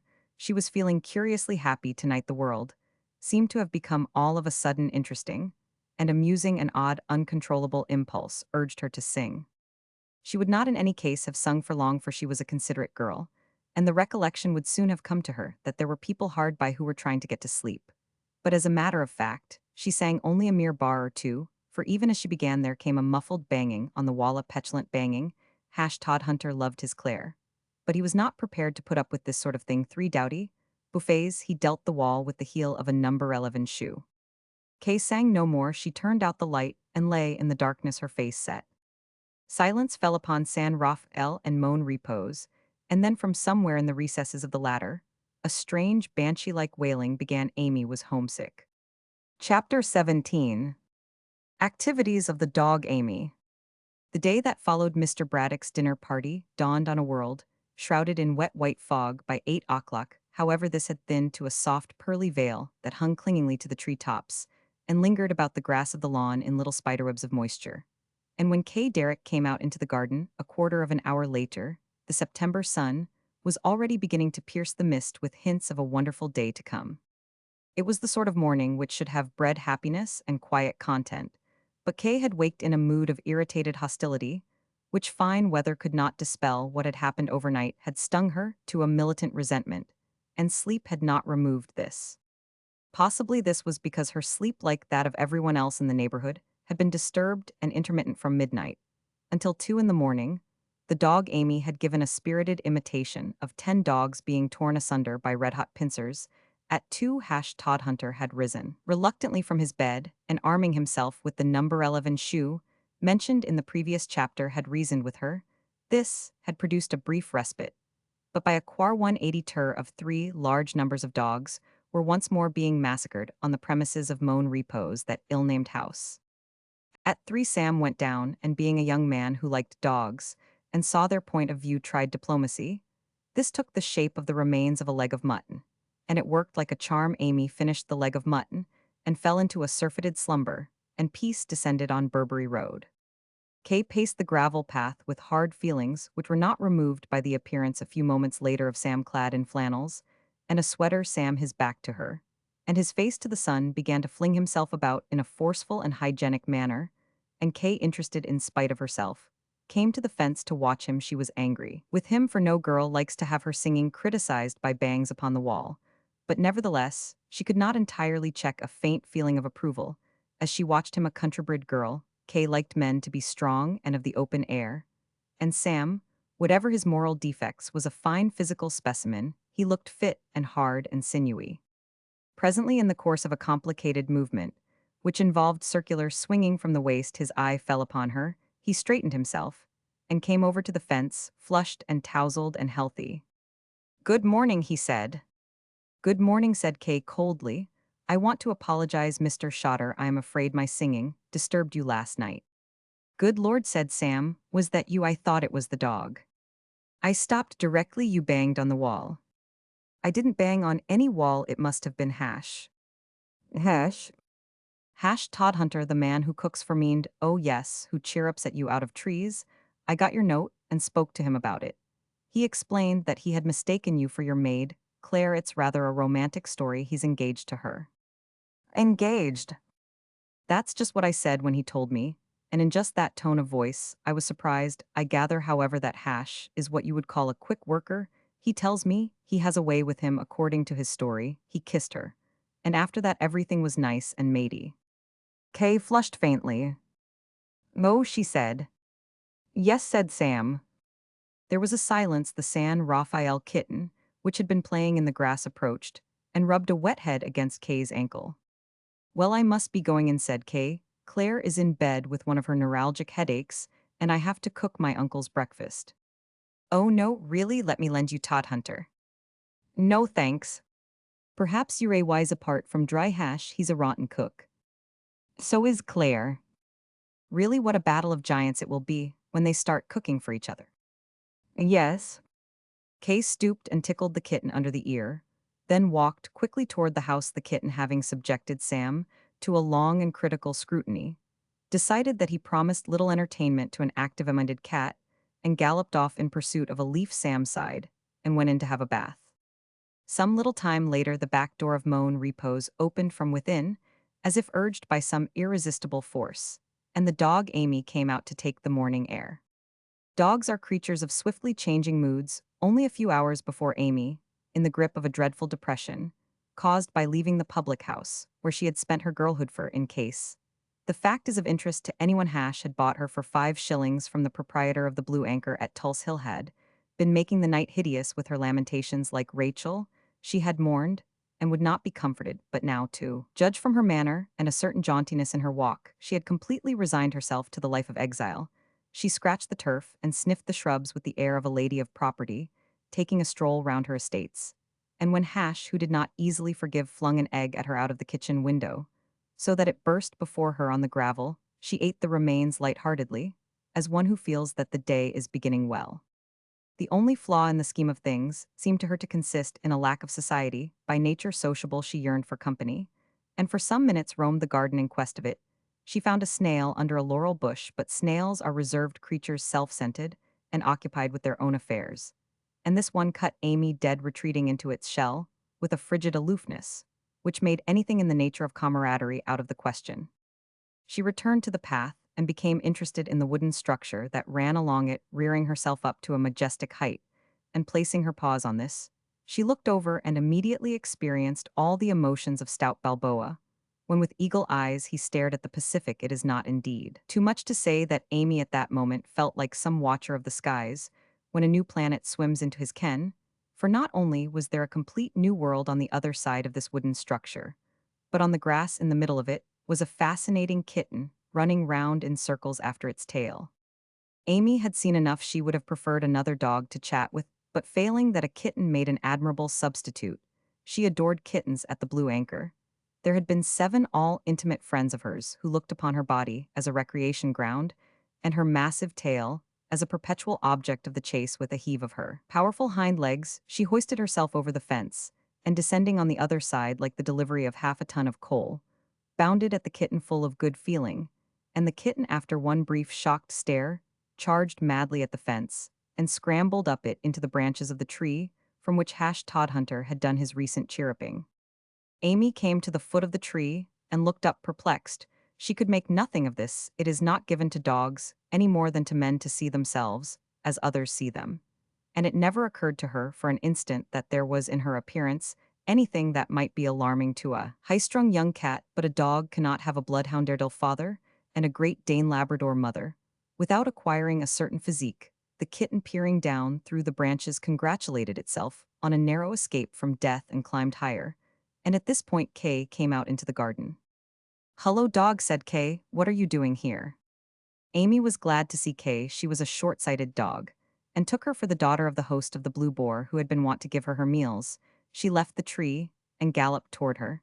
And Kay, who had been brought up with dogs from childhood and knew the correct procedure to be observed, when meeting a strange one, welcomed her becomingly. Hash, hurrying out on observing Amy leap the fence, found himself a witness of what practically amounted to a feast of reason and a flow of soul. That is to say, Amy was lying restfully on her back with her legs in the air, and Kay was thumping her chest. "I hope the dog is not annoying, you lady," said Hash in his best Preux Chevalier manner. Kay looked up and perceived the man who had chirruped at her from the tree having contracted to marry into San Raphael. He had ceased to be an alien, and had become something in the nature of one of the family. So she smiled amiably at him, conscious the while of a passing wonder that Claire's heart should have been ensnared by one who, whatever his merits, was notably deficient in conventional good looks. "Not at all, thank you," she said. "Is he your dog?" She corrected Hash. "Yes, miss. She's a nice dog." "Yes, miss," said Hash, but with little heartiness. "I hope she won't frighten my kitten, though it's out in the garden somewhere. I can hear it mewing." Amy could hear the mewing too, and still hopeful that an understanding might be reached, she at once proceeded to the tree, and endeavored to jump to the top of it. In this enterprise, she fell short by some 50 feet, but she jumped high enough to send the kitten scrambling into the upper branches. "Oh," cried Kay, appreciating the situation. Hash also appreciated the situation, and being a man of deeds, rather than words, vaulted over the fence, and kicked Amy in the lower ribs. Amy, her womanly feelings wounded, shot back into her own garden, where she stood looking plaintively on with her forepaws on the fence. Treatment like this was novel to her, for at the Blue Anchor she had been something of a popular pet, and it seemed to her that she had fallen among tough citizens. She expressed a not unnatural pique by throwing her head back and uttering a loud moaning cry like an ocean liner in a fog, hearing which the kitten, which had been in two minds about risking a descent, climbed higher. "What shall we do?" said Kay. "Shut up," bellowed Hash. "Not you, miss," he hastened to add with a gallant smirk. "I was speaking to the dog." He found a clod of earth and flung it peevishly at Amy, who wrinkled her forehead thoughtfully as it flew by, but made no move. Amy's whole attitude now was that of one who has got a front row seat, and means to keep it. "The ole thing air," explained Hash, "is that their cat is scared to come down bane frightened of this air dog." And having cleared up what might otherwise have remained a permanent mystery, he plucked a blade of grass and chewed reflectively. "I wonder," said Kay with an ingratiating smile, "if you would mind climbing up and getting her." Hash stared at her amazedly. Her smile, which was wont to have so much effect on so many people, left him cold. It was the silliest suggestion he had ever heard in his life. "Me?" he said, marveling. "You mean me?" "Yes." "Climb up this air tree and fetch that there cat." "Yes." "Lady," said Hash, "do you think I am an acrobat or something?" Kay bit her lips, then looking over the fence she observed Sam approaching. "Anything wrong?" said Sam.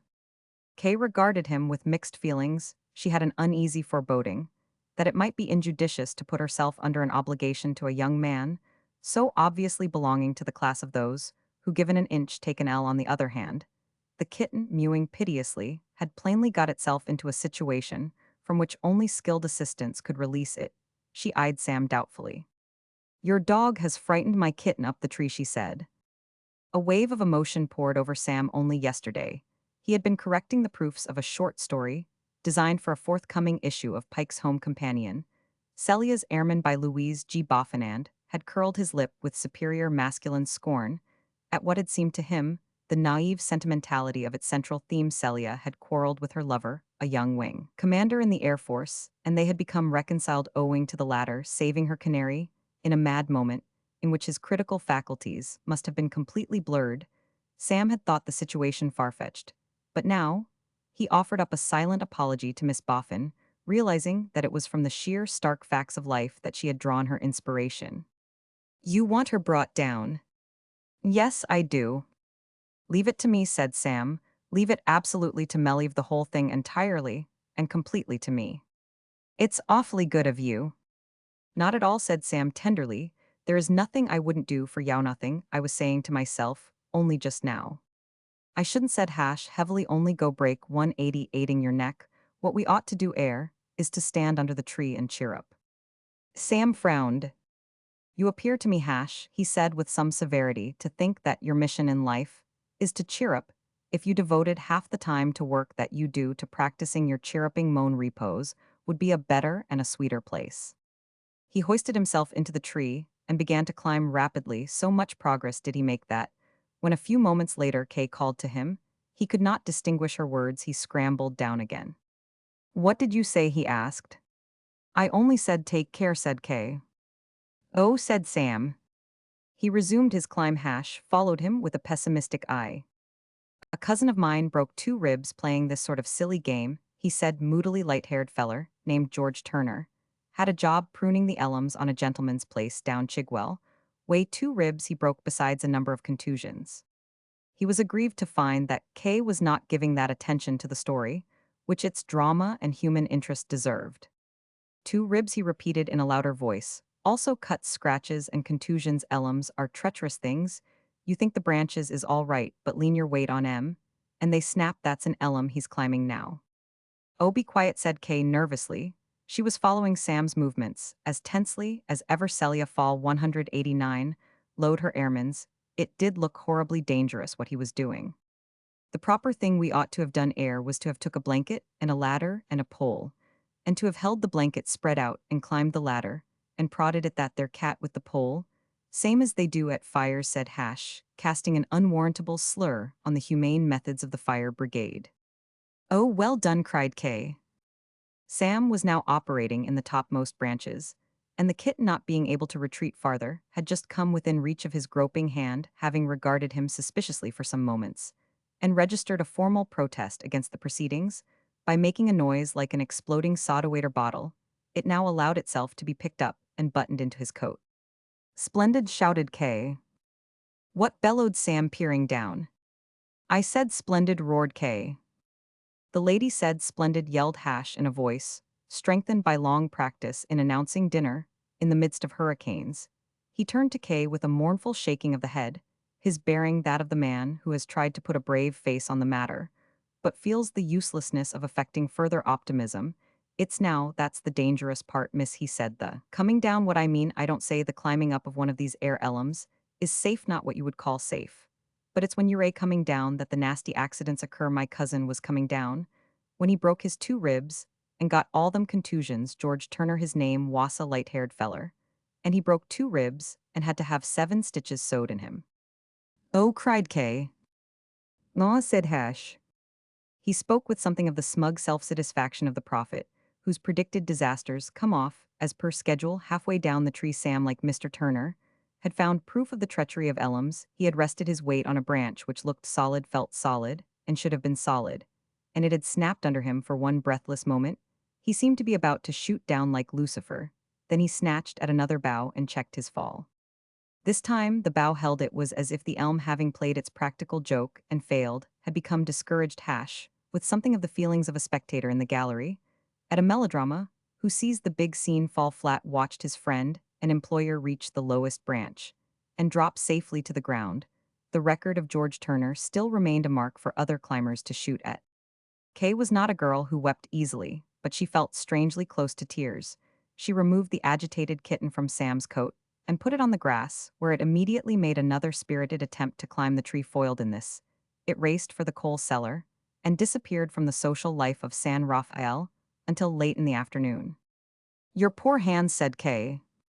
Sam regarded his palms with some surprise. In the excitement of the recent passage, he had been unaware of injury. It's all right, he said, only skinned a little. Would have none of this airy indifference. Ah, he said, and the next thing you know y'all be getting dirt into and going down with lockjaw. I had an uncle what got dirt into a cut, and in 3 days later we were buying our blacks for him. Oh, gasped Kay. 2.5 really, said because he expired toward evening. I'll run and get a sponge and a basin, said Kay in agitation. That's awfully good of you, said Sam. Oh, woman, he felt in our hours of ease uncertain, coy, and hard to please. when pain and anguish racked the brow a ministering angel thou, and he nearly said as much. You don't want to do that, Miss, said Hash, much simpler for him to come indoors, and put him under the tap. Perhaps that would be better, agreed Kay. Sam regarded his practicaminded subordinate with something of the injured loathing, which his cooking had occasionally caused to appear on the faces of dainty feeders, in the forecastle of the Araminta. This isn't your busy day, Hash, I take it, he said coldly. Pardon? I said you seem to be taking life pretty easily. Why don't you do a little work sometimes, if you imagine you're a lily of the field look in the glass, and adjust that impression? Hash drew himself up wounded. I am only staying heir to help and encourage, he said stiffly. Now that what I might call the peril is over, there's nothing to keep me. Nothing, agreed Sam cordially. Still be going. You know your way, said Sam. He turned to Kay. Hash is an ass, he said, put them under the tap. Indeed, these hands need careful dressing. Perhaps they do, Kay agreed. They most certainly do. Shall we go in then? Without delay, said Sam. There, said Kay some 10 minutes later, I think that will be all right. The finest efforts of the most skillful surgeon could not have evoked more enthusiasm from her patient. Sam regarded his bathed and sticking plastered hands with an admiration that was almost ecstatic. You've had training in this sort of thing, he said. No. You've never been a nurse. Never. Then said Sam, it is pure genius. It is just one of those cases of an amazing natural gift. You've probably saved my life. Oh yes, you have remember what Hash said about Lockjaw. But I thought you thought Hash was an ass. In many ways, yes, said Sam, but on some points he has a certain rugged common sense. He want you be awfully late for the office. For the what? Oh well, yes, I suppose I ought to be going there, but I've got to have breakfast first. Well, hurry then, my uncle will be wondering what has become of you. Yes, what a delightful man your uncle is. Yes, isn't he? Goodbye. I don't know when I've met a man I respected more. This will be wonderful news for him. So kind. Yes. So patient with me. I expect he needs to be. The sort of man it's a treat to work with. If you hurry, you'll be able to work with him all the sooner. Yes, said Sam. Yes, heiress, there any message I can give him? No, thanks. Ah, well then look here, said Sam, would you care to come and have lunch somewhere today? Kay hesitated, then her eyes fell on those sticking plastered hands, and she melted. After all, when a young man has been displaying great heroism in her service, a girl must do the decent thing. I should like to, she said. The Savoy Grill at 130. All right, are you going to bring my uncle along? Sam started. Wire that would be splendid, wouldn't it? Oh, I forgot he's lunching with a man today at the press club. Is he? Said Sam. Is he really? His affection and respect for Mr. Matthew Wren increased to an almost overwhelming degree. He went back to moan repose, feeling that it was the presence in the world of men like Matthew Wren that gave the lie to pessimism concerning the future of the human race. Kay, meanwhile, in her role of understudy to Claire Lippett, who had just issued a bulletin to the effect that the neuralgic pains were diminishing, and that she hoped to be up and about by midday, proceeded to an energetic dusting of the house. As a rule, she hated this sort of work. But today, a strange feeling of gaiety stimulated her. She found herself looking forward to the lunch at the Savoy, with something of the eagerness which as a child she had felt at the approach of a party, reluctant to attribute this to the charms of a young man, whom less than 24 hours ago she had heartily disliked. She decided that it must be the prospect of once more enjoying good cooking in pleasant surroundings that was causing her excitement. Until recently, she had taken her midday meal at the home of Mrs. Winnington Bates, and as with a celebrated chewing gum, the taste lingered. She finished her operations in the dining room and made her way to the drawing room. Here, the photograph of herself on the mantelpiece attracted her attention. She picked it up and stood gazing at it earnestly. A sharp double rap on the front door broke in on her reflections. It was the postman with the second delivery, and he had rapped because among his letters for San Rafael was one addressed to K, on which the writer had omitted to place a stamp. K paid the tuppence and took the letter back with her to the drawing room, hoping that the interest of its contents would justify the financial outlay. Inspecting them, she decided that they Roman 999 the letter was from Willoughby Braddock, and Mr. Braddock, both writing and expressing himself, rather badly desired to know if Kay could see her way to marrying him. Chapter 18. Discussion at a luncheon table. The little lobby of the Savoy Grill Room that opens onto Savoy Court is a restful place for meditation, and Kay arriving there at 20 minutes past, one was glad that she was early. She needed solitude, and regretted that in another 10 minutes Sam would come in and deprive her of it. Ever since she had received his letter, she had been pondering deeply on the matter of Willoughby Braddock, but had not yet succeeded in reaching a definite conclusion, either in his favor or against him. In his favor stood the fact that he had been a pleasant factor in her life, as far back as she could remember. She had bird's nested with him on spring afternoons. She had played the mild card games of childhood with him on winter evenings, and as has been stated, had sat in trees, and criticized with incisive power his habit of wearing bed socks. These things Count marrying Willoughby would undeniably impart a sort of restful continuity to life. On the other hand, hello. A young man entering the lobby had halted before her. For a moment, she supposed that it was Sam come to bid her to the feast. Then, emerging from her thoughts, she looked up and perceived that blot on the body politic Claude Winnington Bates. He was looking down at her with a sort of sheepish impudence, as a man will when he encounters unexpectedly a girl who in the not distant past has blacked his eye with a heavy volume of theological speculation. He was a slim young man dressed in the height of fashion. His mouth was small and furtive, his eyes flickered with a kind of stupid slyness, and his hair, which mounted his head in a series of ridges or terraces, shone, with the unguent affected by the young lads of the town, a messy spectacle. "Hullo," he said, waiting for someone. For a brief, wistful instant, Kay wished that the years could roll back, making her young enough to be permitted to say some of the things she had said to Willoughby Braddock on that summer morning long ago, when the topic of bed socks had come up between them, being now of an age of discretion. And so debarred from that rich eloquence, she contented herself with looking through him and saying nothing. The treatment was not effective. Claude sat down on the lounge beside her. "I say, he urged, there's no need to be ratty, I mean to say." Kay abandoned her policy of silence.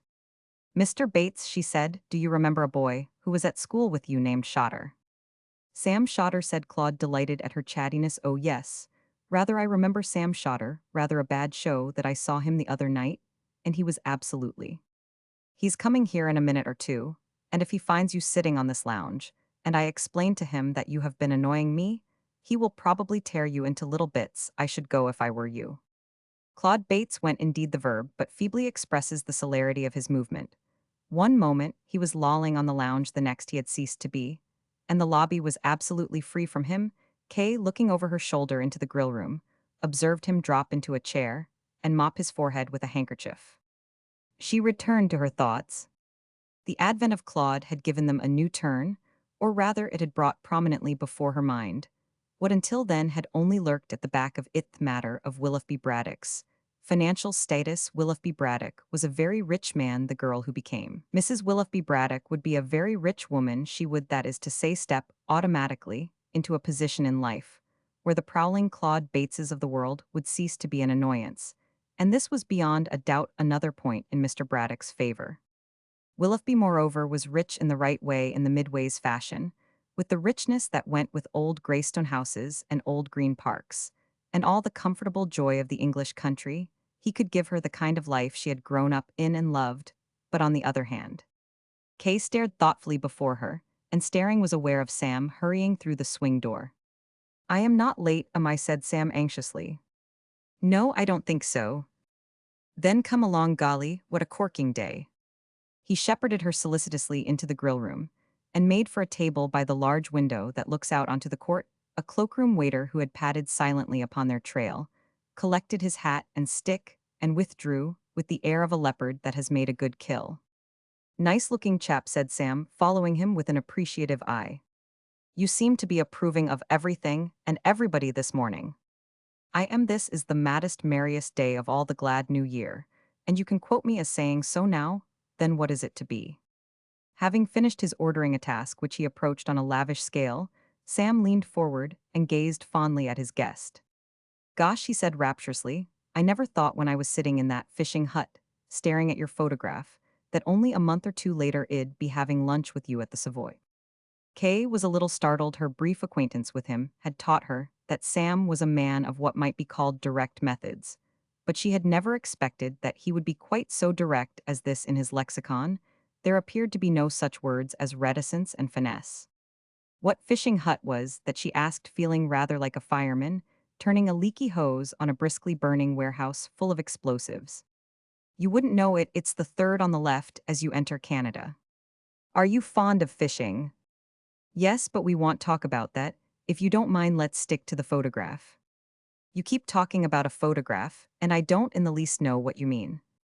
The photograph I was speaking of at the dinner last night.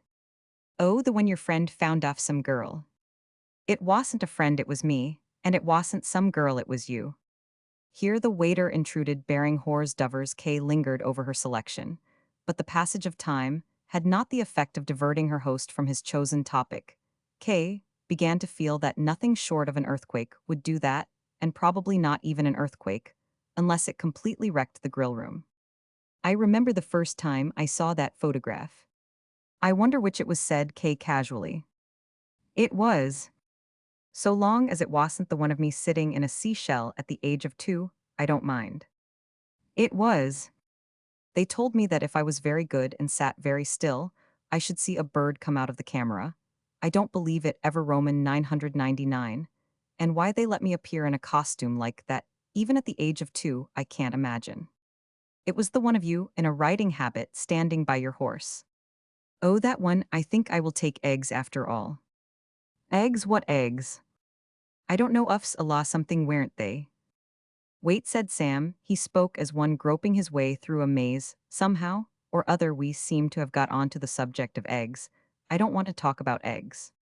Though I am not positive it was a law something, I believe it was ufs Marseillaises, or some word like that. Anyhow, just call the waiter and say eggs. Sam called the waiter and said eggs. The waiter appeared not only to understand, but to be gratified. The first time I saw that photograph, he resumed.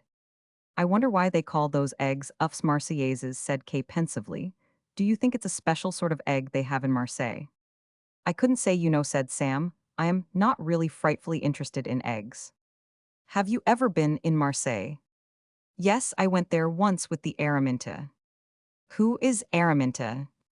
The Araminta, a tramp steamer I've made 1 or 2 trips on. What fun, tell me all about your trips on the Araminta.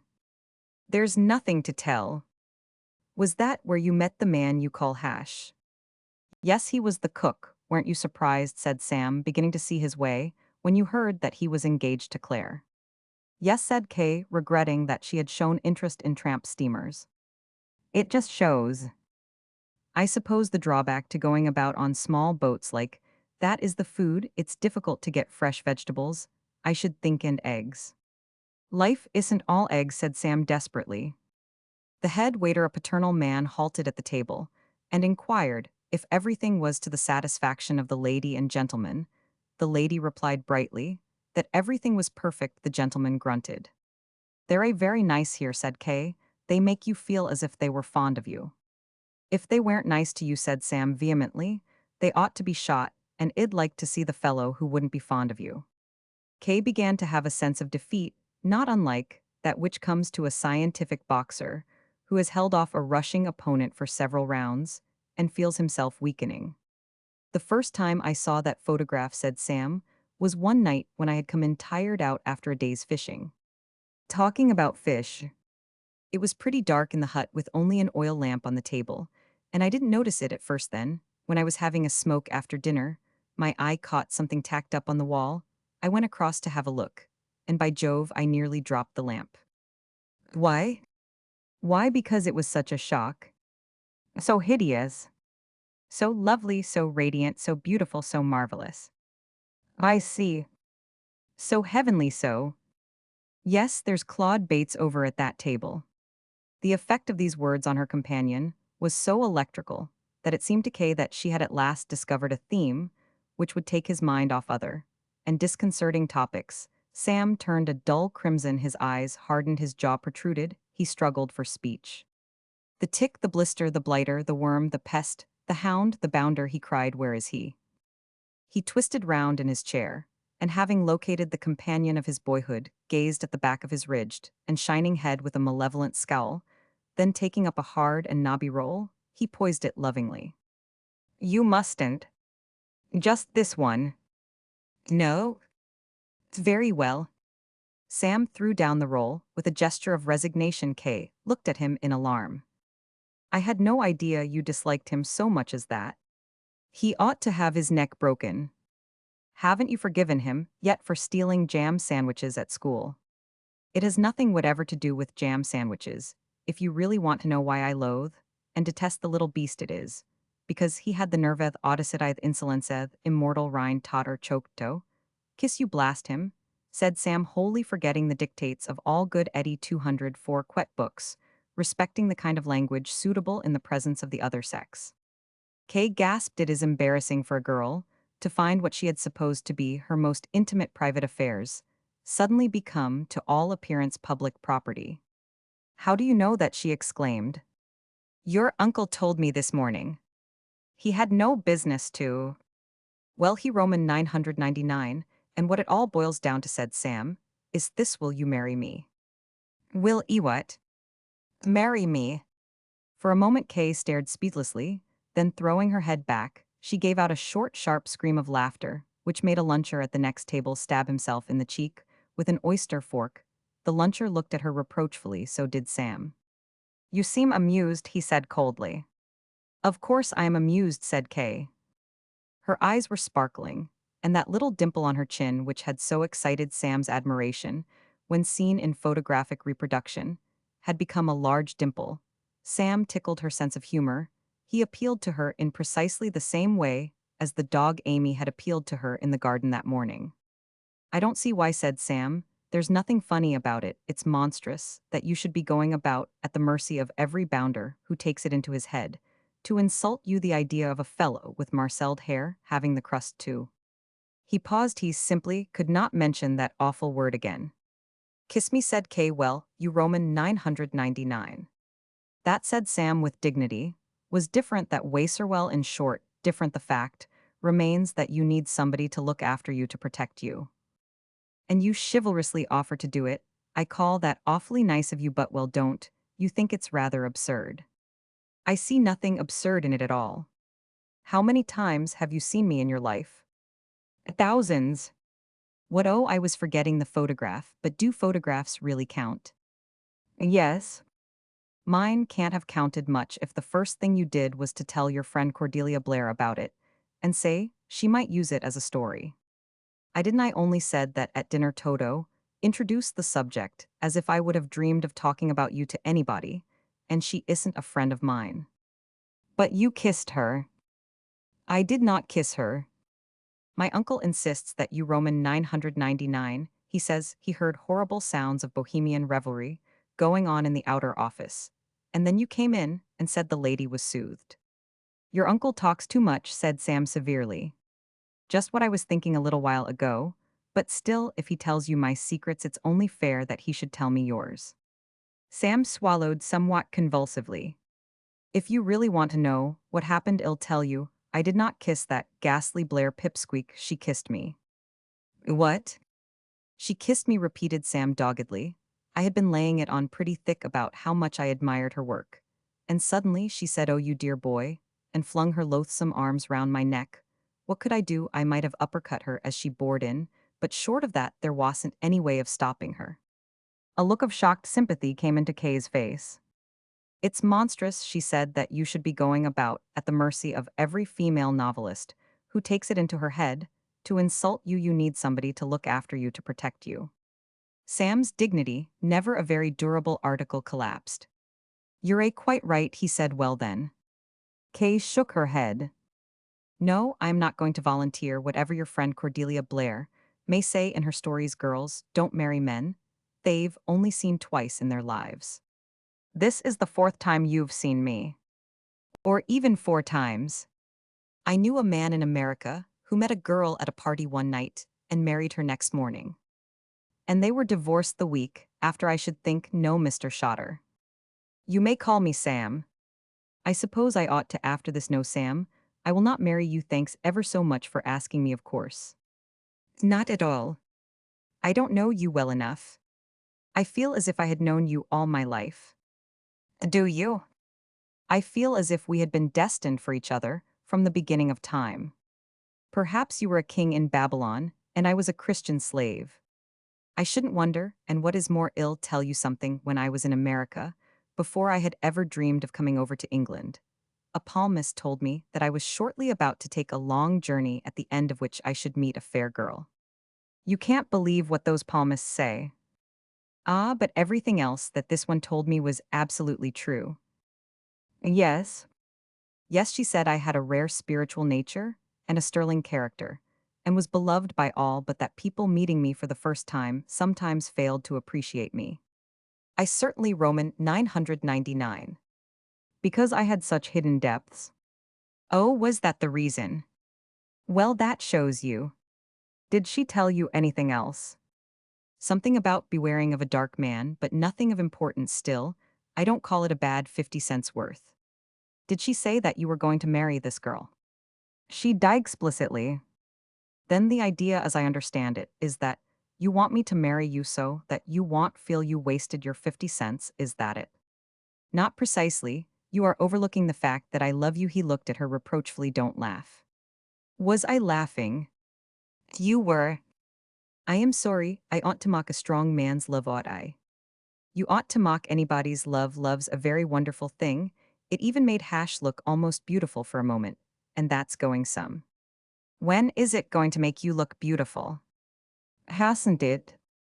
Not yet. You must be patient. I'll try to be, and in the meantime, let us face this situation. Do you know what a girl in a Cordelia Blair story would do if she were in my place? Something darned silly, I expect. Not at all. She would do something very pretty and touching. She would look at the man and smile tremulously, and say, I'm sorry, so sorry. You have paid me the greatest compliment a man can pay a woman, but it cannot be so. Shall we be pals, just real pals? And he would redden and go to Africa, I suppose. No, I should think he would just hang about and hope that some day she might change her mind. Girls often do, you know. She smiled and put out her hand. Sam, with a cold glance at the head waiter, whom he considered to be standing much too near, and looking much too paternal, took it. He did more, squeezed it, and an elderly gentleman of Napoleonic presence, who had been lunching with a cabinet minister in the main dining room, and was now walking through the court on his way back to his office, saw the proceedings through the large window and halted spellbound. For a long instant he stood there gaping. He saw Kay smile. He saw Sam take her hand. He saw Sam smile. He saw Sam hold her hand. And then it seemed to him that he had seen enough. Abandoning his intention of walking down Fleet Street, he hailed a cab. There's Lord Tilbury, said Kay, looking out. Yes, said Sam. He was not interested in Lord Tilbury. Going back to work, I suppose. Isn't it about time you were? Perhaps it is. You wouldn't care to come along and have a chat with your uncle. I may look in later. Just now, I want to go to that messenger boy office in Northumberland Avenue and send off a note. Important. It is rather, said Kay. Willoughby Braddock wanted me to do something, and now I find that I shan't be able to. Chapter 19. Lord Tilbury engages an ally.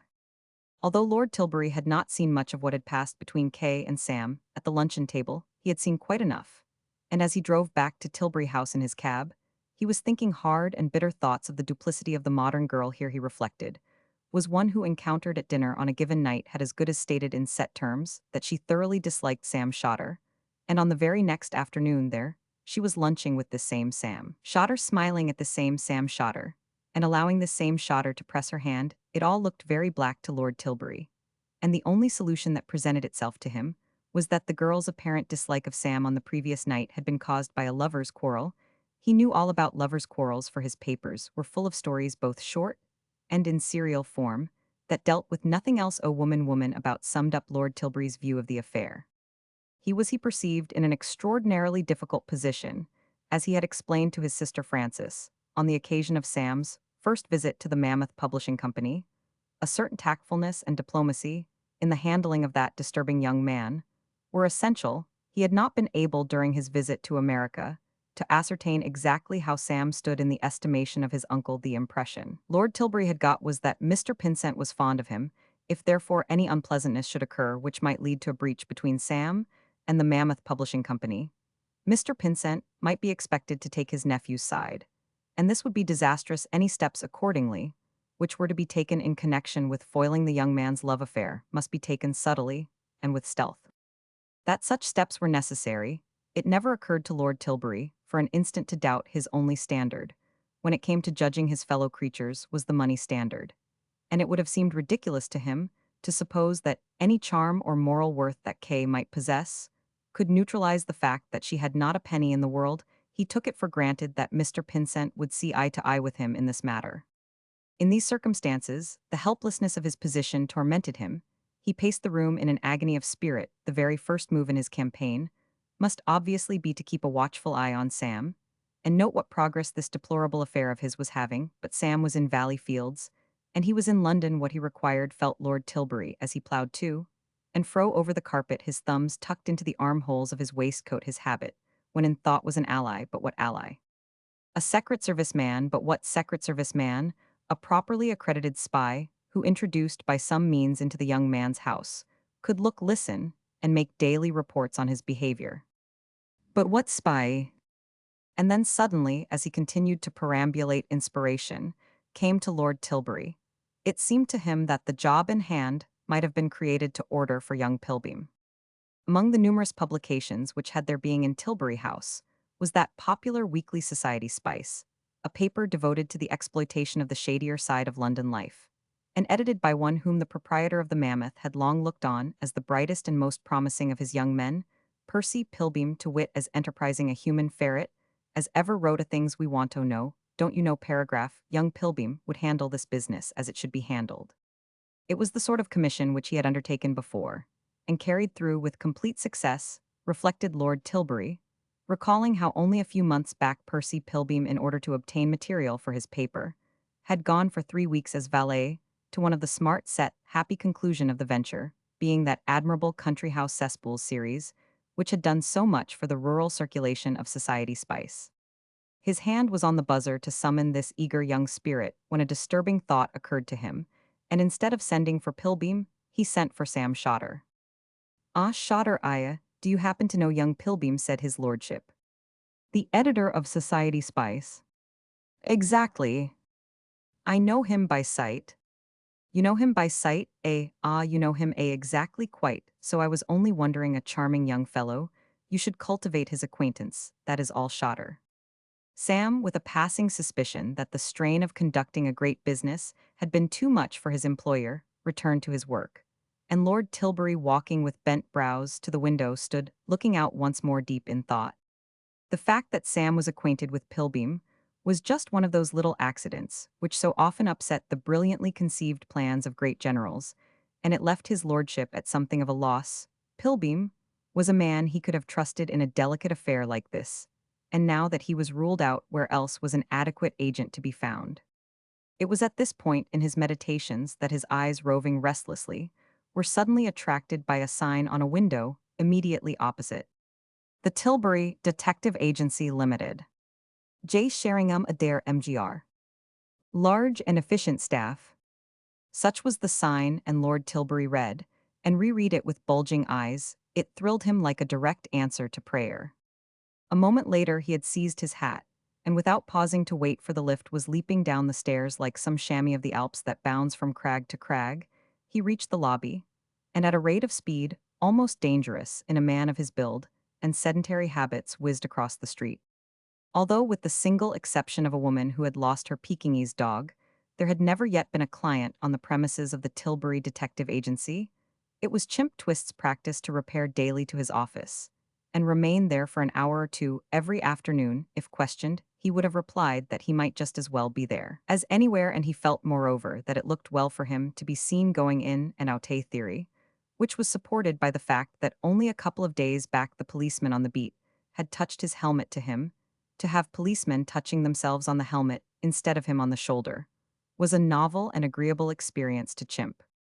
This afternoon he was sitting as usual with the solitaire pack laid out on the table before him, but his mind was not on the game. He was musing on Soapy Molly's story of his failure to persuade Sam to evacuate Moan Repose. To an extent, this failure had complicated matters. And yet there was a bright side to have walked in and collected the late Edward Finglas legacy, without let or hindrance would have been agreeable. But on the other hand, it would have involved sharing with Soapy, and his bride and chimp was by nature one of those men who, when there is money, about instinctively dislike seeing even a portion of it get away from them. It seemed to him that a man of his admitted ingenuity might very well evolve some scheme by which the Molly family could be successfully excluded from all participation in the treasure. It only required a little thought-felt chimp, and he was still thinking when a confused noise without announced the arrival of Lord Tilbury. The opening of the door was followed by a silence. Lord Tilbury was not built for speed, and the rapidity with which he had crossed the street and mounted 4 flights of stairs had left him in a condition where he was able only to sink into a chair and pant like a spent seal. As for Chimp, he was too deeply moved to speak even when lying back in a chair, and saying woof. Lord Tilbury still retained the unmistakable look of one to whom bank managers grovel, and the sudden apparition of such a man affected him like a miracle. He felt as if he had been fishing idly for minnows and landed a tarpon. Being, however, a man of resource, he soon recovered himself. Placing a foot on a button beneath the table, he caused a sharp ringing to pervade the office.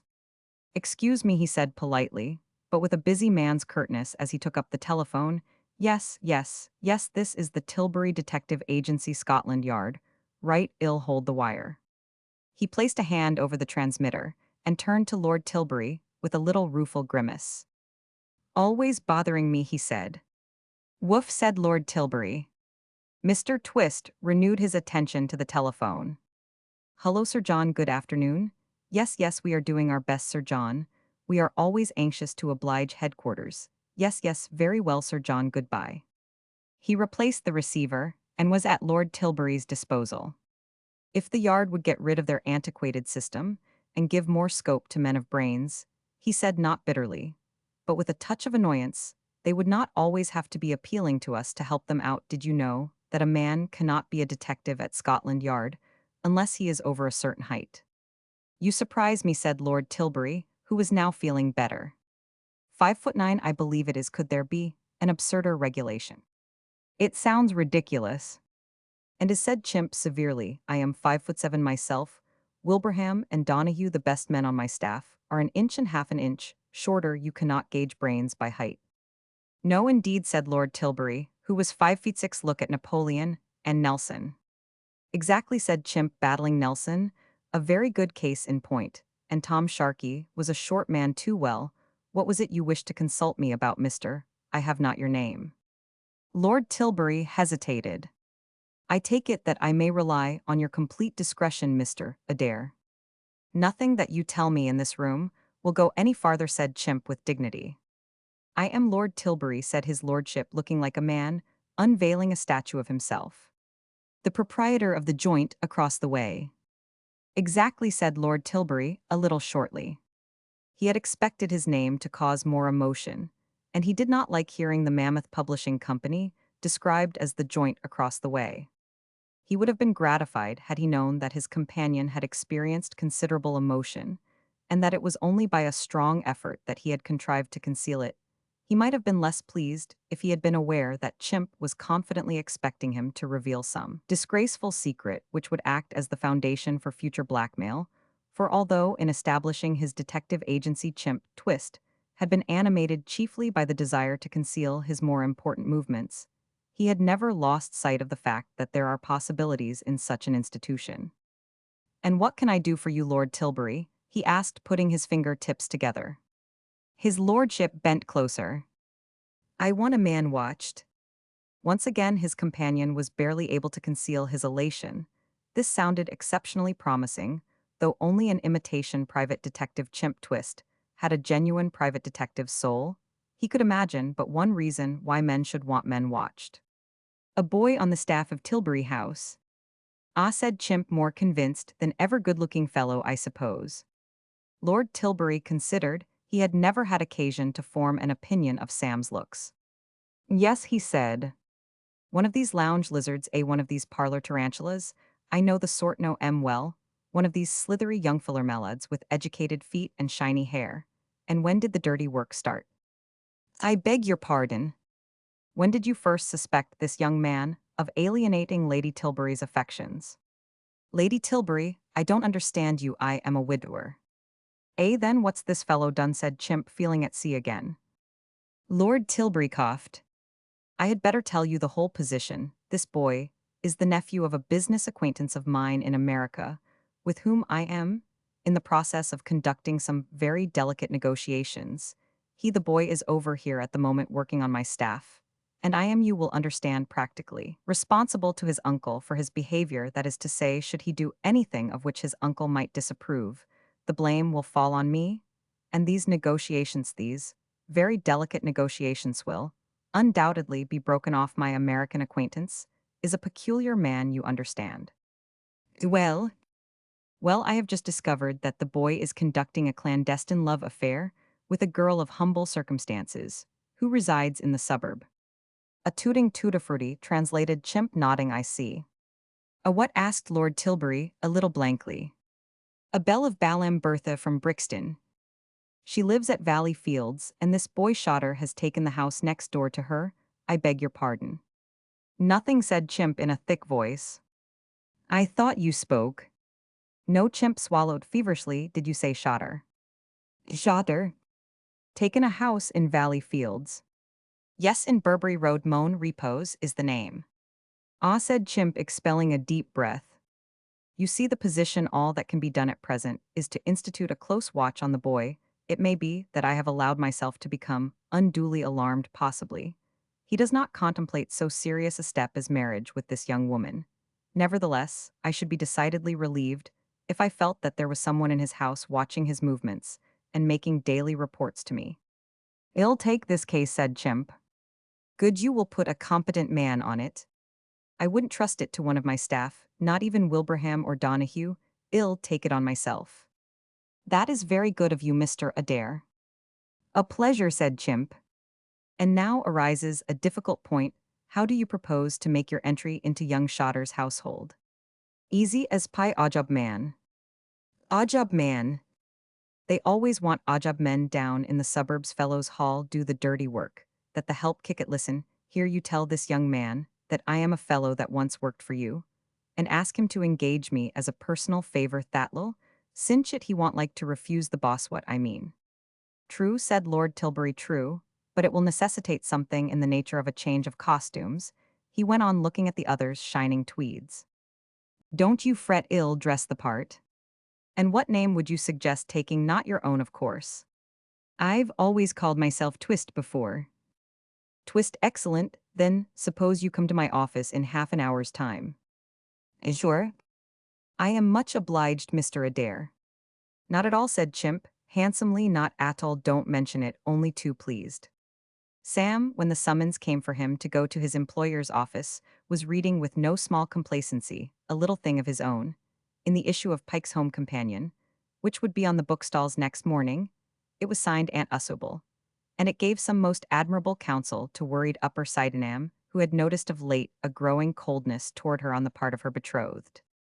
He had just finished reading this, marveling, as authors will, when they see their work in print, at the purity of his style, and the soundness of his reasoning, when the telephone rang, and he learned that Lord Tilbury desired his presence. He hastened to the Holy of Holies, and found there not only his lordship, but a little man with a waxed mustache, to which he took an instant dislike.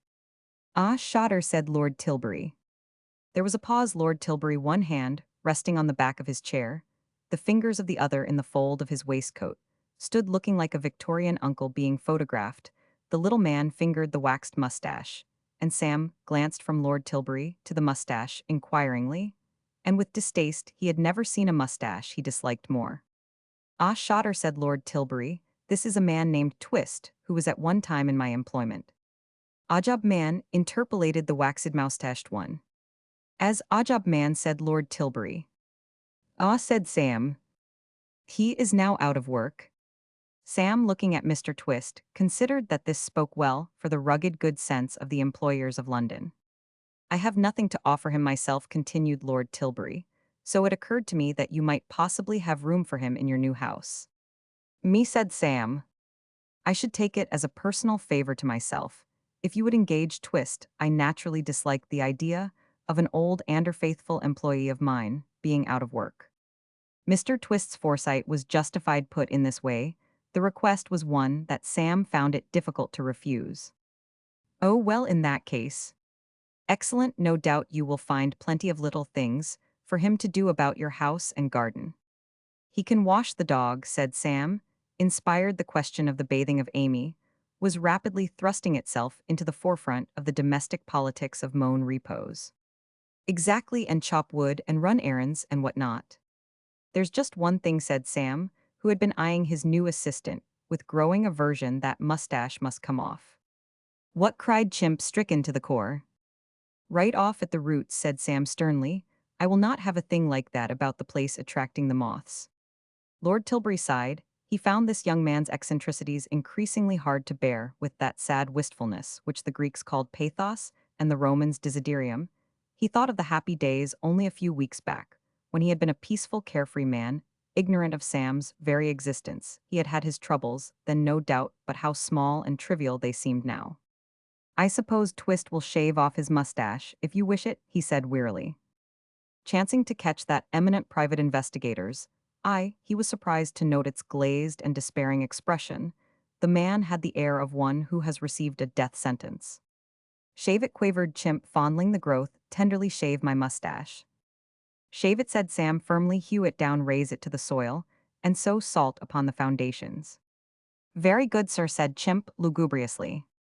That is settled, then, said Lord Tilbury, relieved. So, you will enter Mr. Shotter's employment immediately. Twist. Chimp nodded a mournful nod. You will find Twist thoroughly satisfactory. I am sure he is quiet, sober, respectful, and hardworking. Ah, that's bad, said Sam. Lord Tilbury heaved another sigh. Chapter 20. Trouble in the Syndicate. When Chimp Twist left Tilbury House, he turned westward along the embankment, for he had an appointment to meet his colleagues of the syndicate at the Leon Tea Shop in Green Street, Leicester Square. The depression which had swept over him on hearing Sam's dreadful edict had not lasted long. Men of Mr. Twist's mode of life are generally resilient. They have to be. After all, he felt it would be churlish of him, in the face of this almost supernatural slice of luck, to grumble at the one crumpled rose leaf. Besides, it would only take him about a couple of days to get away with the treasure of Moan Repose, and then he could go into retirement and grow his mustache again, for there is this about mustaches, as about whiskers though of these Mr. Twist, to do him justice, had never been. Gilted that, like truth though crushed to the earth, they will rise a little patience, and his mustache will rise on stepping stones of its dead self to higher things. Yes, when the fields were white with daisies, it would return pondering. Thus Chimp Twist walked briskly to the end of the embankment, turned up Northumberland Avenue, and reaching his destination, found Mr. and Mrs. Molly waiting for him at a table in a far corner. It was quiet in the tea shop at this hour, and the tryst had been arranged with that fact in mind, for this was in all essentials a board meeting of the syndicate, and businessmen and women do not like to have their talk interrupted by noisy strangers clamorous for food, with the exception of a woman in a black silk dress with bugles who, incredible as it may seem, had ordered cocoa and sparkling limado simultaneously, and was washing down a meal of Cambridge sausages and pastry with alternate draughts of both liquids. The place was empty. Soapy and his bride, Chimp perceived, were looking grave, even gloomy, and in the process of crossing the room, he forced his own face into an expression in sympathy with theirs. It would not do, he realized, to allow his joyous excitement to become manifest at what was practically a postmortem, for the meeting had been convened to sit upon the failure of his recent scheme, and he suspected the possibility of a vote of censure. He therefore sat down with a heavy seriousness befitting the occasion, and having ordered a cup of coffee, replied to his companion's questioning glances with a sorrowful shake of the head. Nothing stirring, he said. You haven't doped out another scheme, said Dolly, bending her shapely brows in a frown. Not yet.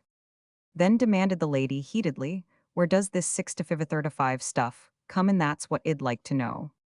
Me too, said Mr. Moll. With spirit it occurred to Chimp that a little informal discussion must have been indulged in by his colleagues of the board previous to his arrival, for their unanimity was wonderful.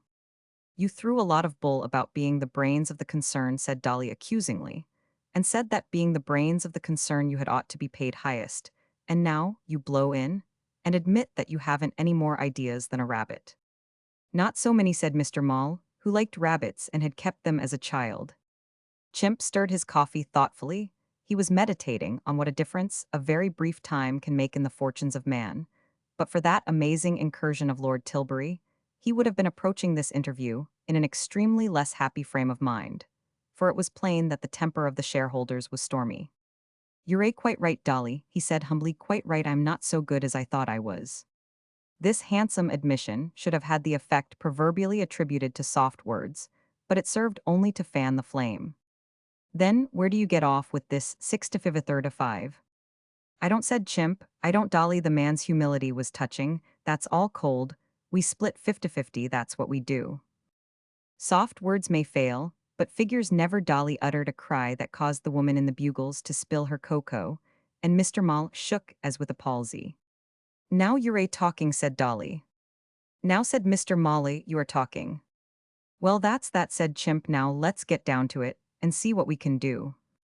"I might go to the joint again and have another talk with that guy," suggested Mr. Mall. "No sense in that," said Chimp, somewhat perturbed. It did not at all suit his plans to have his old friend roaming about in the neighborhood of Moan Repose while he was in residence. "I don't know so much," said Mr. Molly thoughtfully.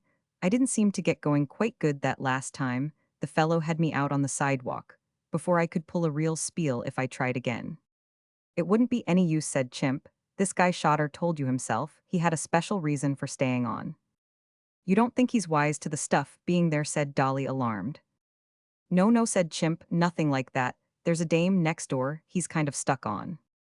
"How do you know?" Chimp gulped. He felt like a man who discovers himself on the brink of a precipice. I was snooping around down there, and I saw him," he said. "What were you doing down there?" asked Dolly suspiciously. "Just looking around, Dolly, just looking around." "No?" The silence which followed was so embarrassing to a sensitive man that Chimp swallowed his coffee hastily and rose. "Going," said Mr. Molly coldly. "Just remembered I've got a date." "When do we meet again?" "No sense in meeting for the next day or two." "Why not?" "Well, a fellow wants time to think. I'll give you a ring." "Y'all be at your office tomorrow." "Not tomorrow. Day after." "Maybe not the day after. I am moving around some." "Where?" "Oh, all around." "Doing what?" Chimp's self-control gave way. "Say what's eating you," he demanded. "Where do you get this stuff of prying and poking into a man's affairs? Can't a fellow have a little privacy sometimes?" "Sure," said Mr. Molly, "sure." "Sure," said Mrs. Molly, "sure." "Well, goodbye," said Chimp. "Goodbye," said Mr. Mall. "God bless you," said Mrs. Mall, with a little click of her teeth. Chimp left the tea shop. It was not a dignified exit, and he was aware of it with every step that he took. He was also aware of the eyes of his two colleagues boring into his retreating back. Still, what did it matter, argued Chimp Twist, even if that stiff Soapy and his wife had suspicions of him? They could not know, and all he needed was a clear day or two. And they could suspect all they pleased nevertheless. He regretted that unfortunate slip. The door had hardly closed behind him when Dolly put her suspicions into words. "Soapy?" "Yes, Betty." "That bird is aiming to double-cross us." "You said it." I wondered why he switched to that 50-50 proposition so smooth. And when he let it out that he'd been snooping around down there, I knew he's got some little game of his own, on that's what he's got. He's planning to try and scoop that stuff by himself and leave us flat. "The low hound," said Mr. Mall, virtuously. "We got to get action, Soapy, or well be left to think of that little chimp doing us dirt. Just goes against my better nature. How would it be if you was to go down tonight and do some more porch climbing once you were in? You could get the stuff easily. It wouldn't be a case of hunting around same as last time." "Well, sweetie," said Mr. Mall, "frankly, I'll tell you I'm not so strong for that burgling stuff. It's not my line, and I don't like it. It's awful dark and lonesome in that joint at 3 o'clock in the morning. All the time I was there, I kept looking over my shoulder expecting old Finky's ghost to sneak up on me and breathe down the back of my neck." "Be a man, honey." "I am a man, all right, Petty, but I am temperamental."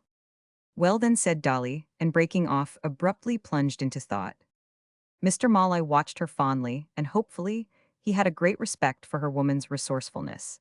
and it seemed to him from the occasional gleam in her vivid eyes that something was doing. "I've got it." "You have?" "Yes, sir."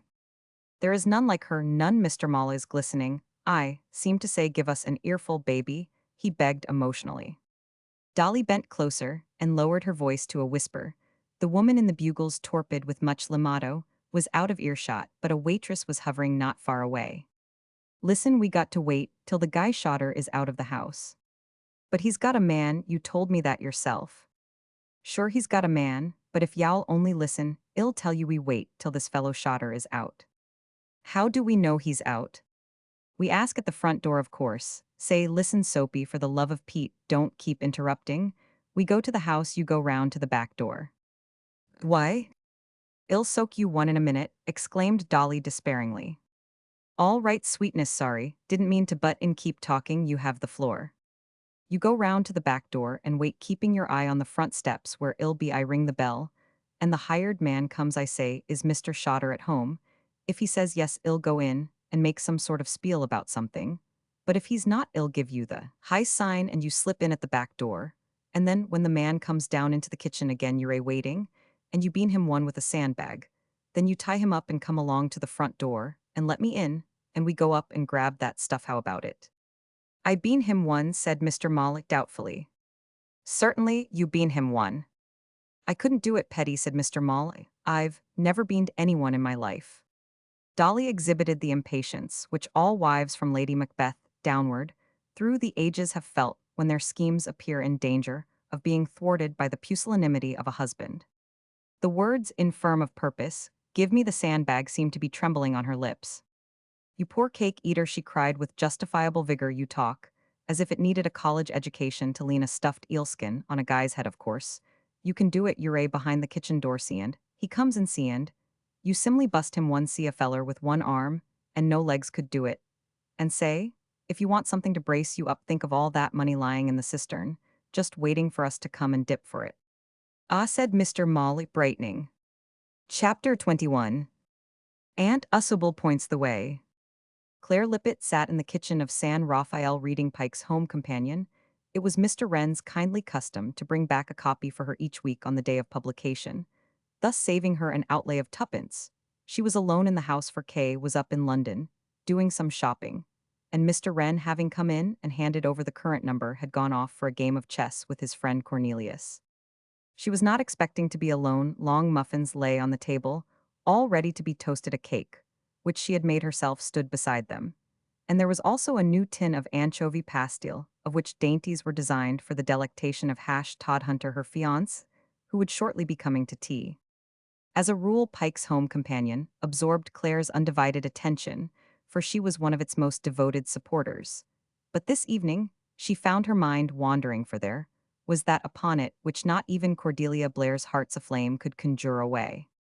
Claire was worried. On the previous day, a cloud had fallen on her life, not exactly blotting out the sunshine, but seeming to threaten some such eclipse in the near future. She had taken to John Street for a formal presentation to her mother, and it was on the way home that she had first observed the approach of the cloud. Hash's manner had seemed to her peculiar. A girl who has just become romantically betrothed to a man does not expect that man, when they are sitting close together on the top of an omnibus, to talk moodily of the unwisdom of hasty marriages. It pains and surprises her when he mentions friends of his who, plunging haughty-headedly into matrimony, spent years of subsequent regret, and when staring woodenly before him, he bids her look at Samson, Dr. Crippen, and other celebrities who were not fortunate in their domestic lives. She feels a certain alarm. And such had been the trend of Todhunter's conversation, coming home from John Street. Claire, recalling the more outstanding of his dicta, felt puzzled and unhappy. And not even the fact that Cordelia Blair had got her hero into a ruined mill, with villains lurking on the ground floor and dynamite stored in the basement, could enchain her interest. She turned the page listlessly, and found herself confronted by Aunt Usuble's chats with "my girls." In spite of herself, Claire's spirits rose a little. She never failed to read every word that Aunt Usuble wrote, for she considered that lady a complete guide to all mundane difficulties. Nor was this an unduly flattering opinion, for Aunt Usuble was indeed like a wise pilot, gently steering the storm-tossed barks of her fellow men and women through the shoals, and sunken rocks of the ocean of life if you wanted to know whether to blow on your tea or allow it to cool of itself in God's good time. Aunt Usable would tell you if approaching her on a deeper subject, you desired to ascertain the true significance of the dark young man's offer of flowers. She could tell you that too often attributing to each individual bloom a hidden and esoteric meaning, which it would have been astonished to find that it possessed.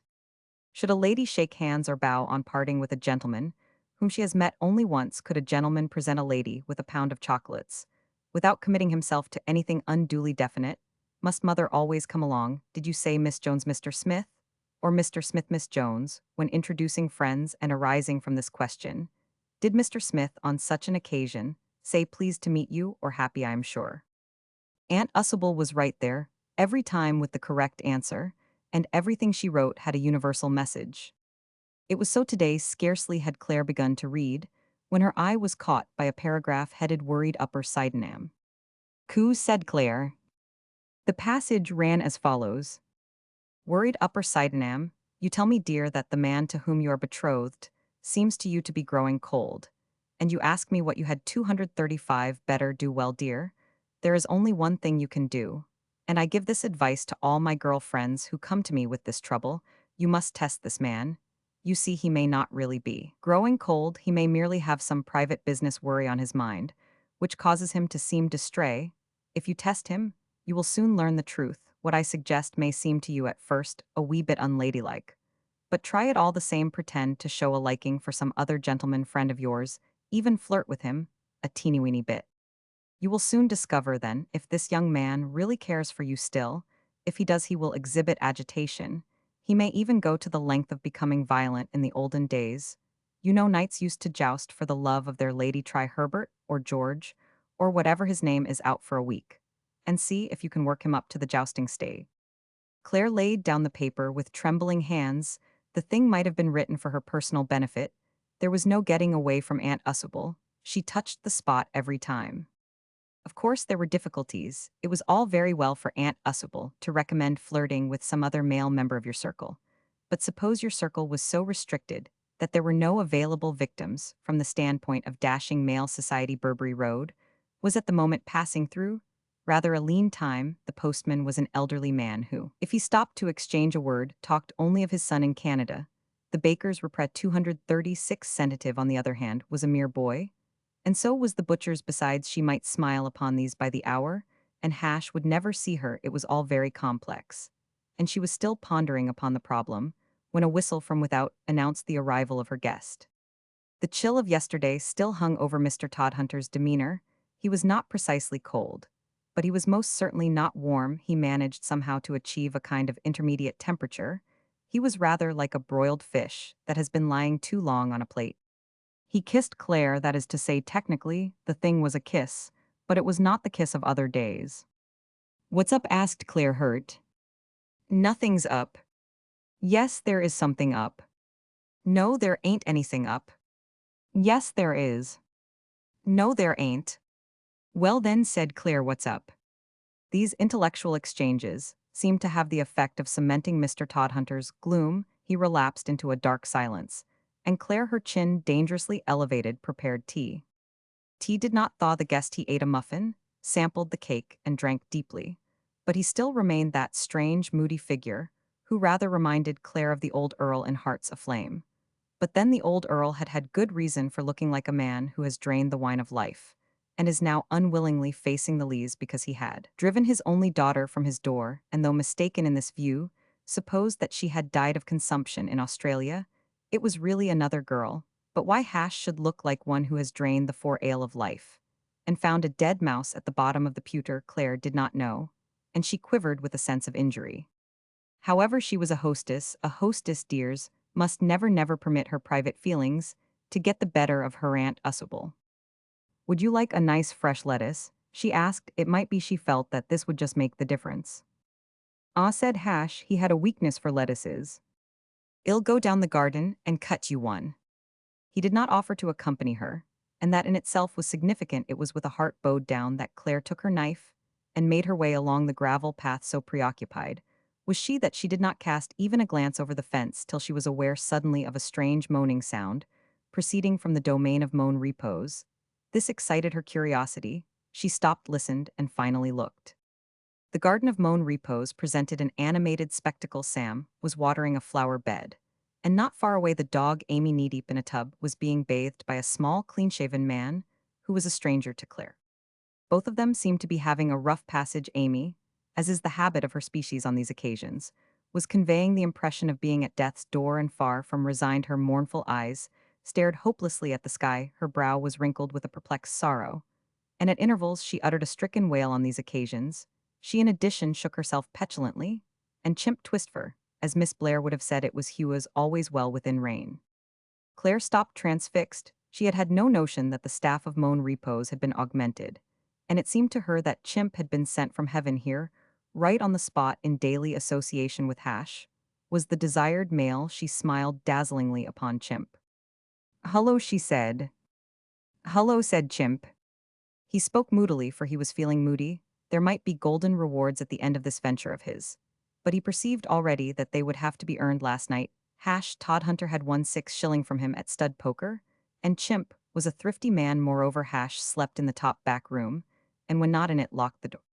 This latter fact may seem to offer little material for gloom on Chimp's part, but it was indeed the root of all his troubles in informing Mr. and Mrs. Maule that the plunder of the late Edward Finglas was hidden in the cistern of Moan Repose. Chimp Twist had been guilty of subterfuge pardonable perhaps for your man of affairs, must take these little business precautions, but nevertheless subterfuge in the letter, which after carefully memorizing, he had just as carefully destroyed. Mr. Finglas had revealed that the proceeds of his flutter with the New Asiatic Bank might be found not in the cistern, but rather by anyone who procured a chisel, and raised the third board from the window in the top back room. Chimp had not foreseen that this top back room would be occupied by a short-tempered cook, who, should he discover people prying up his floor with chisels, would scarcely fail to make himself unpleasant. That was why Mr. Twist spoke moodily to Claire, and who shall blame him?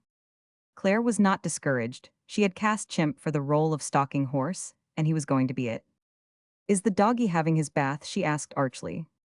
"I think they're splitting it about 50-50, said Sam, adding himself to the conversation. Claire perceived that this was indeed so. "Oh, you are wet," she cried. "Y'all catch cold. Would you like a nice cup of hot tea?" Something approaching gratitude appeared in Chimp's mournful face. "Thank you, miss," he said. "I would." "We're spoiling you," said Sam. He sauntered down the garden plying his hose, and Claire hurried back to her kitchen. "Where's my nice lettuce?" demanded Hash. "Haven't got it yet. I've come in to get a cup of hot tea, and a slice of cake for that young man next door. He's got so wet washing that big dog." It was some little time before she returned. "I've been having a talk with that young man. She said he liked his tea very much." "Did he?" said Hash shortly. "Ho, did he? Where's my lettuce?" Claire uttered an exclamation. "There, if I haven't gone and forgotten it." Hash rose, a set look on his face. "Never mind," he said, "never mind. You aren't going?" "Yes, I am." "What, already?" "Yes, already." "Well, if you must," said Claire. "I like Mr. Twist," she went on pensively. "He's what I call a perfect gentleman." "He's what I call a perisher," said Hash sourly. "Nice way he's got of speaking. His Christian name's Alexander. Do you call him that, or Alec?" "If you care to ear what I call him," replied Hash with frigid politeness, "you can come and listen at our kitchen door." "Why, you surely aren't jealous?" cried Claire, wittied. "Who, me?" said Hash bitterly. It was some few minutes later that Sam, watering his garden like a good householder, heard sounds of tumult.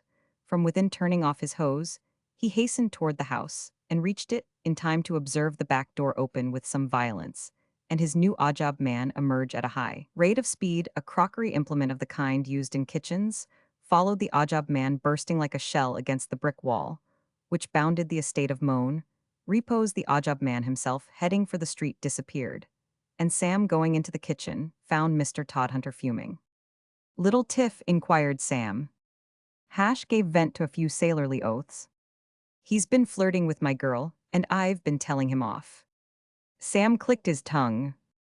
"Boys will be boys," he said, "but Hash, didn't I gather from certain words you let fall when you came home last night that your ardor was beginning to wane a trifle?" "Ardor?" "I say, from the way you spoke last night about the folly of hasty marriages, I imagined that you had begun to experience certain regrets. In other words, You gave me the impression of a man who would be glad to be free from sentimental entanglements. Yet here you are positively eyes by Jove positively jousting. What say? I was quoting from a little thing I dashed off up at the office. Recently, have you changed your mind about hasty marriages then? Hash frowned perplexedly at the stove. He was not a man who found it easy to put his thoughts into words. Well, it's like this. I saw her mother yesterday. Ah, that is a treat I have not had. Do you think girls get like their mothers, Sam? Sometimes. Hash shivered. Well, the old thing is when I am away from the girl, I get to thinking about her. Very properly said Sam. Absence, it has been well said, makes the heart grow fonder. Thinking of her mother, I mean. Oh, of her mother. And then I wish I was well out of it all, you understand. But then again, when I am settin' with my arm round little waist. You are still speaking of the mother. No, the girl. Oh, the girl. And when I'm lookin' at her, and she's lookin' at me, it's different, it's what I may call different. She's got a way of tossing her chin up, Sam, and waggling of air. Sam nodded. No, he said, I know they haven't they confirmed hair wagglers, all of them. Well, Hash, if you will listen to the advice of an old lady with girlfriends in every part of England and Scotland too, for that matter, you will find a communication from Bonnie Lassie Glasgow. In this very issue I would say risk the mother, and meanwhile Hash refrain, if possible, from slaying our Ajab man. He may not be much to look at, but he is uncommonly useful. Never forget that in a few days we may want Amy washed again. He bestowed an encouraging nod upon his companion, and went out into the garden. He was just picking up his hose, when a scuffling sound from the other side of the fence attracted his attention. It was followed by a sharp exclamation, and he recognized Kay's voice. It was growing dark now, but it was not too dark for Sam to see, if only sketchily, what was in progress in the garden of San Rafael. Shrouded though the whole scene was in an evening mist, he perceived a male figure. He also perceived the figure of Kay. The male figure appeared either to be giving Kay a lesson in jujitsu, or else embracing her against her will from the sound of her voice. He put the latter construction on the affair, and it seemed to him that, in the inspired words of the typewriter, now was the time for all good men to come to the aid of the party. Sam was a man of action. Several policies were open to him. He could ignore the affair altogether. He could shout reproof at the aggressor from a distance. He could climb the fence and run to the rescue. None of these operations appealed to him. It was his rule in life to act swiftly, and to think if at all later in his simple, direct fashion. Therefore he lifted the hose, and sent a stream of water shooting at the now closely entangled pair. The treatment was instantaneously effective, the male member of the combination receiving several gallons of the Valley Fields Water Company's best stuff on the side of his head, and then distributed at random over his person, seemed to understand with a lightning quickness that something in the nature of reinforcements had arrived. Hastily picking up his hat, which had fallen off, he stood not upon the order of his going, but ran. The darkness closed upon him, and Sam, with a certain smug complacency, in 244 evitable in your knight-errant, who has borne himself notably well in a difficult situation, turned off the hose, and stood waiting while Kay crossed the lawn. Who was our guest? He asked. Kay seemed a little shaken. She was breathing quickly. It was Claude Bates, she said, and her voice quivered, so did Sam's. Claude Bates, he cried distractedly. If I had known that, I would have chased him all the way back to London, kicking him violently. I wish you had. How on earth did that fellow come to be here? I met him outside Victoria Station. I suppose he got into the train and followed me. The hound. I suddenly found him out here in the garden. The blister. Do you think somebody will kill him some day? Asked Kay wistfully. I shall have a very poor opinion of the public spirit of the modern Englishman, Sam assured her, if that loathsome leprous growth is permitted to infest London for long. But in the meantime, he said, lowering his voice tenderly, doesn't it occur to you that this thing has been sent for a purpose? Surely it is intended as a proof of the truth of what I was saying at lunch, that you need. Yes, said Kay, but we'll talk about that some other time if you don't mind, I suppose. You know you've soaked me to the skin. You said, Sam, incredulously. Yes, me. You don't mean Bates. No, I do not mean Bates. Feel my arm if you don't believe me. Sam extended a reverent hand. What an extraordinarily beautiful arm you have, he said. An extraordinarily wet arm. Yes, you are wet, Sam acknowledged. Well, all I can say is that I am extremely sorry I acted for the best impulsively. Let us say mistakenly, it may be, but still with the best intentions. I should hate to be anywhere near when you are doing your worst. Well, things like this, I suppose, must be. After a famous victory, exactly. I must run in and chain. Wait, said Sam, we must get this thing straight. You will admit now, I imagine that you need a strong man's protection. I don't admit anything of the kind. You don't? No? But surely with Claude Bates's surging around you on every side, dogging your footsteps, forcing their way into your very garden, you must acknowledge. I shall catch cold. Of course, what am I thinking of? You must run in at once. Yes. But wait, said Sam, I want to get to the bottom of this. What makes you think that you and I were not designed for each other from the beginning of time? I've been thinking very deeply about the whole thing, and it beats me why you can't see it to start with. We are so much alike, we have the same tastes. Have we? Most certainly. To take a single instance, we both dislike Claude Bates. Then there's your love, which I share for a life in the country. The birds, the breezes, the trees, the beasts, you love them. And so do Roman one. It is my one ambition to amass enough money to enable me to buy a farm and settle down. You would like that. You seem to know a lot about me. I have my information from your uncle. Don't you and uncle ever do any work at the office? You seem to spend your whole time talking. In the process of getting together, a paper like Pike's Home Companion, there come times when a little rest, a little folding of the hands, is essential. Otherwise, the machine would break down. On these occasions, we chat. And when we chat, we naturally talk about you. Why? Because there is no other subject in which I am in the least interested. Well, then returning to what I was saying, we are so much alike. They say that people should marry their opposites. Pike's Home Companion has exploded that view, replying to anxious Wigan in this very issue. Aunt Ussable says just the contrary. I've often wondered who Aunt Ussable was. It would be foreign to the policy of Pike's Home Companion to reveal office secrets. You may take it from me that Aunt Ussable is the goods. She knows, you might say, she knows everything. I wonder if she knows I am getting pneumonia. Good heavens, I was forgetting. I mustn't keep you standing here for another instant. No, goodbye. Wait, said Sam, while we are on the subject of Aunt Ussable, I wonder if you have seen her ruling this week, in the case of Romeo Middlesbrough. I haven't read this week's number. Ah, well, the gist of what she says, I quote from Memories, that there is nothing wrong in a young man taking a girl to the theater, provided that it is a matinee performance. On the contrary, the girl will consider it a pretty and delicate attention. Now tomorrow will be Saturday, and I have in my possession 2 seats for the Winter Garden. Will you come? Does Aunt Ussable say what the significance is if the girl accepts? It implies that she is beginning to return slightly. It may be, but nevertheless perceptible, gentleman's esteem. I see, rather serious. I must think this over. Certainly, and now, if I may suggest it, you really ought to be going in and changing your dress. You are very wet. So I am. You seem to know everything like Aunt Ussable. There is a resemblance, perhaps, said Sam. Todhunter met Sam as he re-entered Moan Repos. Oh, there you are, said Hash. There was some people calling wanting to see you a minute ago. Really, who? Well, it was a young female party that come to the door, but I thought I saw a kind of thick-set feller hanging about down on the drive. My old friends Thomas G. and Miss Gunn, no doubt a persistent couple. Did they leave any message? No, she asked if you was in, and when I told her you was around somewhere, she said it didn't matter. That night, the apartments of Lord Tilbury.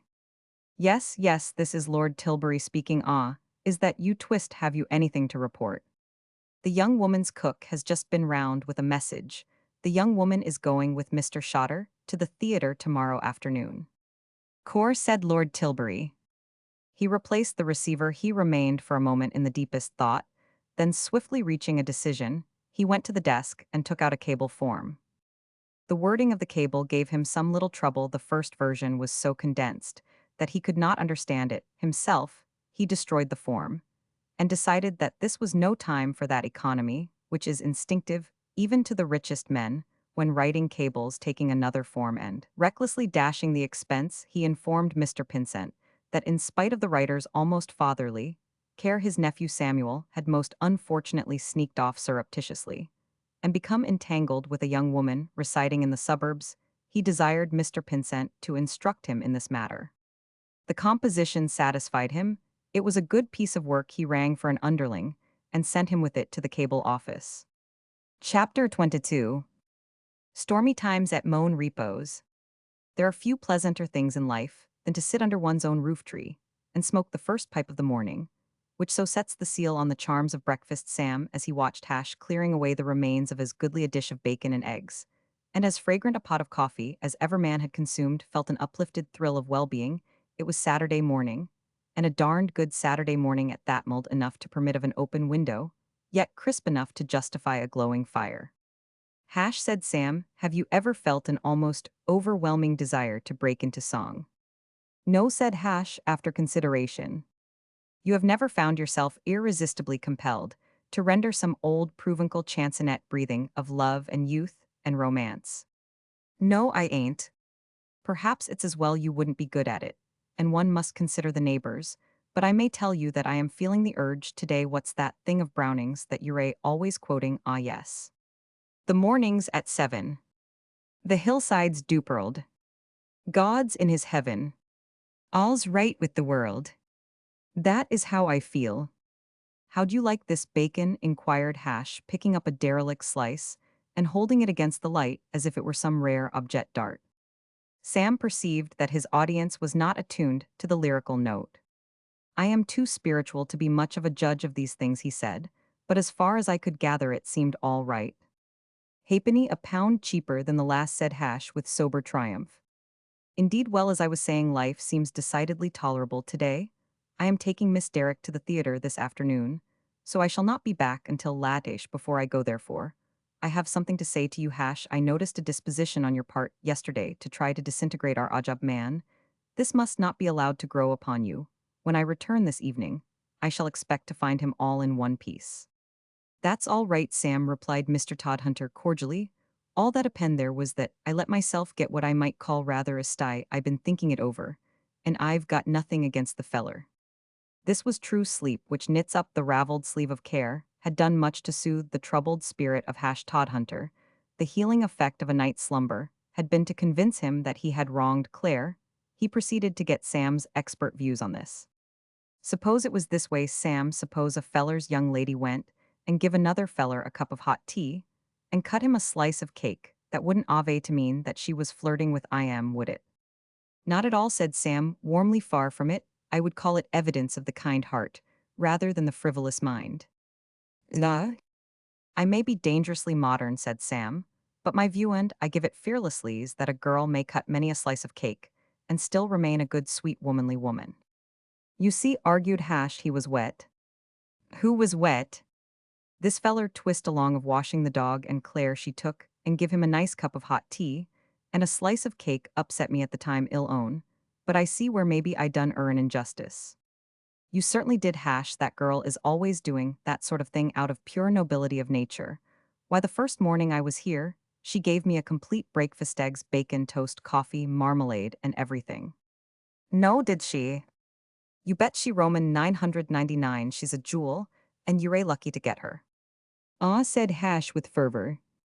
He gathered up the tray alertly and bore it downstairs to the kitchen, where Chimp Twist eyed him warily.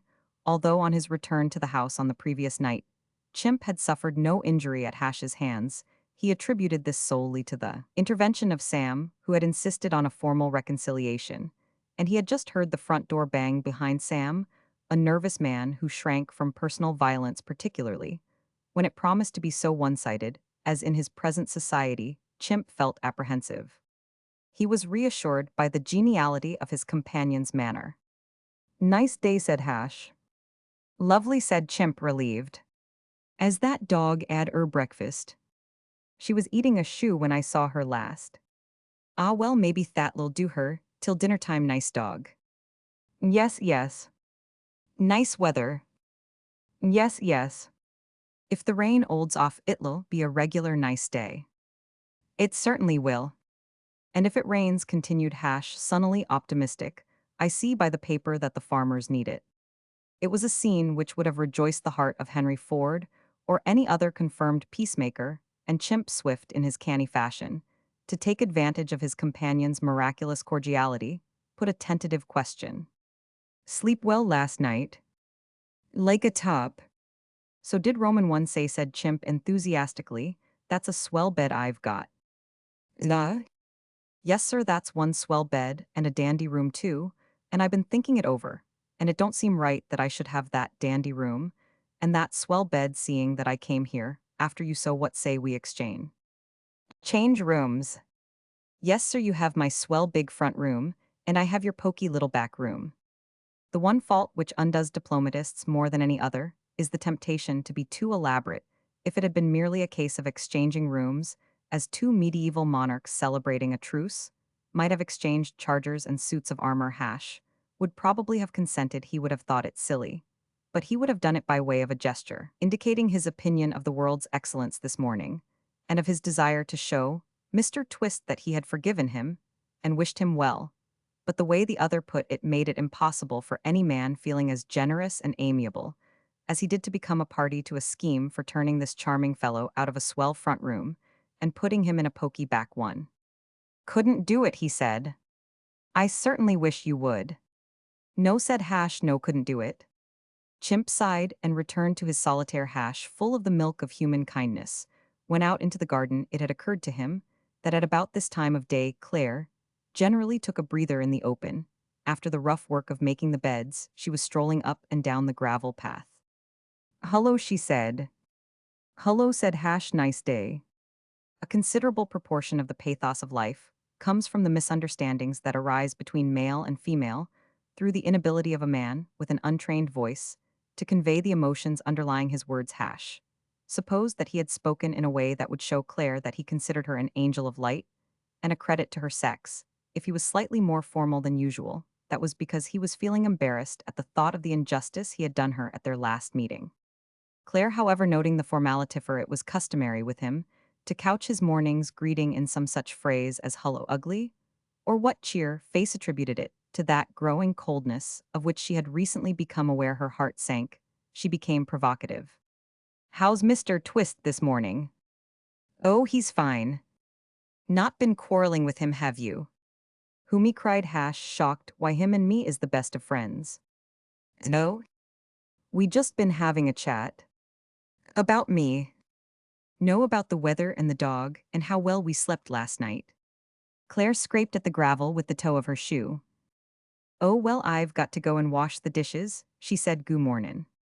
Hash Todhunter was not a swift-thinking man, nor was he one of those practiced amateurs of the sex who can read volumes in a woman's glance and see in a flash exactly what she means when she scrapes arabesques on a gravel path with the toe of her shoe for some 3 hours and more. Therefore he remained in a state of perfect content, and then suddenly, while smoking a placid after-luncheon pipe, his mood changed, and there began to seep into the hinterlands of his mind the idea that in Claire's manner at their recent meeting, there had been something decidedly peculiar. He brooded over this, and as the lunch which he had cooked and eaten fought what was for the moment a winning battle with his organs of digestion, there crept over him a somber alarm. Slowly, but with a persistence not to be denied, the jealousy of which sleep had cured him began to return. He blew out a cloud of tobacco smoke, and through it stared bleakly at Chimp Twist, who was in a reverie on the other side of the kitchen table. It came to him not for the first time that he did not like Chimp's looks. Handsome, not even his mother could have called Chimp Twist, and yet there was about him a certain something calculated to inspire uneasiness in an engaged man. He had that expression in his eyes which home wreckers wear in the movies. A human snake, if ever there was one, felt Hash, as his interior mechanism strove vainly to overcome that which he had thrust upon it. Nor did his recollection of Claire's conversation bring any reassurance. So brief it had been that he could remember everything she had said, and it had all been about that black-hearted little object across the table. How's Mr. Twist this morning? A significant question. Not been quarreling with him? Have you? A fishy remark. And then he had said that they had been having a chat and she had asked about me. So moved was Hash by the recollection of this that he took the pipe out of his mouth and addressed his companion with an abruptness that was almost violent. Hey? Chimp looked up with a start. He had been pondering whether it might not possibly come within the scope of an Ajab man's duties to put a ladder against the back of the house and climb up it, and slap a coat of paint on the window frame of the top back room. Then, when Hash was cooking dinner. "Hello," he said, blinking. He was surprised to see that the other, who had been geniality itself during lunch, was regarding him with a cold and suspicious hostility. "Want to ask you something," said Hash. "Spill it," said Chimp, and smiled nervously. It was an unfortunate thing for him to have done, for he did not look his best when smiling. It seemed to Hash that his smile was furtive and cunning. "Want to know," said Hash, "if there are any larks on?" "They?" "You and my young lady. Next door there's nothing what you might call between you, is there?" "Course not," cried Chimp in agitation. "Well," said Hash weightily, "there better hadn't be see." He rose feeling a little better, and his suspicions momentarily quieted. He proceeded to the garden, where he chirruped for a while over the fence. This producing no response, he climbed the fence, and peeped in through the kitchen window of San. Raphael, the kitchen was empty. "Gone for a walk," diagnosed Hash, and felt a sense of injury. If Claire wanted to go for a walk, why hadn't she asked him to come too? He did not like it. It seemed to him that love must have grown cold. He returned to moan repose, and embarrassed the sensitive Mr. Twist by staring at him for 20 minutes almost without a blink. Claire had not gone for a walk. She had taken the 12:10 train to Victoria, and had proceeded thence to Mr. Braddock's house in John Street. It was her intention to put the facts before her mother, and from that experienced woman to seek advice in this momentous crisis of her life. Her faith in Aunt Ussable had not weakened, but there is never any harm done by getting the opinion of a second specialist, for Claire's uneasiness had been growing ever since that talk with Hash across the fence that morning. His manner had seemed to her peculiar, nor did her recollection of his conversation bring any reassurance. "How's Mr. Twist this morning?" she had asked, and instead of looking like one about to joust, he had replied heartily, "Oh, he's fine," a disturbing remark. And then he had gone on to say that he and Chimp were the best of friends. It was with tight lips and hard eyes that Claire, replying absently to the paternal badinage of Sleddon, the butler, made her way into her mother's presence. Mrs. Lippett, consulted, proved uncompromisingly pro Aunt Ussable.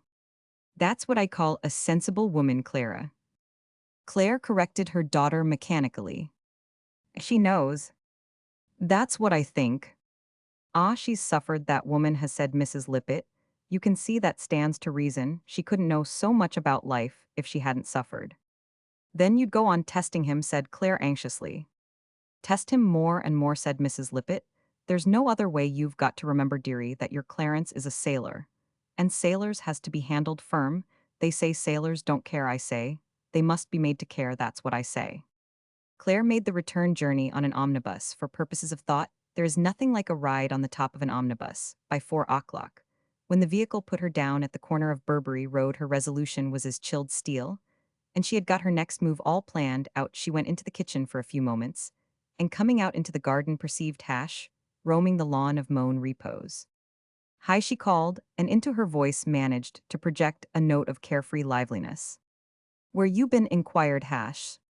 "I been up seeing mother." "Is Mr. Twist indoors?" "What do you want with Mr. Twist?" "Just wanted to give him the something I promised him." This was an envelope, lilac in color and scent, and Hash, taking it and gazing upon it as he might have gazed upon an adder nestling in his palm, made a disturbing discovery. "There's something inside this."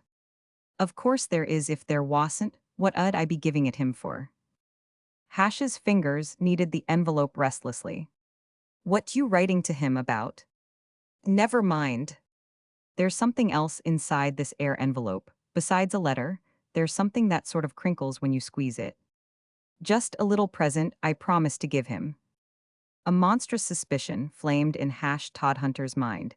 It seemed inconceivable, and yet he tore open the envelope and found his suspicion fulfilled. Between his fingers there dangled a lock of tow-colored hair.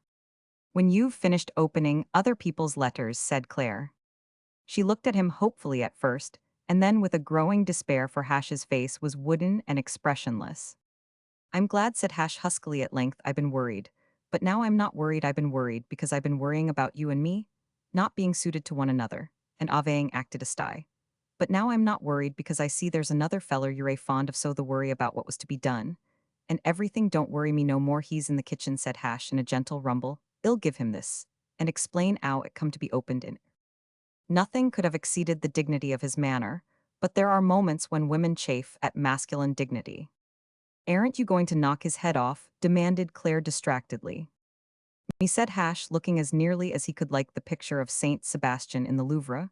"Me, why should I knock the poor feller's eat off? I'm glad. Because I was worried, and now I am not worried, see what I mean." Before Claire's horrified eyes, and through a world that rocked and danced, he strode toward the kitchen of Moan Repose, bearing the envelope daintily between finger and thumb. He seemed calm, and at peace. He looked as if he might be humming. Inside the kitchen, however, his manner changed. Chimp Twist, glancing up from his solitaire, observed in the doorway staring down at him, a face that seemed to his excited imagination to have been equipped with searchlights instead of eyes. Beneath these searchlights was a mouth that appeared to be gnashing its teeth, and from this mouth, in a brief interval of gnashing, proceeded dreadful words. The first that can be printed were the words, "Put 'em up." Mr. Twist, rising, slid like an eel to the other side of the table. "What's the matter?" he demanded, in considerable agitation. "I'll show you what's the matter," said Hash after another verbal interlude, which no compositor would be allowed by his union, to set up. "Come out from behind that table like a man, and put your hands up." Mr. Twist rejected this invitation. "I am going to take your eed," continued Hash, sketching out his plans, "and I'm going to pull it off, and then—" What he proposed to do after this did not intrigue Chimp. He foiled a sudden dash with an inspired leap. "Come here," said Hash coaxingly. His mind clearing a little, he perceived that the root of the trouble, the obstacle which was standing in the way of his aims, was the table. It was a heavy table, but with a sharp heave, he tilted it on its side and pushed it toward the stove. Chimp, his first line of defense thus demolished, shot into the open, and Hash was about to make another offensive movement when the dog Amy, who had been out in the garden, making a connoisseur's inspection of the dustbin, strolled in and observed with pleasure that a romp was in progress. Amy was by nature a thoughtful dog. Most of her time, when she was not eating or sleeping, she spent in wandering about with wrinkled forehead, puzzling over the cosmos. But she could unbend like so many philosophers. She loved an occasional frolic, and this one appeared to be of exceptional promise. The next moment, Hash, leaping forward, found his movements impeded by what seemed like several yards of dog.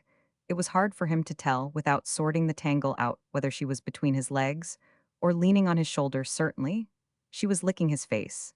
But on the other hand, he had just kicked her with a good deal of violence, which seemed to indicate that she was on a lower level.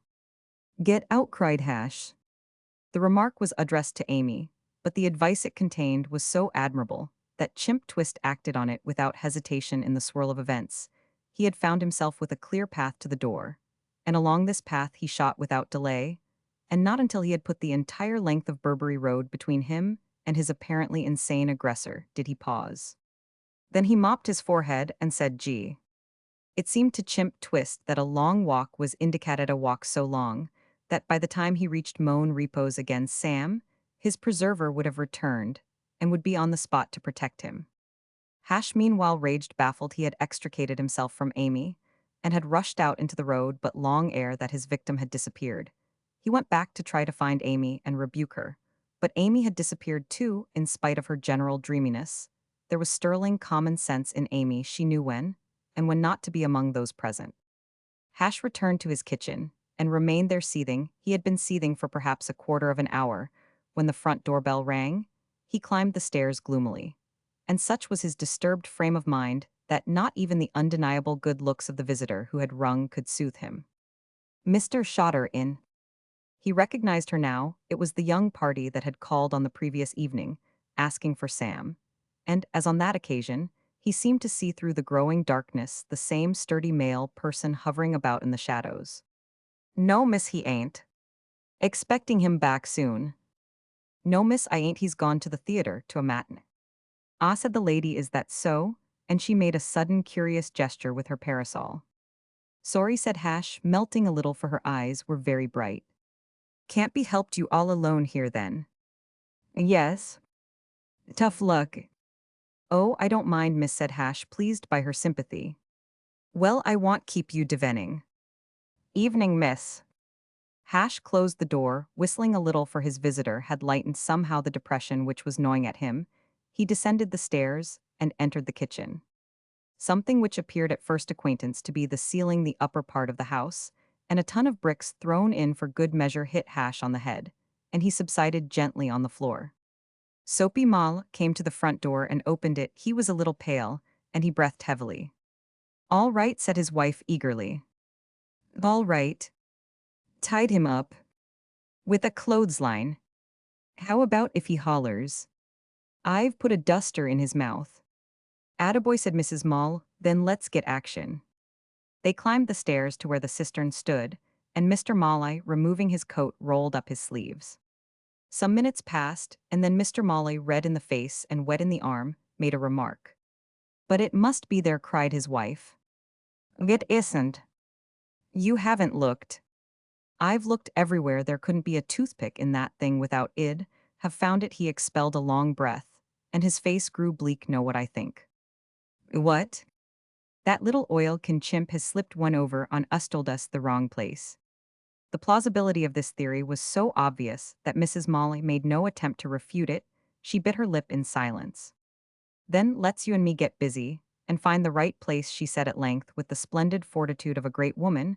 "We know the stuff's in the house somewheres, and we got the place to ourselves." "It's taking a chance," said Mr. Molly, doubtfully. "Suppose somebody was to come and find us here." "Well, then all you would do would be to just simply haul off and bust them one same as you did the hired man." Yes," said Mr. Moll. Chapter 23. Soapy Molly's busy afternoon. The unwelcome discovery of the perfidy of Chimp Twist had been made by Mr. Moll and his bride at about 20 minutes past 4 at 430. A natty two-seater car drew up at the gate of San Rafael, and Willoughby Braddock alighted, driving aimlessly about the streets of London some 40 minutes earlier.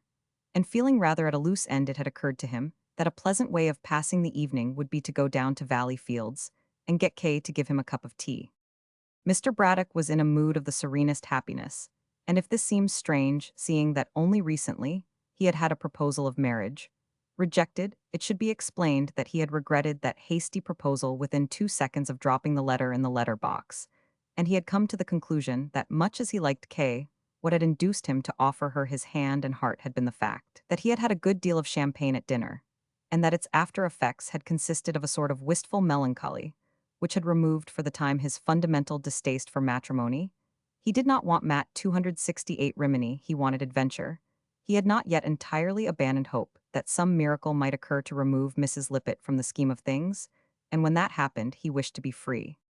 Yes, felt Willoughby Braddock, everything had turned out extremely well. He pushed open the gate of San Rafael with the debonair flourish of a man, without entanglements. As he did so, the front door opened, and Mr. Wren came out. "Oh, hello," said Mr. Braddock. "Kay in?" "I am afraid not," said Mr. Wren. "She has gone to the theatre." Politeness to a visitor wrestled with the itch to be away. "I fear I have an engagement also for which I am already a little late," I promised Cornelius. "That's all right. I'll go in next door and have a chat with Sam Shotter. He has gone to the theatre with Kay." "A washout, in short," said Mr. Braddock with undiminished cheerfulness. "Right ho, then I'll pop." "But my dear fellow, you mustn't run away like this," said Mr. Wren, with remorse. "Why don't you come in and have a cup of tea and wait for Kay? Claire will bring you some if you ring." "Something in that," agreed Mr. Braddock. "Sound, very sound."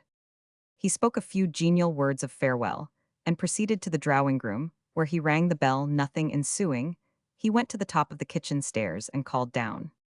"I say, silence from below, I say," fluted Mr. Braddock once more, and now it seemed to him that the silence had been broken by a sounder, rummy sound, a sound that was like somebody sobbing. He went down the stairs. It was somebody sobbing, bunched up on a chair with her face buried in her arms. That weird girl Claire was crying like the dickens.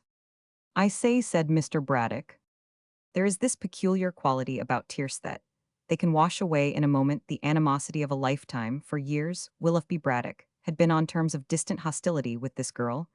Even apart from the fact that that affair of the onion had not ceased to rankle in his bosom, there had been other causes of war between them. Mr. Braddock still suspected that it was Claire who, when on the occasion of his 18th birthday, he had called at Midway's in a top hat, had flung a stone at that treasured object from the recesses of a shrubbery, one of those things impossible of proof. The outrage had been allowed to become a historic mystery, but Willoughby Braddock had always believed the hidden hand to be Claire's, and his attitude toward her from that day had been one of stiff disapproval. But now seeing her weeping and broken before him, with all the infernal cheek which he so deprecated swept away on a wave of woe, his heart softened. It has been a matter of much speculation among historians what Wellington would have done if Napoleon had cried at Waterloo. "I say," said Mr. Braddock, "what's the matter, anything up?" The sound of his voice seemed to penetrate Claire 270E's grief. She sat up and looked at him damply. "Oh, Mr. Braddock," she moaned, "I am so wretched, I am so miserable, Mr. Braddock." "There, there," said Willoughby Braddock. "How was I to know?" "Know what?" "I couldn't tell." "Tell which?" "I never had a notion he would act like that." "Who would like what?" "Hash." "You've spoiled the hash," said Mr. Braddock, still out of his depth. "My hash, Clarence, he took it the wrong way." At last Mr. Braddock began to see daylight. She had cooked hash for this Clarence, whoever he might be, and he had swallowed it in so erratic a manner that it had choked him. "Is he dead?" he asked in a hushed voice. A piercing scream rang through the kitchen. "No, oh, oh. My dear old soul. He wouldn't do that, would he?" "Do what?" "Oh, Mr. Braddock, do say he wouldn't do that." "What do you mean by that?" "Go and kill himself." "Who?" "Hash." Mr. Braddock removed the perfectly folded silk handkerchief from his breast pocket and passed it across his forehead. "Look here," he said limply, "you couldn't tell me the whole thing from the beginning in a few simple words, could you?" He listened with interest as Claire related the events of the day. "Then Clarence is Hash," he said. "Yes." "And Hash is Clarence." "Yes, everyone calls him Hash." "That was what was puzzling me," said Mr. Braddock, relieved that was the snag that I got up against all the time now. "That is clear, we can begin to examine this thing in a calm and judicial spirit. Let's see. If I've got it straight, you read this stuff in the paper and started testing him, is that right?" "Yes, and instead of jousting, he just turned all cold-like and broke off the engagement." "I see. Well, dash it, the thing's simple. All you want is for some polished man of the world to take the blighter aside and apprise him of the facts. Shall I pop round and see him now?" Claire's tear-stained face lit up as if a light had been switched on behind her eyes. She eyed Mr. Braddock devotedly. "Oh, if you only would." "Of course I will, like a shot." "Oh, you are good. I'm sorry I threw that onion at you, Mr. Braddock." "Faults on both sides," said Mr. Braddock, magnanimously. "Now you stop crying like a good girl, and powder your nose, and all that, and I'll have the lad round all pleasant and correct in a couple of minutes." He patted Claire's head in a brotherly fashion and trotted out through the back door. A few minutes later Mr. and Mrs. Molly, searching feverishly in the drawing room of Moan Repose, heard a distant tinkle and looked at each other with a wild surmise. "It's the back doorbell," said Dolly. "I told you," said Mr. Moll somberly. "I knew this would happen. What'll we do?" Mrs. Molly was not the woman to be shaken for long. "Why, go downstairs and answer it," she said. "It's probably only a tradesman come with a loaf of bread, or something. Hell, think you're the help." "And if he doesn't," replied Mr. Molly with some bitterness, "I suppose I bust him one with the meat axe. Looks to me as if I shall have to lay out the whole darned population of this blamed place before I am through." "Sweetie mustn't be cross." "Sweetie's about fed up," said Mr. Molly somberly, expecting when he opened the back door to see a tradesman with a basket on his arm. Soapy Moll found no balm to his nervous system in the apparition of a young man of the leisured classes, in a faultlessly cut gray suit. He gaped at Mr. Braddock. "Hullo," said Mr. Braddock. "Hullo," said Soapy. "Are you Hash?" inquired the ambassador. "Pardon? Is your name Clarence?" In happier circumstances, Soapy would have denied the charge indignantly, but now he decided that it was politic to be whatever anyone wished him to be. "That's me brother," he said. Mr. Braddock greatly disliked being called brother, but he made no comment. "Well, I just buzzed round," he said, "to tell you that everything's all right." Soapy was far from agreeing with him. He was almost equally far from understanding a word that this inexplicable visitor was saying. He coughed loudly to drown a strangled sound that had proceeded from the gagged and bound Hash, whom he had deposited in a corner by the range. "That's good," he said. About the girl, I mean Claire, you know I was in the kitchen next door a moment ago, and she was crying and howling, and all that because she thought you didn't love her anymore. Too bad, said Mr. Maule. It seems went on Mr. Braddock that she read something in a paper written by some silly ass which said that she ought to test your affection by pretending to flirt with some other cove. And when she did you broke off the engagement? And the gist, if you understand me, of what I buzzed round to say, is that she loves you still, and was only fooling when she sent that other bloke the lock of hair. Ah, said Mr. Maule. So it's all right, isn't it? It's all right by me, said Mr. Maule, wishing for. It sounded interesting that he knew what all this was about. Then that's that what? You said it, brother. Mr. Braddock paused. He seemed disappointed at a certain lack of emotion on his companion's part. She's rather expecting you to dash round right away, you nofled her in your arms and all that. This was a complication which Soapy had not foreseen. Well, I'll tell you, he said, I've a lot of work to do around this house, and I don't quite see how I can get away. Say, listen, brother, you tell her I'll be round later on in the evening. All right, I am glad everything's satisfactory. She's a nice girl, really. None better, said Mr. Maule, generously. I still think she threw a stone at my top hat that day, but dash it, said Mr. Braddock warmly, let the dead past bury its dead. What? Couldn't do a wiser thing, said Mr. Maule. He closed the door and, having breathed a little stertorously, mounted the stairs. Who was it called Dolly from the first landing? Some nut babbling about a girl. Oh well, I am having a hunt round in the best bedroom, you go on looking in the drawing-room. Soapy turned his steps towards the drawing-room, but he did not reach it, for as he was preparing to cross the threshold, the front doorbell rang. It seemed to Soapy that he was being called upon to endure more than man was ever intended to bear. That at least was his view, as he dragged his reluctant feet to the door. It was only when he opened it that he realized that he had underestimated the malevolence of fate. Standing on the top step was a policeman. Hell, cried Soapy, and while we blame him for the intemperate ejaculation, we must in fairness admit that the situation seemed to call for some such remark. He stood goggling, a chill like the stroke of an icy finger running down his spine. Evening, sir, said the policeman, Mr. Shotter. Soapy's breath returned. That's me, he said huskily. This thing coming so soon, after his unrehearsed impersonation of Todhunter, made him feel the sort of dizzy feeling which a small-part actor must experience who has to open a play as Jervis a footman, and then rush up to his dressing room, make a complete change, and return 5 minutes later as Lord George Spelvin, one of Lady Hemingway's guests at the Towers. The policeman fumbled in the recesses of his costume. New resident, sir, I think. Yes. Then you will doubtless be glad, said the policeman, shutting his eyes, and beginning to speak with great rapidity, as if he were giving evidence in court of the opportunity to support a charitable organiza 276 tion, which is not only most deserving in itself, but is connected with a body of men to whom you, as a householder, will be the first to admit that you owe the safety of your person and the tranquility of your home. At police, explained the officer, opening his eyes. Mr. Maule did not look on the force in quite this light, but he could not hurt the man's feelings by saying so. This charitable organization to which I allude, resumed the constable, shutting his eyes again, is the policeman's orphanage, for which I have been told often of several others to sell tickets, for the annual concert of to be held at the Oddfellows, all in Ogilvy Street, on the coming 16th prox. Tickets which may be purchased in any quantity or number consist of the 5-shilling ticket, the half-crown ticket, the 2-shilling ticket, the shilling ticket, and the 6-penny ticket. He opened his eyes. May I have the pleasure of selling you and your good lady a couple of the 5-shilling?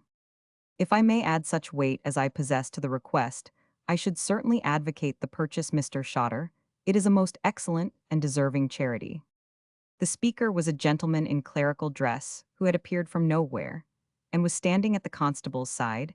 His voice caused Soapy a certain relief, for when a moment before a second dark figure had suddenly manifested itself on the top step, he had feared that the strain of the larger life was causing him to see double.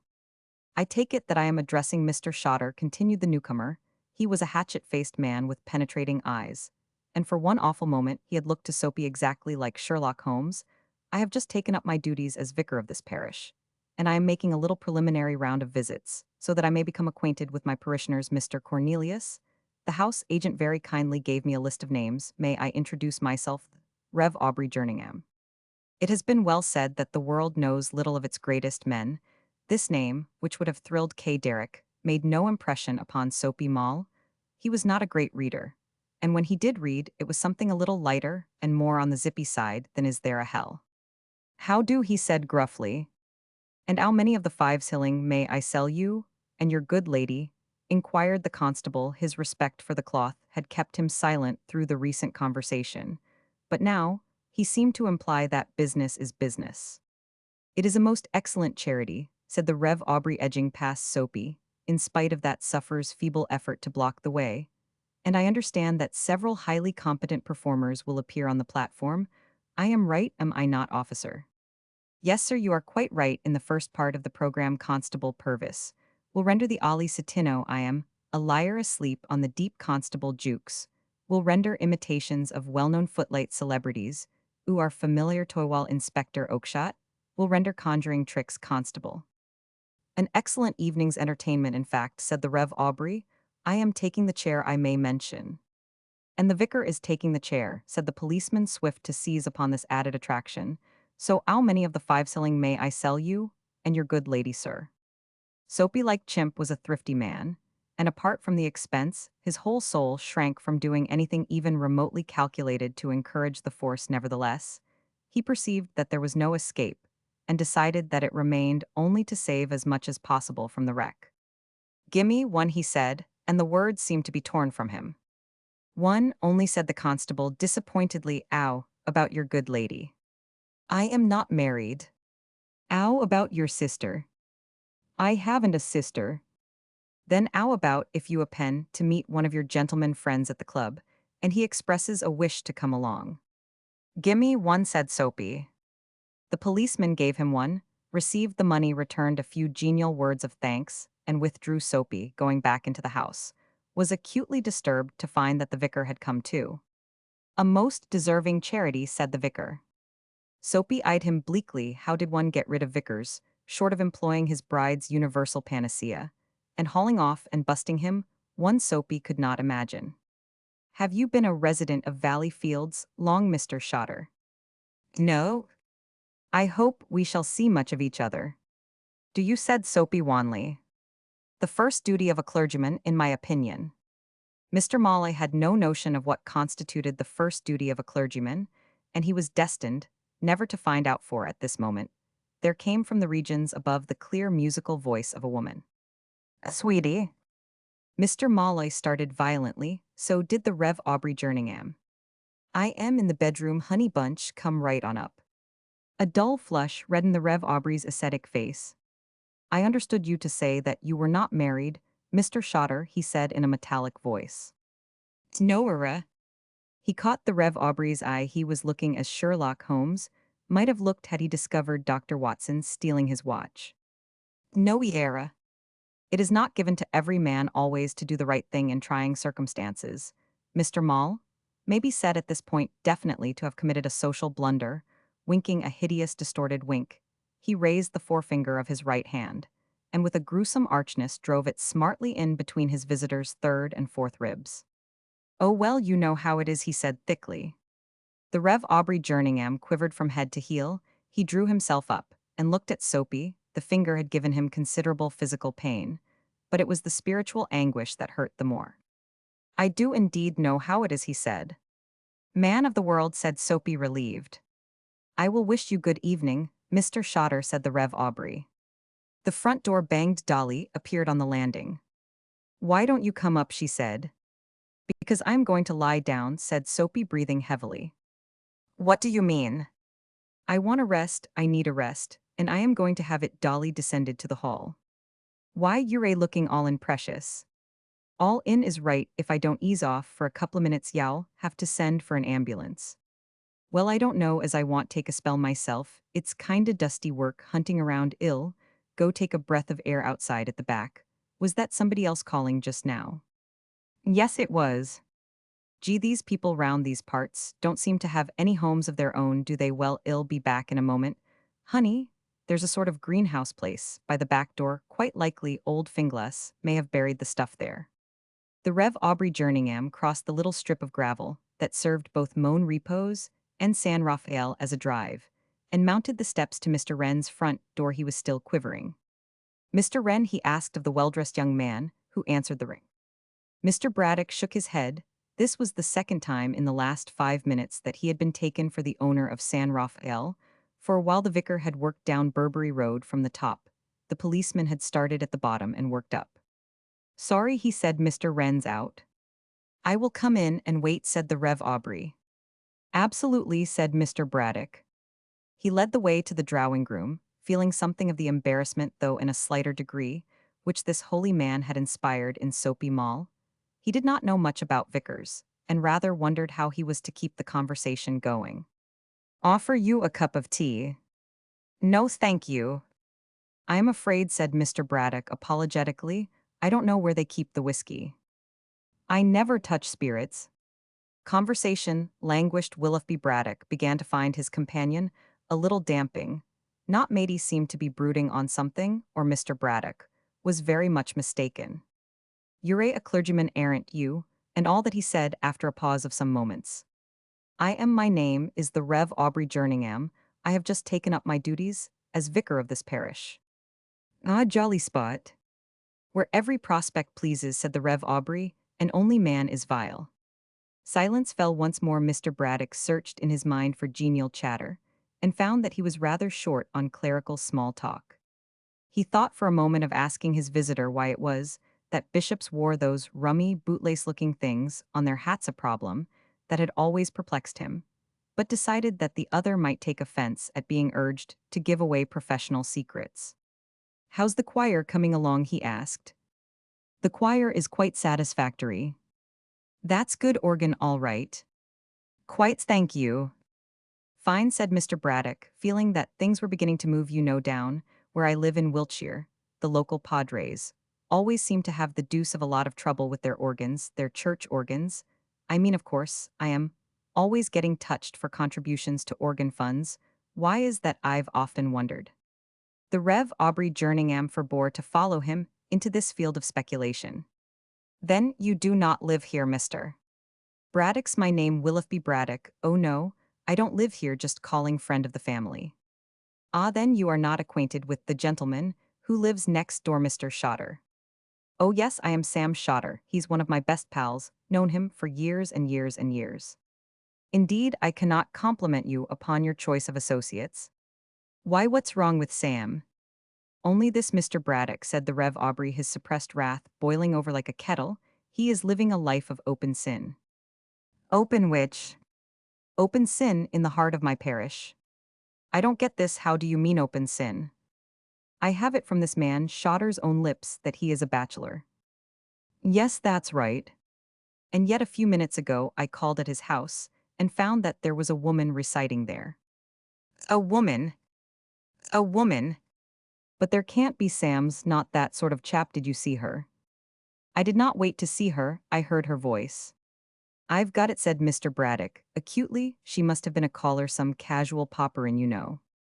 In that case, what would she be doing in his bedroom? In his bedroom?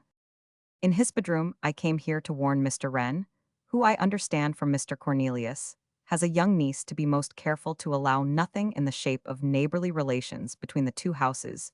Do you think that Mr. Wren will be returning shortly?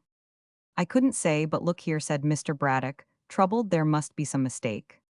You do not know where he is by any chance? Noise I do, though. He said something about going to see Cornelius.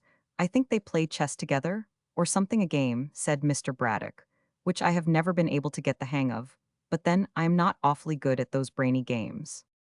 I will go to Mr. Cornelius' house, said the Rev Aubrey, rising. You don't play mahjong, do you? Asked Mr. Braddock. Now there's a game that I. If he is not there, I will return. Left alone, Willoughby Braddock found that his appetite for tea had deserted him. Claire, grateful for his services, had rather extended herself over the buttered toast. But it had no appeal for him.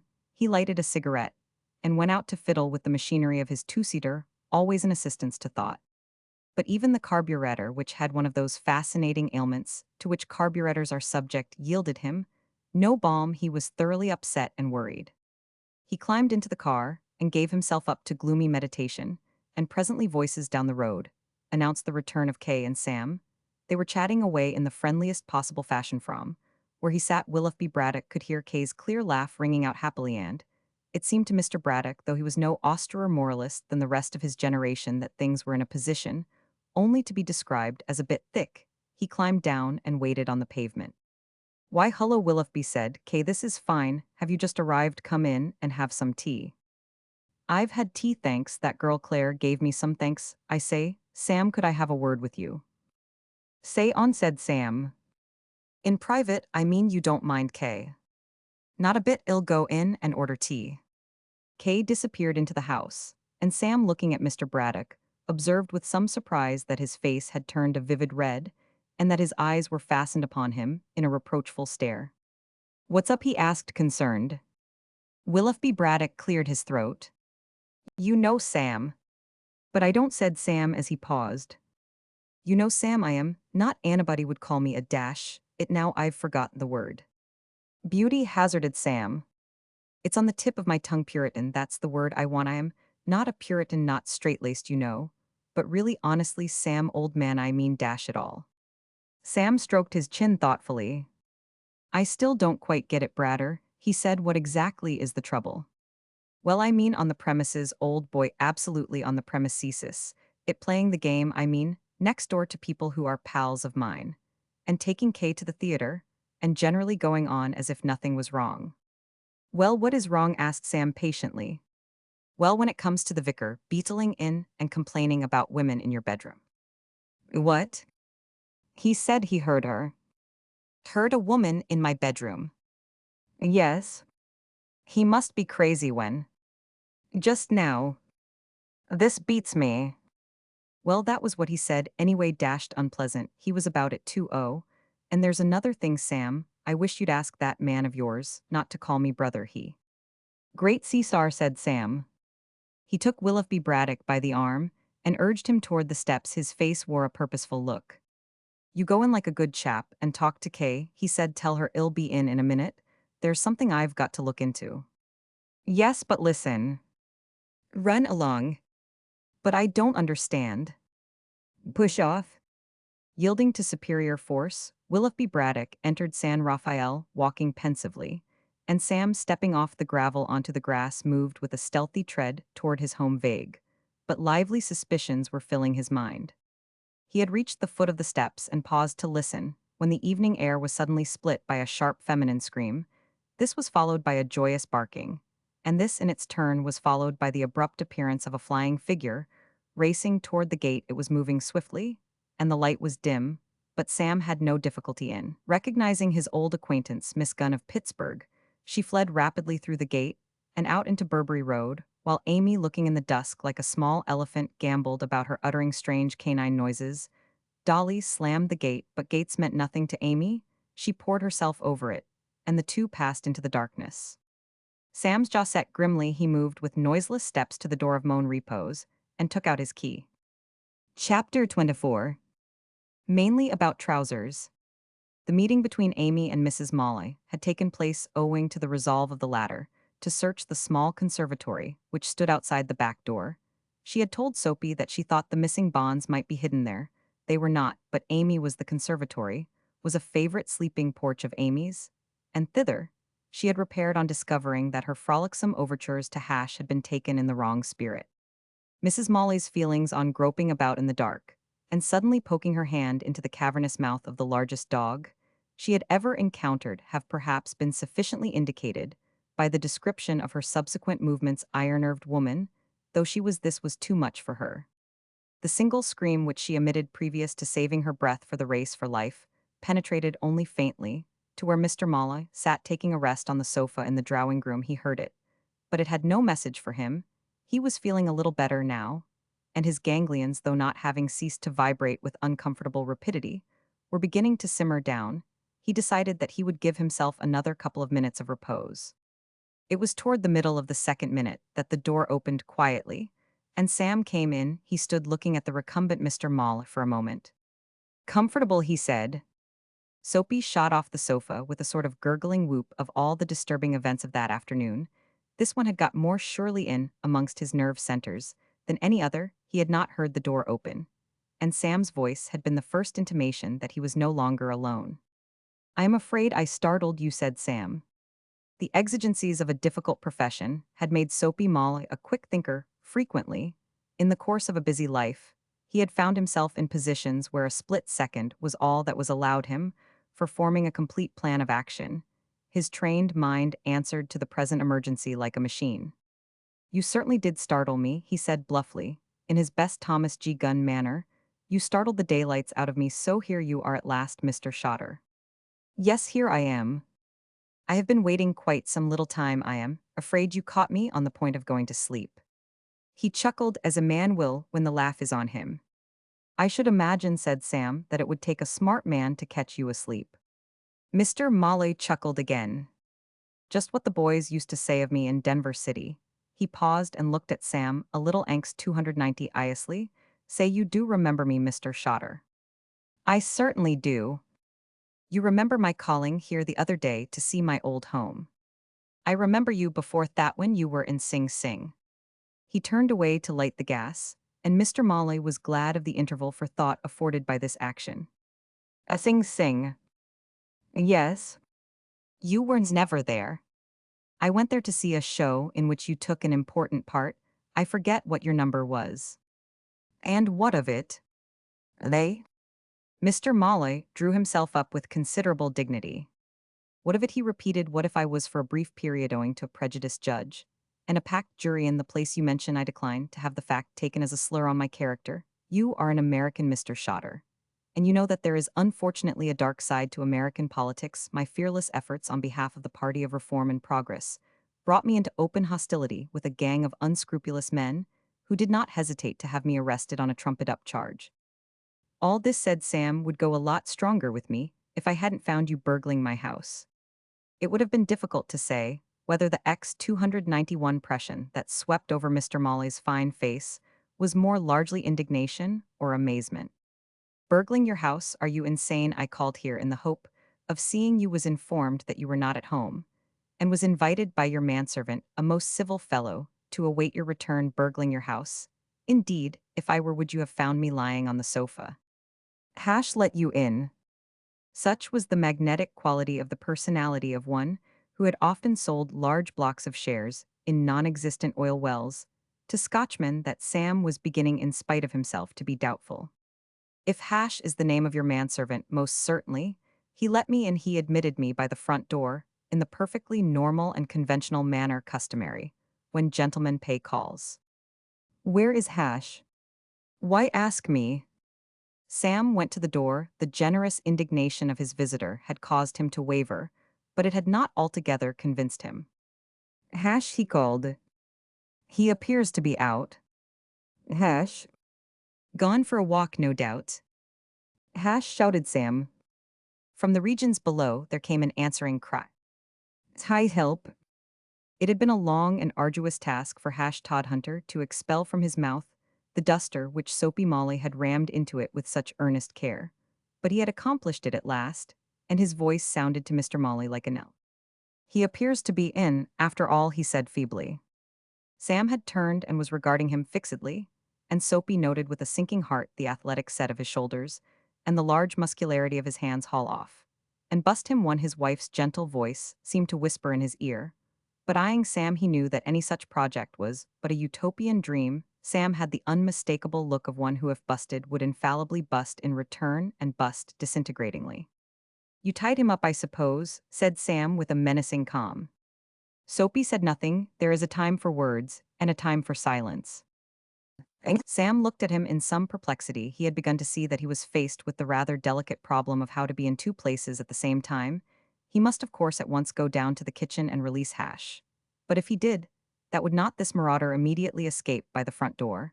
And if he took him down with him to the kitchen, the probability was that he would escape by the back door, while if he merely left him in this room and locked the door, he would proceed at once to depart by the window.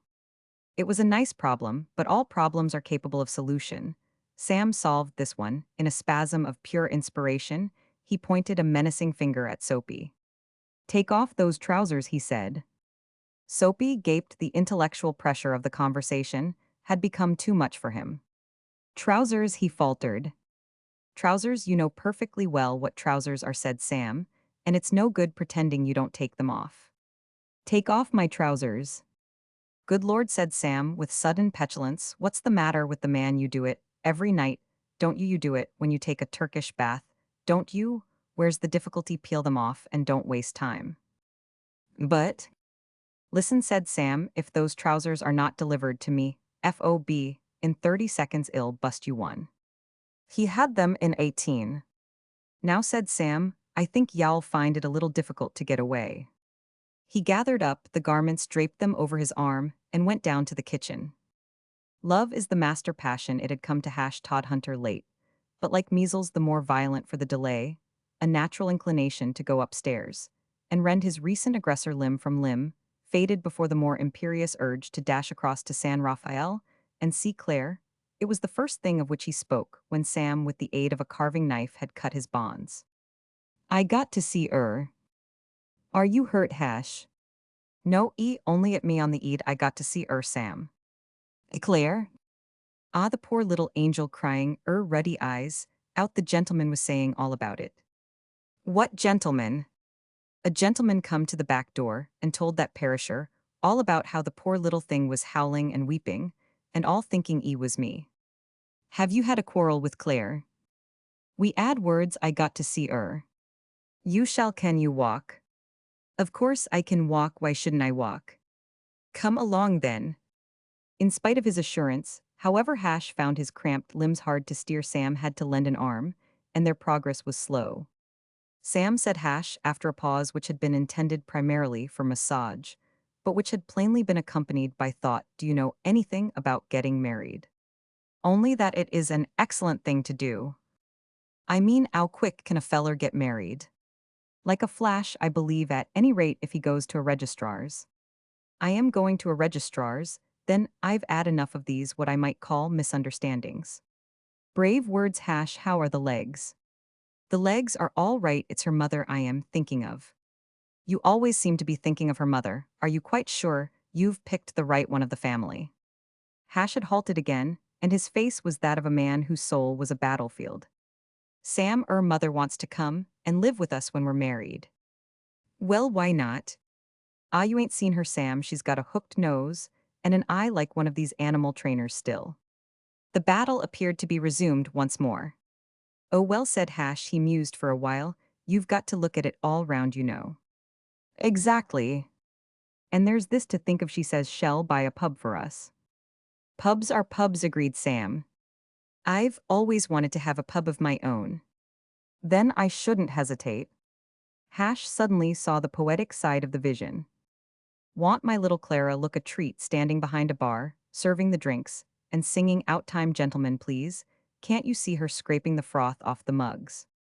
He fell into a rapt silence, and said no more while Sam escorted him through the back door of San Rafael and led him into the kitchen. There, rightly considering that the sacred scene of reunion was not for his eyes, Sam turned away, gently depositing the nether garments of Mr. Maule. On the table he left them together, and made his way to the drawing-room. The first thing he heard, as he opened the door, was Kay's voice. I don't care, she was saying, I simply don't believe it. He went in and discovered that she was addressing her uncle Mr. Wren and the white-bearded Mr. Cornelius. They were standing together by the mantelpiece, their attitude the sheepish and browbeaten. One of men who have been rash enough to argue with a woman. Mr. Wren was fiddling with his tie, and Mr. Cornelius looked like a druid who is having a little unpleasantness with the widow of the deceased. Sam's entrance was the signal for an awkward silence. Hello, Mr. Wren, said Sam. Good evening, Mr. Cornelius. Mr. Wren looked at Mr. Cornelius. Mr. Cornelius looked at Mr. Wren. Say something, said Mr. Cornelius. I, to Mr. Wren, you are her uncle. You say something, retorted Mr. Wren's eye to Mr. Cornelius. You have a white beard. I am sorry I've been such a time, said Sam to Kay. I have had a little domestic trouble. I found a gentleman burgling my house. What? There had been a lady there too, but she was leaving as I arrived. A lady? Well, let us call her a young female party. Kay swung round on Mr. Wren, her eyes gleaming with the light that shines only in the eyes of girls, who are entitled to say "I told you so" to elderly relatives. Mr. Wren avoided her gaze. Mr. Cornelius plucked at his beard and registered astonishment. "Burgling your house, what for?" "That's what's puzzling me. These two people seem extraordinarily interested in Moan Repos they called some days ago, and wanted to buy the place, and now I find them burgling it." "Good heavens," cried Mr. Cornelius, "I wonder can it be possible?" "I shouldn't wonder it might," said Sam. "What? Do you remember my telling you, Mr. Shotter, when you came to me about the lease of the house, that a well-known criminal had once lived there?" "Yes." "A man named Finglas. Do you remember Finglas Wren?" "No, he must have been before my time." "How long have you been here?" "About 3 years and a half." "Ah, then it was before your time. This man robbed the New Asiatic Bank of something like £400,000 worth of securities. He was never caught, and presumably fled the country.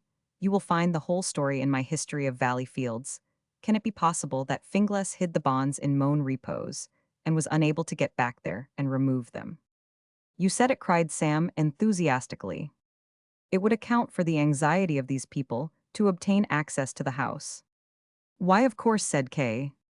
"It sounds extremely likely," said Mr. Wren. "Was the man tall and thin, with a strong cast in the left eye?"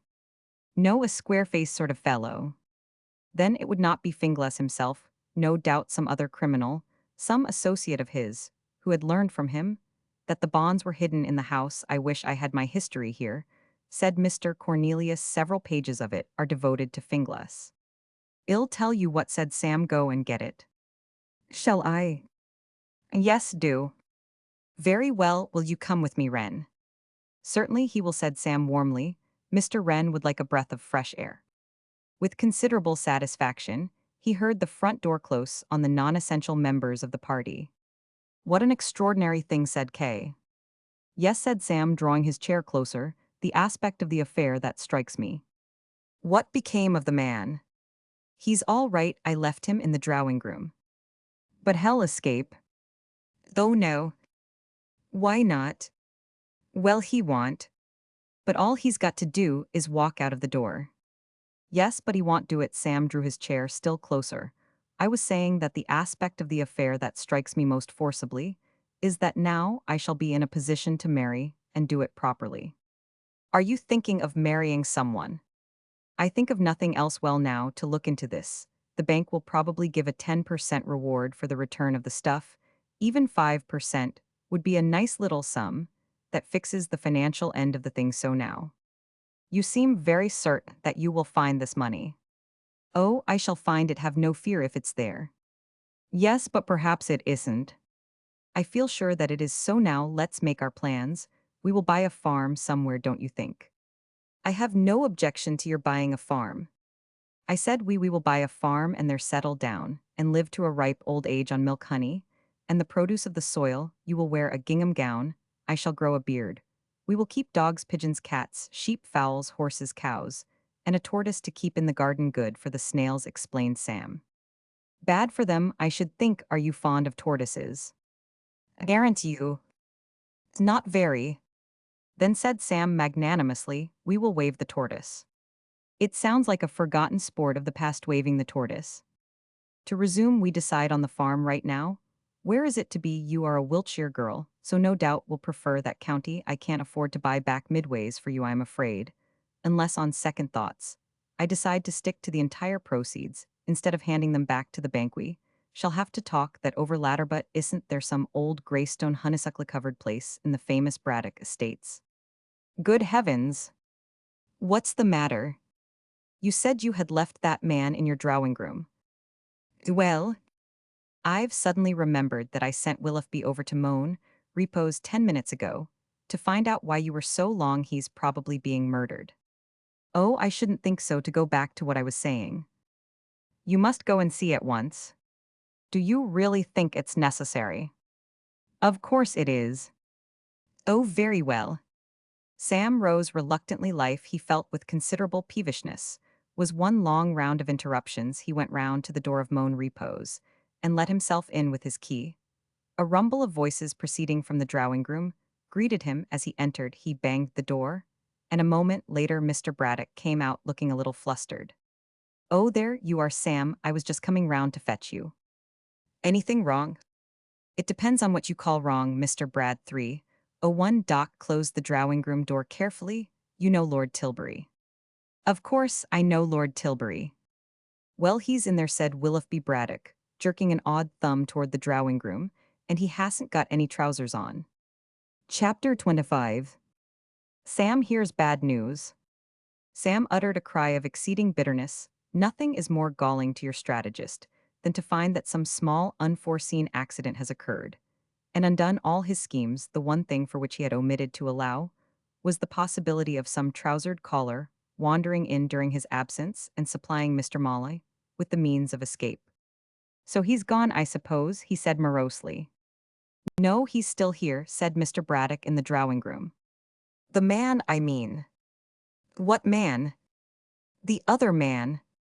"What other man?" asked Mr. Braddock, whose exacting afternoon had begun to sap his mental powers. "Oh, never mind," said Sam impatiently. "What did Lord Tilbury want coming down here, confound him?" "Came to see you about something, I should think," surmised Mr. Braddock. "Didn't he tell you what it was?" "No, as a matter of fact, we've been chatting mostly about trousers. You haven't got a spare pair in the house, by any chance, have you?" "Of course I have upstairs." "Then I wish," said Mr. Braddock earnestly, "that you would dig them out and give them to the old boy. He's been trying for the last 10 minutes to get me to lend him mine, and it simply can't be done. I've got to be getting back to town soon to dress for dinner, and you can say what you like, a fellow buzzing along in a two-seater without any trousers on looks conspicuous." "Darn that fool coming down here at just this time," said Sam, still aggrieved. "What exactly happened?" "Well, he's a bit on the incoherent side, but as far as I can make out, that man of yours, the chap who called me brother, seems to have gone completely off his onion." Old Tilbury rang the front doorbell, and there was a bit of a pause, and then this chap opened the door and old Tilbury went in, and then he happened to look at him and saw that he hadn't any trousers on. That struck him as strange, of course. Apparently, he hadn't much time to think about it, for the bloke immediately proceeded to hold him up with a gun. He hadn't got a gun. Well, old Tilbury asserts that he was shoving something against his pocket from inside. His finger or a pipe? No, I say, really. Mr. Braddock's voice betrayed the utmost astonishment and admiration. Would that be it? I call that clever. Well, he hadn't a gun when I caught him, or he would have used it on me. What happened then? How do you mean caught him? I found him burgling the house. Was that chap who called me brother a burglar? Cried Mr. Braddock, amazed. I thought he was your man. Well, he wasn't. What happened next? The bloke proceeded to debag old Tilbury, then shoving on the trousers, he started to leg it. Old Tilbury at this juncture appears to have said, "Hi, what about me?" or words to that effect, upon which the bloke replied, "Use your own judgment," and passed into the night. When I came in, old Tilbury was in the drawing room wearing the evening paper as a sort of kilt, and not looking too dashed pleased with things in general. "Well, come along and see him." "Not me," said Mr. Braddock. "I've had 10 minutes of him, and it has sufficed. Also, I've got to be buzzing up to town. I'm dining out. Besides, it's you he wants to see, not me." "I wonder what he wants to see me about. Must be something important to bring him charging down here. Well, be moving, old boy. Mustn't keep you. Thanks for a very pleasant afternoon." Willoughby Braddock took his departure, and Sam, having gone to his bedroom and found a pair of gray flannel trousers, returned to the lower regions and went into the drawing room. He had not expected to find his visitor in anything approaching a mood of sunniness, but he was unprepared for the red glare of hate and hostility in the eyes, which seared their way through him. As he entered, it almost seemed as if Lord Tilbury imagined the distressing happenings of the last quarter of an hour to be Sam's fault. "So there you are," said Lord Tilbury. He had been standing with an air of coyness behind the sofa, but now as he observed the trousers over Sam's arm, he swooped forward feverishly and wrenched them from him. He pulled them on, muttering thickly to himself, and this done drew himself up and glared at his host once more, with that same militant expression of loathing in his eyes. He seemed keenly alive to the fact that he was not looking his best. Sam was a long-legged man, and in the case of Lord Tilbury, nature, having equipped him with an outsize in brains, had not bothered much about his lower limbs. The borrowed trousers fell in loose folds about his ankles, brushing the floor, nor did they harmonize very satisfactorily. With the upper portion of a morning suit seeing him, Sam could not check a faint smile of appreciation. Lord Tilbury saw the smile, and it had the effect of increasing his fury to the point where bubbling rage becomes a sort of frozen calm. "You are amused," he said tensely. Sam repudiated the dreadful char. "No, no, just thinking of something." "Core," said Lord Tilbury. Sam perceived that a frank and soothing explanation must be his first step after that, and only after that could he begin to institute inquiries as to why his lordship had honored him with this visit. "That fellow who stole your trousers." "I have no wish to discuss him," said Lord Tilbury, with hauteur. "The fact that you employ a lunatic manservant causes me no surprise." "He wasn't my manservant, he was a burglar." "A burglar roaming at large about the house. Did you know he was here?" "Oh yes, I caught him, and I made him take his trousers off, and then I went next door to tea." Lord Tilbury expelled a long breath. "Indeed you went next door to tea?" "Yes." "Leaving this thigh's criminal." "Well, I knew he couldn't get away. Oh, I had reasoned it all out. Your happening to turn up was just a bit of bad luck. Was there anything you wanted to see me about?" asked Sam, feeling that the sooner this interview terminated the pleasanter it would be. Lord Tilbury puffed out his cheeks and stood smoldering for a moment in the agitation of the recent occurrences. He had almost forgotten the tragedy, which had sent him hurrying down to moan repose. "Yes, there was," he said. He sizzled for another brief instant. "I may begin by telling you," he said, "that your uncle, Mr. Pinsent, when he sent you over here to join my staff, practically placed me in loco parentis with respect to you." "An excellent idea," said Sam courteously. "An abominable idea. It was an iniquitous thing to demand of a busy man that he should take charge of a person of a character so erratic, so undisciplined, so eccentric, as to border closely upon the insane." "Insane," said Sam. He was wounded to the quick by the injustice of these harsh words from first to last. He could think of no action of his that had not been inspired and guided throughout by the dictates of pure reason whom he. "Yes, it was a monstrous responsibility to give any man, and I consented to undertake it only because you're. I know my uncle told me," said Sam, "to help him out. You had some business deal on, and you wanted to keep in with him." Lord Tilbury showed no gratitude for this kindly prompting. "Well," he said bitterly, "it may interest you to know that the deal to which you refer has fallen through." "Oh, I am sorry to hear that," said Sam sympathetically. "That's tough luck. I'm afraid my uncle is a queer sort of fellow to do business with. I received a cable from him this afternoon informing me that he had changed his mind and would be unable to meet me in the matter." "Too bad," said Sam. "I really am sorry. And it is entirely owing to you, you may be pleased to learn." "Me? Why, what have I done?" "I will tell you what you have done." Mr. Pinsent's cable was in answer to one from me, in which I informed him that you were in the process of becoming entangled with a girl. "What?" "You need not trouble to deny it. I saw you with my own eyes lunching together at the Savoy, and I happen to know that this afternoon you took her to the theater." Sam looked at him dizzily. You can't, by any chance, be referring to Miss Derrick?" "Of course I am referring to Miss Derrick." So stupendous was Sam's amazement that anybody could describe what was probably the world's greatest and most beautiful romance as becoming entangled with a girl that he could only gape. I cabled to Mr. Pinsent informing him of the circumstances and asking for instructions. You did what? Sam's stupor of astonishment had passed away whirled to the four winds on a tempestuous rush of homicidal fury. "You mean to tell me that you had that nerve of insolence?" He gulped, being a young man usually quick to express his rare bursts of anger. In terms of action he looked longingly at Lord Tilbury, regretting that the latter's age and physique disqualified him as a candidate for assault and battery. "Do you mean to tell me?" He swallowed rapidly the thought of this awful little man spying upon Kay and smirching her with his loathly innuendos made mere words inadequate. "I informed Mr. Pinsent that you were conducting a clandestine love affair and asked him what I was to do." To Sam, like some blessed inspiration, there came a memory of a scene that had occurred in his presence abaft the fiddly of the tramp steamer Araminta. When that vessel was 2 days out of New York, a dreamy, able-bodied seaman, thoughts of home or beer, having temporarily taken his mind off his job, had chanced to wander backward onto the foot of the bosun, while the latter was crossing the deck with a full pot of paint in his hands, and the bosun, recovering his breath, had condensed his feelings into two epithets so elastic and comprehensive that while they were an exact description of the able-bodied seaman, they applied equally well to Lord Tilbury. Indeed, it seemed to Sam that they might have been invented expressly for Lord Tilbury's benefit. A moment before he had been deploring the inadequacy of mere words, but these were not mere words, they were verbal dynamite. "You so-and-so said, Sam, you such and such." Sailors are toughened by early training and long usage to bear themselves phlegmatically beneath abuse. Lord Tilbury had had no such advantages. He sprang backward, as if he had been scalded by a sudden jet of boiling water. "You pernicious little bounder," said Sam. He strode to the door and flung it open. "Get out."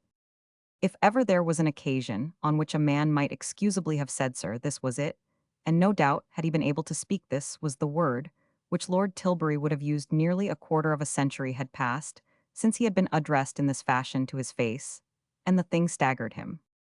"Get out," repeated Sam. "What the devil," he inquired peevishly, "are you doing here, poisoning the air?" Lord Tilbury felt no inclination to embark upon a battle of words, in which he appeared to be in opposition to an expert. Dazedly, he flapped out into the hall, the gray flannel trousers swirling about his feet. At the front door, however, it suddenly occurred to him that he had not yet fired the most important shell in his ammunition wagon. He turned at bay. "Wait," he cried, "I may add." "No, you mayn't," said Sam. "I wish to add."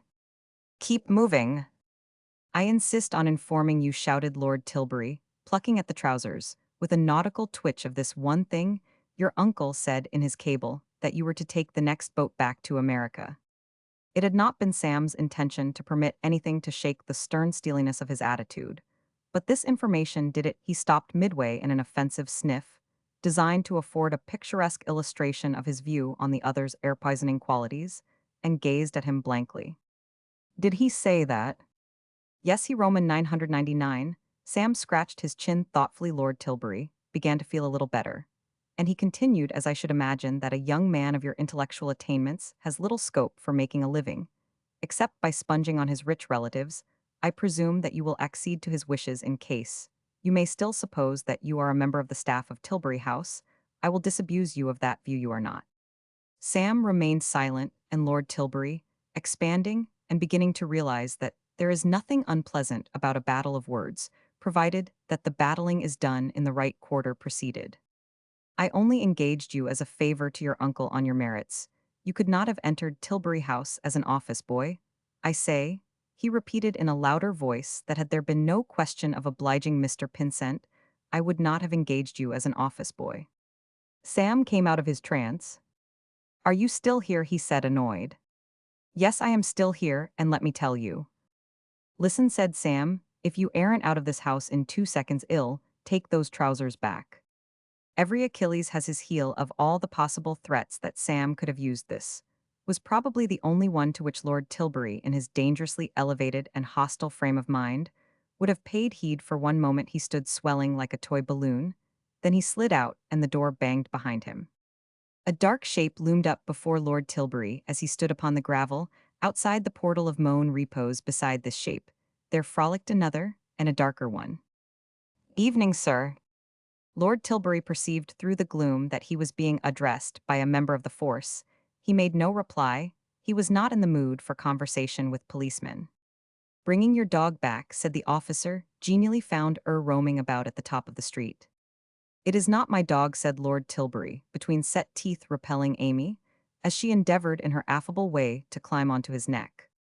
"Not a member of the household, sir, just a neighbor making a friendly call. I see now.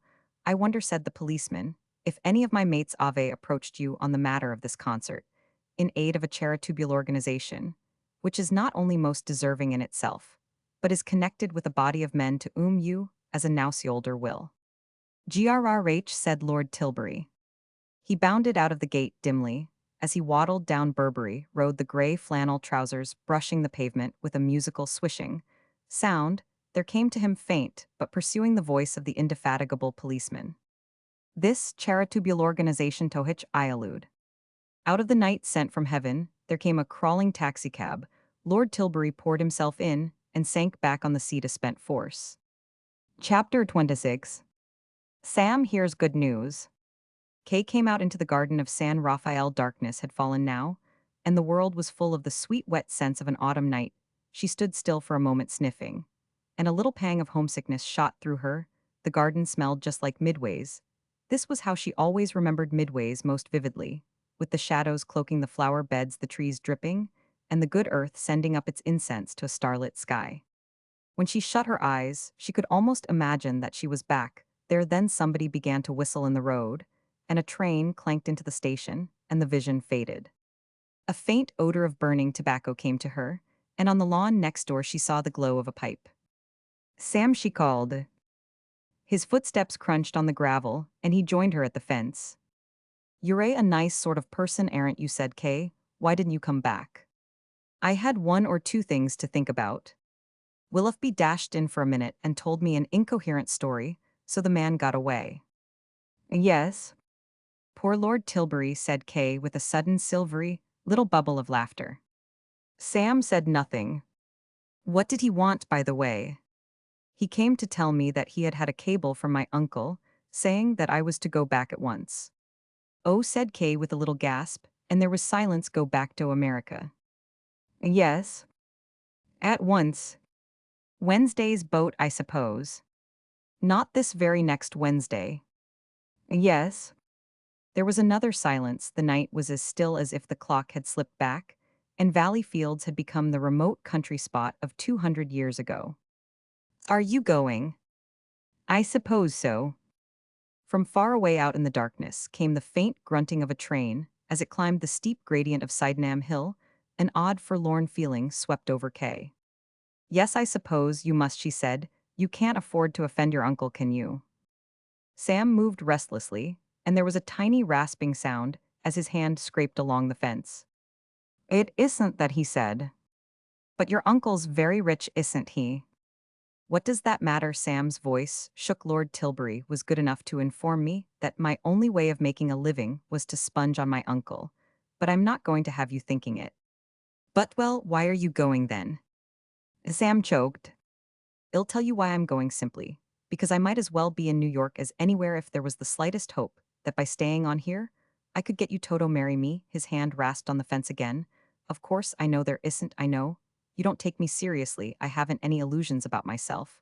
I know just what I amount to in your eyes. I am the fellow who blunders about and trips over himself, and is rather amusing when you're in the mood, but I don't count. I don't amount to anything." Kay stirred in the darkness, but she did not speak. "You think I'm kidding all the time? Well, I just want you to know this, that I'm not kidding about the way I feel about you. I used to dream over that photograph before it ever met you. And when I met you, I knew one thing for certain, and that was there wasn't ever going to be anyone except you ever. I know you don't care about me, and never will. Why should you? What on earth is there about me that could make you? I am just a little ripple of laughter came from the shadows. "Poor old Sam," said Kay. "Yes, there you are in a nutshell. Poor old Sam. I am sorry I laughed, but it was so funny to hear you denouncing yourself in that grand way." "Exactly, funny." "Well, what's wrong with being funny? I like funny people. I'd no notion you had such hidden depths. Sam, though, of course, the palmist said you had, didn't she?"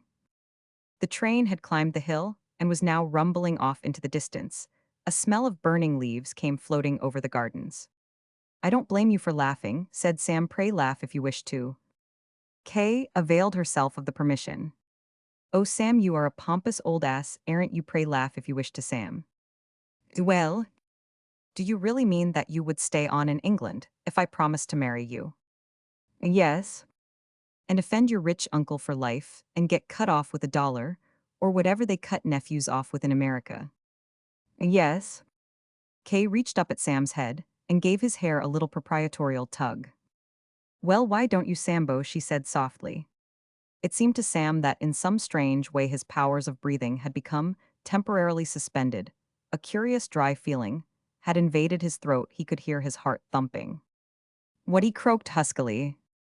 "I said, why do not?" Samuel whispered, Kay punctuating the words with little tugs.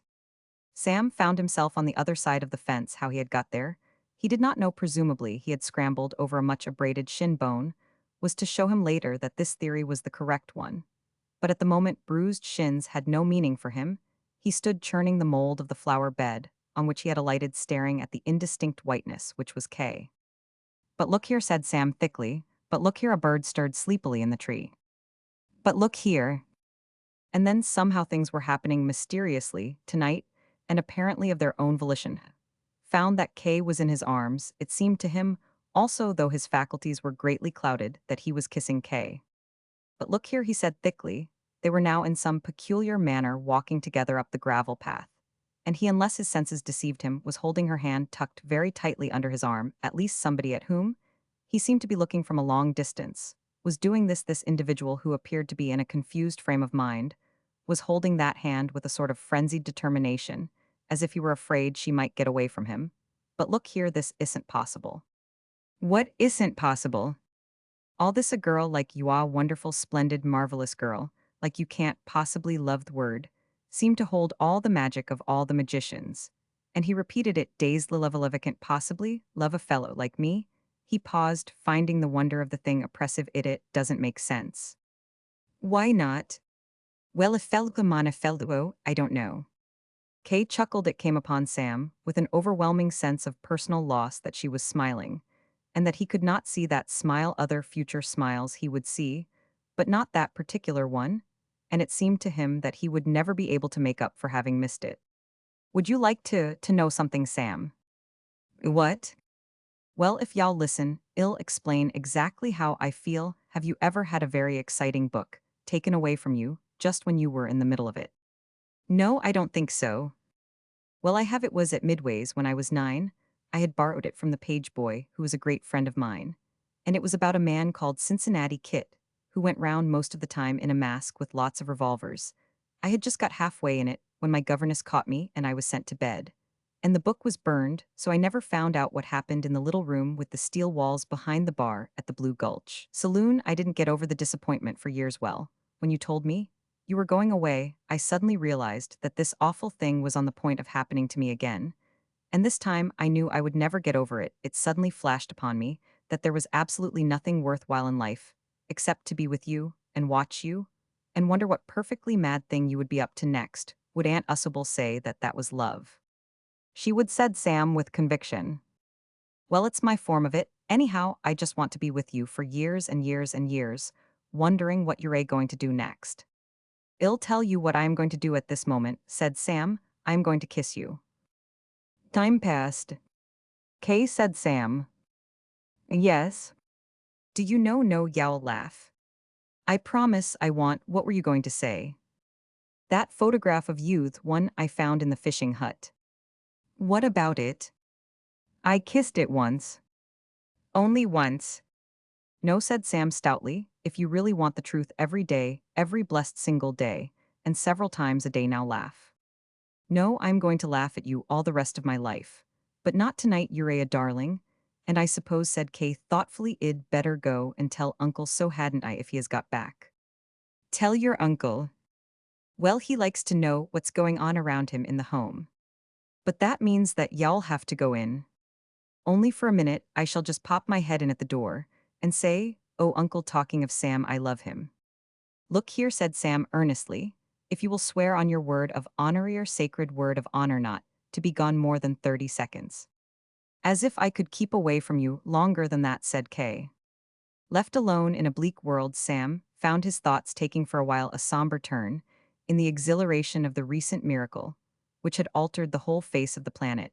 He had tended somewhat to overlook the fact that, for a man about to enter upon the sacred state of matrimony, he was a little ill equipped with the means of supporting a home. His weekly salary was in his pocket, and a small sum stood to his credit in a Lombard Street bank. But he could not, he realized, be considered an exceptionally good match for the least exacting of girls. Indeed, at the moment, like the gentleman in the song, all he was in a position to offer his bride was a happy disposition and a wild desire to succeed. These are damping reflections for a young man to whom the keys of heaven have just been given, and they made Sam pensive. But his natural ebullience was not long in coming to the rescue, one turn up and down the garden. And he was happy again in the possession of lavish rewards bestowed upon him by beaming bank managers rejoicing in their hearty city fashion as they saw those missing bonds restored to them after many years. He refused absolutely to consider the possibility of failure To unearth the treasure, it must be somewhere in Moan repose. And if it was in Moan repose, he would find Eitvin. If in direct contravention of the terms of Clause 8 in his lease, he had to tear the house to pieces. He strode full of a great purpose to the window of the kitchen. A light shone there, and he could hear the rumbling voice of his faithful henchman. He tapped upon the window. And presently the blind shot up, and Hash's face appeared in the background. Claire, a little flushed, was smoothing her hair. The window opened. "Who's there?" said Hash gruffly. "Only me, Hash. I want a word with you." "There?" "Listen, Hash, tear yourself away shortly, and come back to Moan repose. There is man's work to do there." "They?" "We've got to search that house from top to bottom. I've just found out that it's full of bonds." "You don't say?" "I do say." "Nasty things," said Hash reflectively, "go off in your ends as likely as not." At this moment the quiet night was rent by a strident voice. "Sam, hi Sam, come quick." It was the voice of Willoughby Braddock, and it appeared to proceed from one of the upper rooms of Moan repose. Chapter 27. Spirited Behavior of Mr. Braddock. When Willoughby Braddock some 10 minutes earlier had parted from Kay and come out onto the gravel walk in front of San Rafael, he was in a condition of mind which it is seldom given to man to achieve. Until well through the second quart of champagne, so stirred was his soul, so churned up by a whirlwind of powerful emotions, that he could have stepped straight into any hospital as a fever patient, and no questions asked. For the world had become of a sudden amazingly vivid to Willoughby, after a quarter of a century, in which absolutely nothing had occurred to ruffle the placid surface of his somewhat stagnant existence. Strange and exhilarating things had begun to happen to him with a startling abruptness.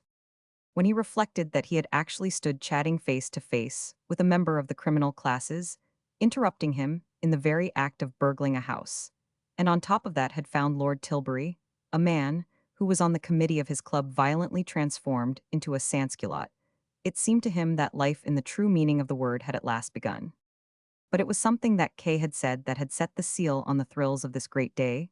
Quite casually, she had mentioned that Mrs. Lippett proposed as soon as her daughter Claire was married to Hash Todhunter to go and live with the young couple. It was as if somebody strolling with stout Balboa had jerked his thumb at a sheet of water shining through the trees, and observed nonchalantly, "By the way, there's the Pacific." It was this, even more than the other events of the afternoon, that had induced in Mr. Braddock the strange yeasty feeling of unreality, which was causing him now to stand gulping on the gravel. For years he had felt that only a miracle could rid him of Mrs. Lippett's limpet-like devotion, and now that miracle had happened. He removed his hat and allowed the cool night air to soothe his flaming forehead.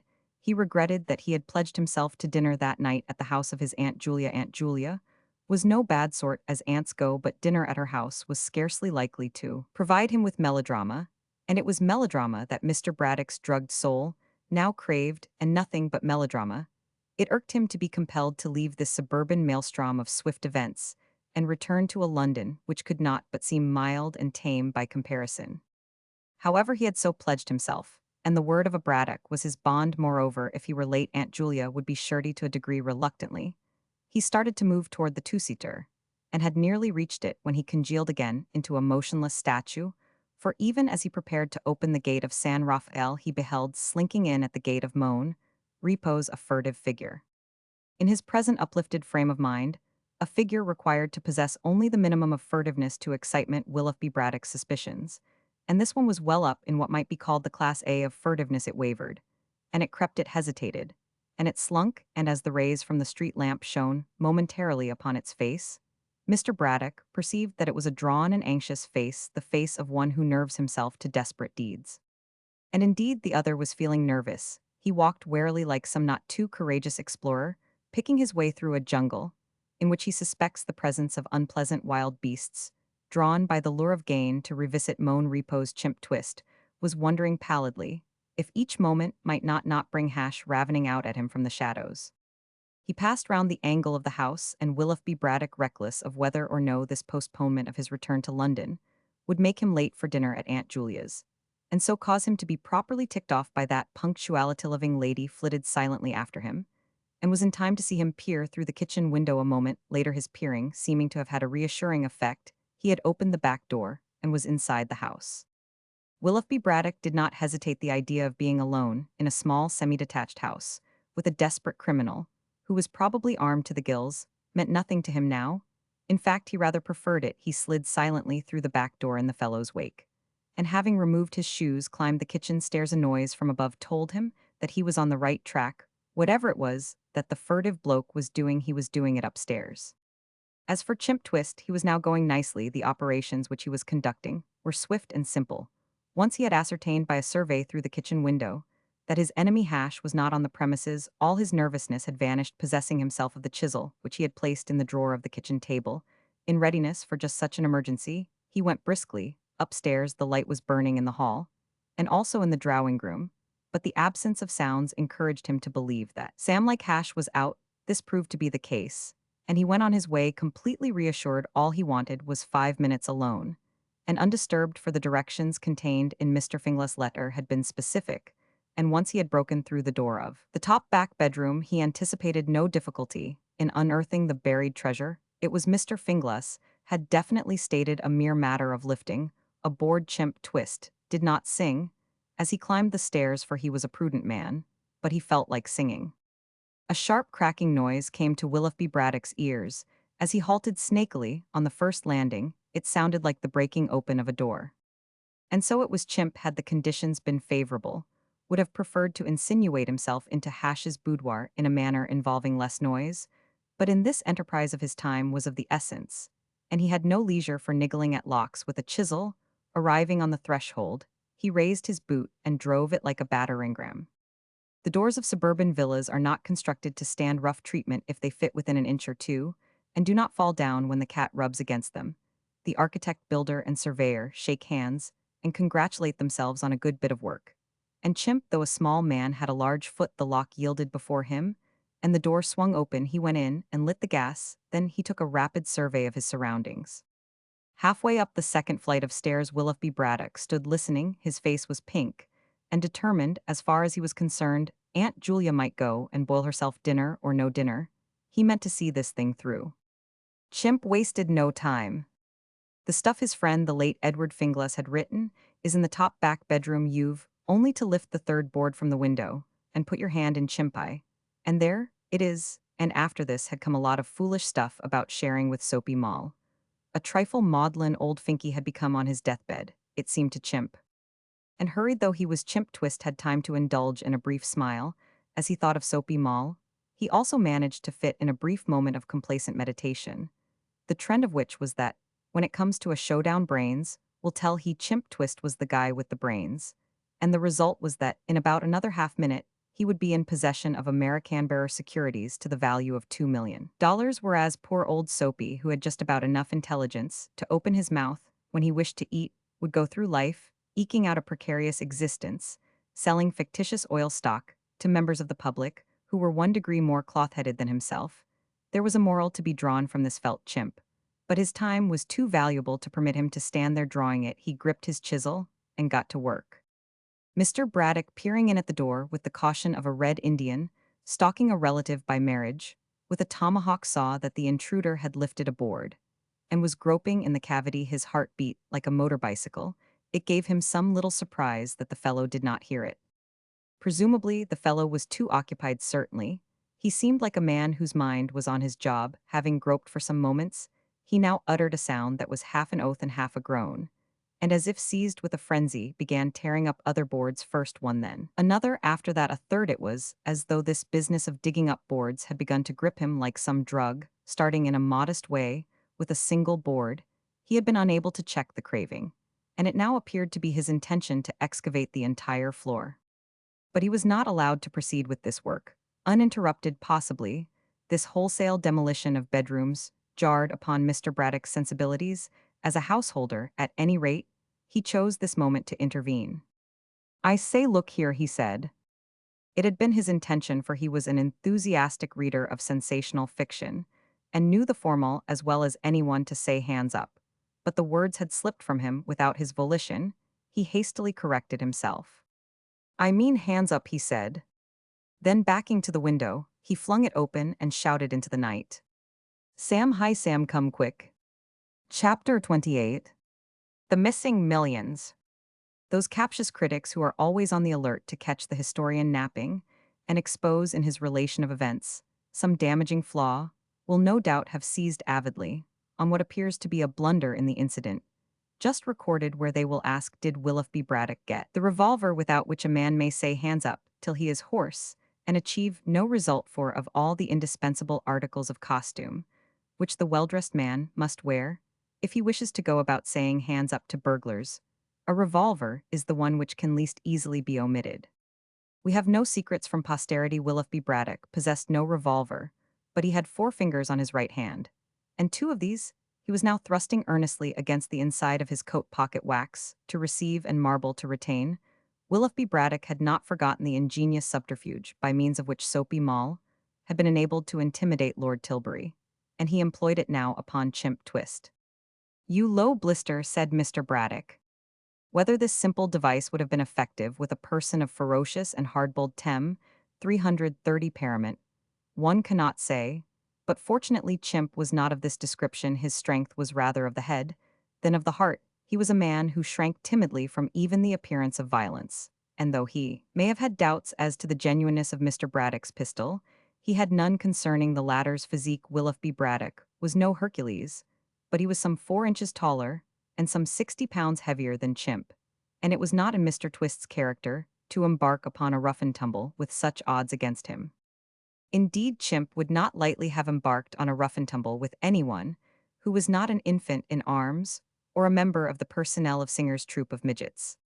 He tottered against the wall and stood there blinking. The sudden materialization of Willoughby Braddock, apparently out of thin air, had given him a violent shock from which he had not even begun to recover. "You man of wrath," said Mr. Braddock. The footsteps of one leaping from stair to stair made themselves heard. Sam charged in. "What's up?" Mr. Braddock, with pardonable unction, directed his notice to the captive. "Another of the gang," he said. "I caught him." Sam gazed at Chimp and looked away disappointed. "You poor idiot," he said peevishly, "that's my ojob man." "What?" "My ojob man." Willoughby Braddock felt for an instant damped, then his spirits rose again. He knew little of the duties of ojob men, but whatever they were, this one he felt had surely exceeded them. Well, why was he digging up the floor? And Sam, glancing down, saw that this was what his eccentric employee had indeed been doing, and suspicion blazed up within him. "What's the game?" he demanded, eyeing Chimp. "Exactly," said Mr. Braddock, "the game. What is it?" Chimp's nerves had recovered a little of their tone. His agile brain was stirring once more. "You can't do anything," he said. "It wasn't breaking and entering. I live here. I know the law." "Never mind about that. What were you up to?" "Looking for something," said Chimp sullenly, "and it wasn't there." "Did you know Fingless?" asked Sam keenly. Chimp gave a short laugh of intense bitterness. "I thought I Roman 999, but I didn't know he was so fond of a joke." "Bratter," said Sam urgently, "a crook named Fingless used to live in this house, and he buried a lot of his swag somewhere in it." "Good gosh," exclaimed Mr. Braddock, "you don't say so. Did this fellow take anything from under the floor?" "You bet your sweet life I didn't," said Chimp with feeling. "It wasn't there. You seem to know all about it, so I don't mind telling you that Finky wrote me that the stuff was under the 3rd board from the window in this room. Whether he was off his damned head or was just stringing me, I don't know, but I do know it isn't there. And now I'm going." "Oh no, you aren't, by Jove," said Mr. Braddock.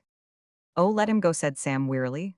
"What's the use of keeping him hanging round?" He turned to Chimp. His own disappointment was so keen that he could almost sympathize with him.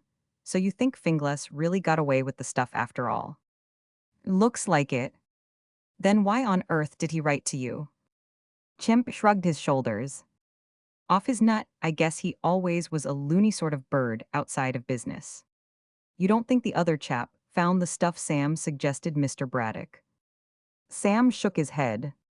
"I doubt it. It's much more likely it was never here at all. We had a friend of yours here this evening," he said to Chimp. "At least I suppose he was a friend of yours. Thomas G. Gunn, he called himself." "I know who you mean, that poor dumb brick Soapy. He wouldn't have found anything. If it isn't here, it isn't anywhere. And now I'm going." Mr. Braddock eyed him a little wistfully as he slouched through the doorway. It was galling to see the only burglar he had ever caught walking out as if he had finished paying a friendly call. However, he supposed there was nothing to be done about it. Sam had gone to the window and was leaning out looking into the night. "I must go and see Kay," he said at length, turning. "I must get up to town," said Mr. Braddock. "By Jove, I shall be most frightfully late if I don't rush. I'm dining with my Aunt Julia. This is going to be bad news for her." "Oh no, shall be most awfully interested. She's a very sporting old party." "What the devil are you talking about?" "My Aunt Julia." "So, well, goodbye." Sam left the room, and Willoughby Braddock, following him at some little distance for his old friend, seemed disinclined for company and conversation, heard the front door bang. He sat down on the stairs, and began to put on his shoes which he had cached on the first landing while he was engaged in this task. The front doorbell rang. He went down to open it, one shoe off and one shoe on, and found on the steps an aged gentleman with a white beard. "Is Mr. Shotter here?" asked the aged gentleman. "Just gone round, next door, Mr. Cornelius. Isn't it? I expect you've forgotten me, Willoughby Braddock. I met you for a minute or two when I was staying with Mr. Wren." "Ah yes, and how is the world using you, Mr. Braddock?" Willoughby was only too glad to tell him a confidant was precisely what in his exalted frame of mind he most desired. "Everything's absolutely topping, thanks, what with burglars floating in every 2 minutes, and Lord Tilbury getting debagged, and all that, life's just about right, and my housekeeper is leaving me." "I am sorry to hear that. I wasn't. What it means is that now I shall at last be able to buzz off and see life, have all sorts of adventures. You know I am frightfully keen on adventure. You should come and live in Valley Fields, Mr. Braddock. There is always some excitement going on here." "Yes, you're not far wrong still. What I meant was more the biffing off on the out-trail stuff. I am going to see the world. I am going to be one of those fellows Kipling writes about. I was talking to a chap of that sort at the club the other day. He said he could remember Uganda, when there wasn't a white man there. I can remember Valley Fields, when it had not a single cinema house. This fellow was once treed by a rhinoceros for 6 hours. A similar thing happened to a Mr. Walkinshaw, who lived at Balmoral in Acacia Road. He came back from London one Saturday afternoon in a new tweed suit, and his dog, failing to recognize him, chased him on to the roof of the summer house. Well, I must be getting along, Mr. Braddock. I promised to read extracts from my History of Valley Fields to Mr. Shotter. Perhaps you would care to hear them too." "I should love it, but I've got to dash off and dine with my Aunt Julia." "Some other time, perhaps." "Absolutely. By the way, that man I was telling you about, he was as near as a toucher bitten by a shark once." "Nothing to what happens in Valley Fields," said Mr. Cornelius, patriotically, "the occupant of the furs at the corner of Buller Street and Myrtle Avenue. Mr. Phillimore, perhaps you have heard of him." "No." "Mr. Edwin Phillimore, connected with the firm of Burkitt, Son, Podmarsh, Burkitt, the solicitors." "What about him?" "Last summer," said Mr. Cornelius, "he was bitten by a guinea pig." Chapter 29. Mr. Cornelius reads his history. It is a curious fact, and one frequently noted by philosophers, that every woman in this world cherishes within herself a deep-rooted belief, from which nothing can shake her, that the particular man to whom she has plighted her love is to be held personally blameworthy for practically all of the untoward happenings of life. The vapid and irreflective would call these things accidents, but she knows better if she arrives at a station at 5 minutes past 9 to catch a train which has already left at 9 minutes past 5. She knows that it is her Henry who is responsible, just as he was responsible the day before for a shower of rain coming on when she was wearing her new hat. But there was sterling stuff in Kay Derrick, although no doubt she felt in her secret heart that the omission of the late Mr. Edward Finglas to deposit his ill-gotten gains beneath the floor of the top-back bedroom of Moan Repose could somehow have been avoided if Sam had shown a little enterprise and common sense. She uttered no word of reproach her reception of the bad news. Indeed, when coming out into the garden, he saw her waiting for him on the lawn of San Rafael, and climbed the fence to deliver it, was such as to confirm once, and for all his enthusiastic view of her splendid qualities, where others would have blamed, she sympathized, and not content with mere sympathy, she went on to minimize the disaster with soothing argument. "What does it matter?" she said. "We have each other." The mind of man, no less than that of woman, works strangely, when a few days before Sam had read that identical sentiment couched in almost exactly the same words as part of the speech addressed by Leslie Mordyke to the girl of his choice, in the third galley of Cordelia Blair's gripping serial Hearts Aflame. He had actually gone so far as to write in the margin the words silly fool. Now, he felt that he had never heard anything not merely so beautiful, but so thoroughly sensible, practical, and inspired. That's right, he cried.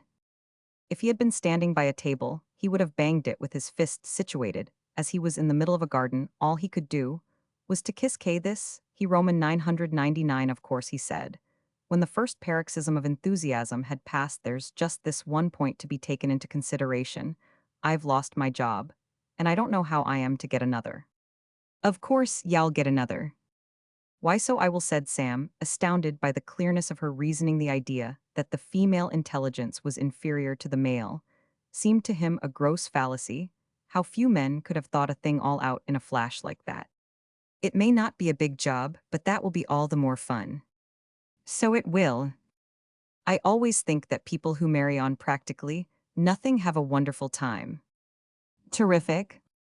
So exciting. Yes. I can cook a bit. I can wash dishes. If you're a poor, you enjoy occasional treats. If you're a rich, you just get bored with pleasure. Bored stiff. And probably drift apart. Sam could not follow her here loth, as he was to disagree with her lightest word. This was going too far. No, he said firmly, if I had a million, I wouldn't drift apart from you. You might. No, I wouldn't. I am only saying you might. But I shouldn't. Well, anyhow, said Kay, yielding the point, all I'm saying is that it will be much more fun being awfully hard up and watching the pennies, and going out to the Palais de Dance at Hammersmith on Saturday night, or if it was my birthday or something, and cooking our own dinner, and making my own clothes thin. Living in a gilded cage watching love stifle, said Sam, remembering Leslie Mordyke's remarks on the subject. Yes, so honestly, I am very glad it was all a fairy story about that money being in moan repose. So am Roman one darned glad. I'd have hated to have it. So would Roman one. And I think it's jolly your uncle disinheriting you. Absolutely corking. It would have spoiled everything having a big allowance from him. Everything. I mean, we should have missed all the fun we're going to have, and we shouldn't have felt so close together and. Exactly, do you know, I knew a wretched devil in America who came into about $20 million when his father died, and he went and married a girl with about double that in her own right. What became of him? Asked Kay, shocked. I don't know, we lost touch, but just imagine that marriage. Awful. What possible fun could they have had? None. What was his name? Blenkern, said Sam in a hushed voice, and hers was Poskett. For some moments, deeply affected by the tragedy of these two poor bits of human wreckage, they stood in silence. Sam felt near to tears, and he thought Kay was bearing up only with some difficulty. The door leading into the garden, opened. Light from the house flashed upon them. Somebody's coming out, said Kay, giving a little start, as though she had been awakened from a dream. Curse them, said Sam, or rather no, he corrected himself, I think it's your uncle. Even at such a moment as this, he could harbor no harsh thought toward any relative of hers. It was Mr. Wren. He stood on the steps peering out. Kay, he called. Yes. Oh, Uray, there is Shotter with you. Yes. Could you both come in for a minute? Inquired Mr. Wren, his voice for. He was a man of feeling, conveying a touch of apology. Cornelius is here. He wants to read you that chapter from his History of Valley Fields. Sam groaned in spirit on such a night as this. Young Troilus had climbed the walls of Troy and stood gazing at the Grecian tents where lay his Cressida, and he himself had got to go into a stuffy house and listen to a boor with a white beard drooling on about the moldy past of a London suburb. Well, yes, I know, but he began doubtfully. Kay laid a hand upon his arm. We can't disappoint the poor old man, she whispered. He would take it to heart so. Yes, but I mean. No. Just as you say, said Sam. He was going to make a good husband. Mr. Cornelius was in the drawing room. From under his thick white brows, he peered at them as they entered with the welcoming eyes of a man who, loving the sound of his own voice, sees a docile audience assembling. He took from the floor a large brown paper parcel, and having carefully unfastened the string which tied it, revealed a second and lighter wrapping of brown paper. Removing this, he disclosed a layer of newspaper, then another, and finally a formidable typescript, bound about with lilac ribbon. The matter having to do with the man Finglas occurs in chapter 7 of my book, he said. Just one chapter, said Sam with a touch of hope. That chapter describes the man's first visit to my office, my early impressions of him, his words as nearly as I can remember them, and a few other preliminary details in chapter 9. Chapter 9, echoed Sam, aghast. As a matter of fact, there really isn't any need to read all that, because it turns out that Finglas never. In chapter 9, proceeded Mr. Cornelius, adjusting a large pair of horn-rimmed spectacles, I show him accepted perfectly unsuspiciously by the residents of the suburb, and I have described at some length because it is important as indicating how completely his outward respectability deceived those with whom he came in contact, a garden party, given by Mrs. Bellamy, north of Bow Rivage in Burberry Road, at which he appeared and spoke a few words on the subject of the forthcoming election for the district council. We shall love to hear that, said Kay brightly, her eye wandering aside, met Sam, who had opened his mouth, closed it again. I remember that day very distinctly, said Mr. Cornelius. It was a beautiful afternoon in June, and the garden of Bow Rivage was looking extraordinarily attractive. It was larger, of course, in those days. The house, which I call Bow Rivage in my history, has since been converted into two semi-detached houses, known as Bow Rivage and Sands Southside.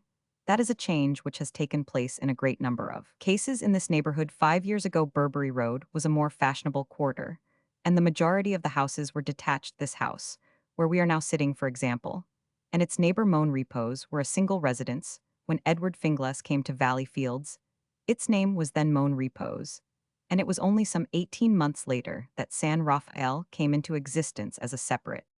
He broke off, and breaking off bit his tongue, for that had occurred which had startled him considerably. One unit in his audience, until that moment, apparently as quiet and well-behaved, as the other units had suddenly to all appearances gone off his head. The young man Shotter, uttering a piercing cry, had leaped to his feet, and was exhibiting strange emotion. "What's that?" cried Sam. "What did you say?" Mr. Cornelius regarded him through a mist of tears. His tongue was giving him considerable pain. "Did you say," demanded Sam, "that, in Finglas' time, San Rafael was part of Moan Repose?" "Yes," said Mr. Cornelius, rubbing the wound tenderly against the roof of his mouth. "Give me a chisel," bellowed Sam. "Where's a chisel? I want a chisel." "Bleck my soul," said Mr. Cornelius. He spoke a little thickly, for his tongue was still painful, but its anguish was forgotten under the spell of a stronger emotion. 5 minutes had passed since Sam's remarkable outburst in the drawing-room, and now, with Mr. Wren and Kay, he was standing in the top back bedroom of San Rafael, watching the young man as he drew up from the chasm, in which he had been groping, a very yellowed, very dusty package, which crackled and crumbled in his fingers. "Bleck my soul," said Mr. Cornelius. "Good heavens," said Mr. Wren. "Sam," cried Kay. Sam did not hear their voices. With the look of a mother bending over her sleeping babe, he was staring at the parcel. 2 million, said Sam, choking. 2 million, count 'em. 2 million. A light of pure avarice shone in his eyes. He looked like a man who had never heard of the unhappy fate of Dwight Blenkiron of Chicago, Illinois, and Genevieve his bride Nee Poskett, or who, having heard, did not give a whoop. "What's 10% on 2 million?" asked Sam.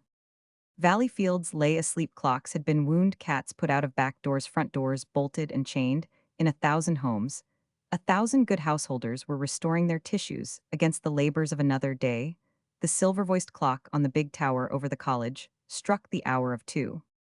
But though most of its inhabitants were prudently getting their 8 hours, and ensuring that schoolgirl complexion footsteps still made themselves heard in the silence of Burberry Road, they were those of Sam Shotter of Moan Repose, pacing up and down outside the gate of San Rafael. Long since had Mr. Wren, who slept in the front of that house, begun to wish Sam Shotter in bed or dead, but he was a mild and kindly man, loth to shout winged words out of windows, so Sam paced unrebuked, until presently other footsteps joined in chorus with his, and he perceived that he was no longer alone. A lantern shone upon him. "Out late, sir," said the sleepless guardian of the peace behind him. "Late," said Sam. Trifles like time meant nothing to him. "Is it late?" "Just gone 2, sir." "Oh, then perhaps I had better be going to bed." "Suit yourself, sir. Resident here, sir." "Yes." "Then I wonder," said the constable, "if I can interest you in a concert which is shortly to take place in aid of a charitable organization connection with a body of men to whom you, as a older will. Do you believe in palmists? No, sir, be the first to admit that you owe the safety of your person and the tranquility of your omith police. Well, let me tell you this, said Sam warmly. Some time ago, a palmist told me that I was shortly about to be married, and I am shortly about to be married. Wish you luck, sir. Then perhaps I can ave the pleasure of selling you and your good lady to be a couple of tickets for this concert, in aid of the policeman's orphanage tickets, which may be ad in any quantity consist of the 5 shilling ticket. Are you married? Yes, sir, the 3 shilling ticket, the half-crown ticket, the shilling ticket, and the sixpenny ticket. It's the only life, isn't it, said Sam. That of the policeman, sir, or the orphan? Married life. The constable ruminated. Well, sir, he replied judicially, it's like most things as its advantages and its disadvantages. Of course, said Sam, I can see that if 2 people married without having any money, it might lead to a lot of unhappiness. But if you've plenty of money, nothing can possibly go wrong. Have you plenty of money, sir? Pots of it. In that case, sir, I recommend the 5 shilling tickets, say one for yourself, one for your good lady to be Anto. Make up the round sovereign a couple for any gentleman friends you may meet at the club who may desire to be present at what you can take it from me. Will be a slap-up entertainment high class from start to finish. Constable Purvis will render asleep on the deep. Look here, said Sam, suddenly becoming aware that the man was babbling about something. What on earth are you talking about? Tickets, sir. But you don't need tickets to get married. You need tickets to be present at the annual concert in aid of the policeman's orphanage, and I strongly advocate the purchase of a dozen of the 5 shilling. How much are the 5 shilling? 5 shillings, sir. But I've only got a 10-pound note on me. Bring your change to your home tomorrow. Sam became aware with a shudder of self-loathing that he was allowing this night of nights to be marred by sordid huckstering. Never mind the change, he said. Sir? Keep it all, I am going to be married, he added in explanation. Keep the old 10 pounds, sir, quavered the stupefied officer. Certainly, what's 10 pounds? There was a silence. If everybody was like you, sir, said the constable at length in a deep, throaty voice, the world would be a better place. The world couldn't be a better place, said Sam. Good night. Good night, sir, said the constable reverently.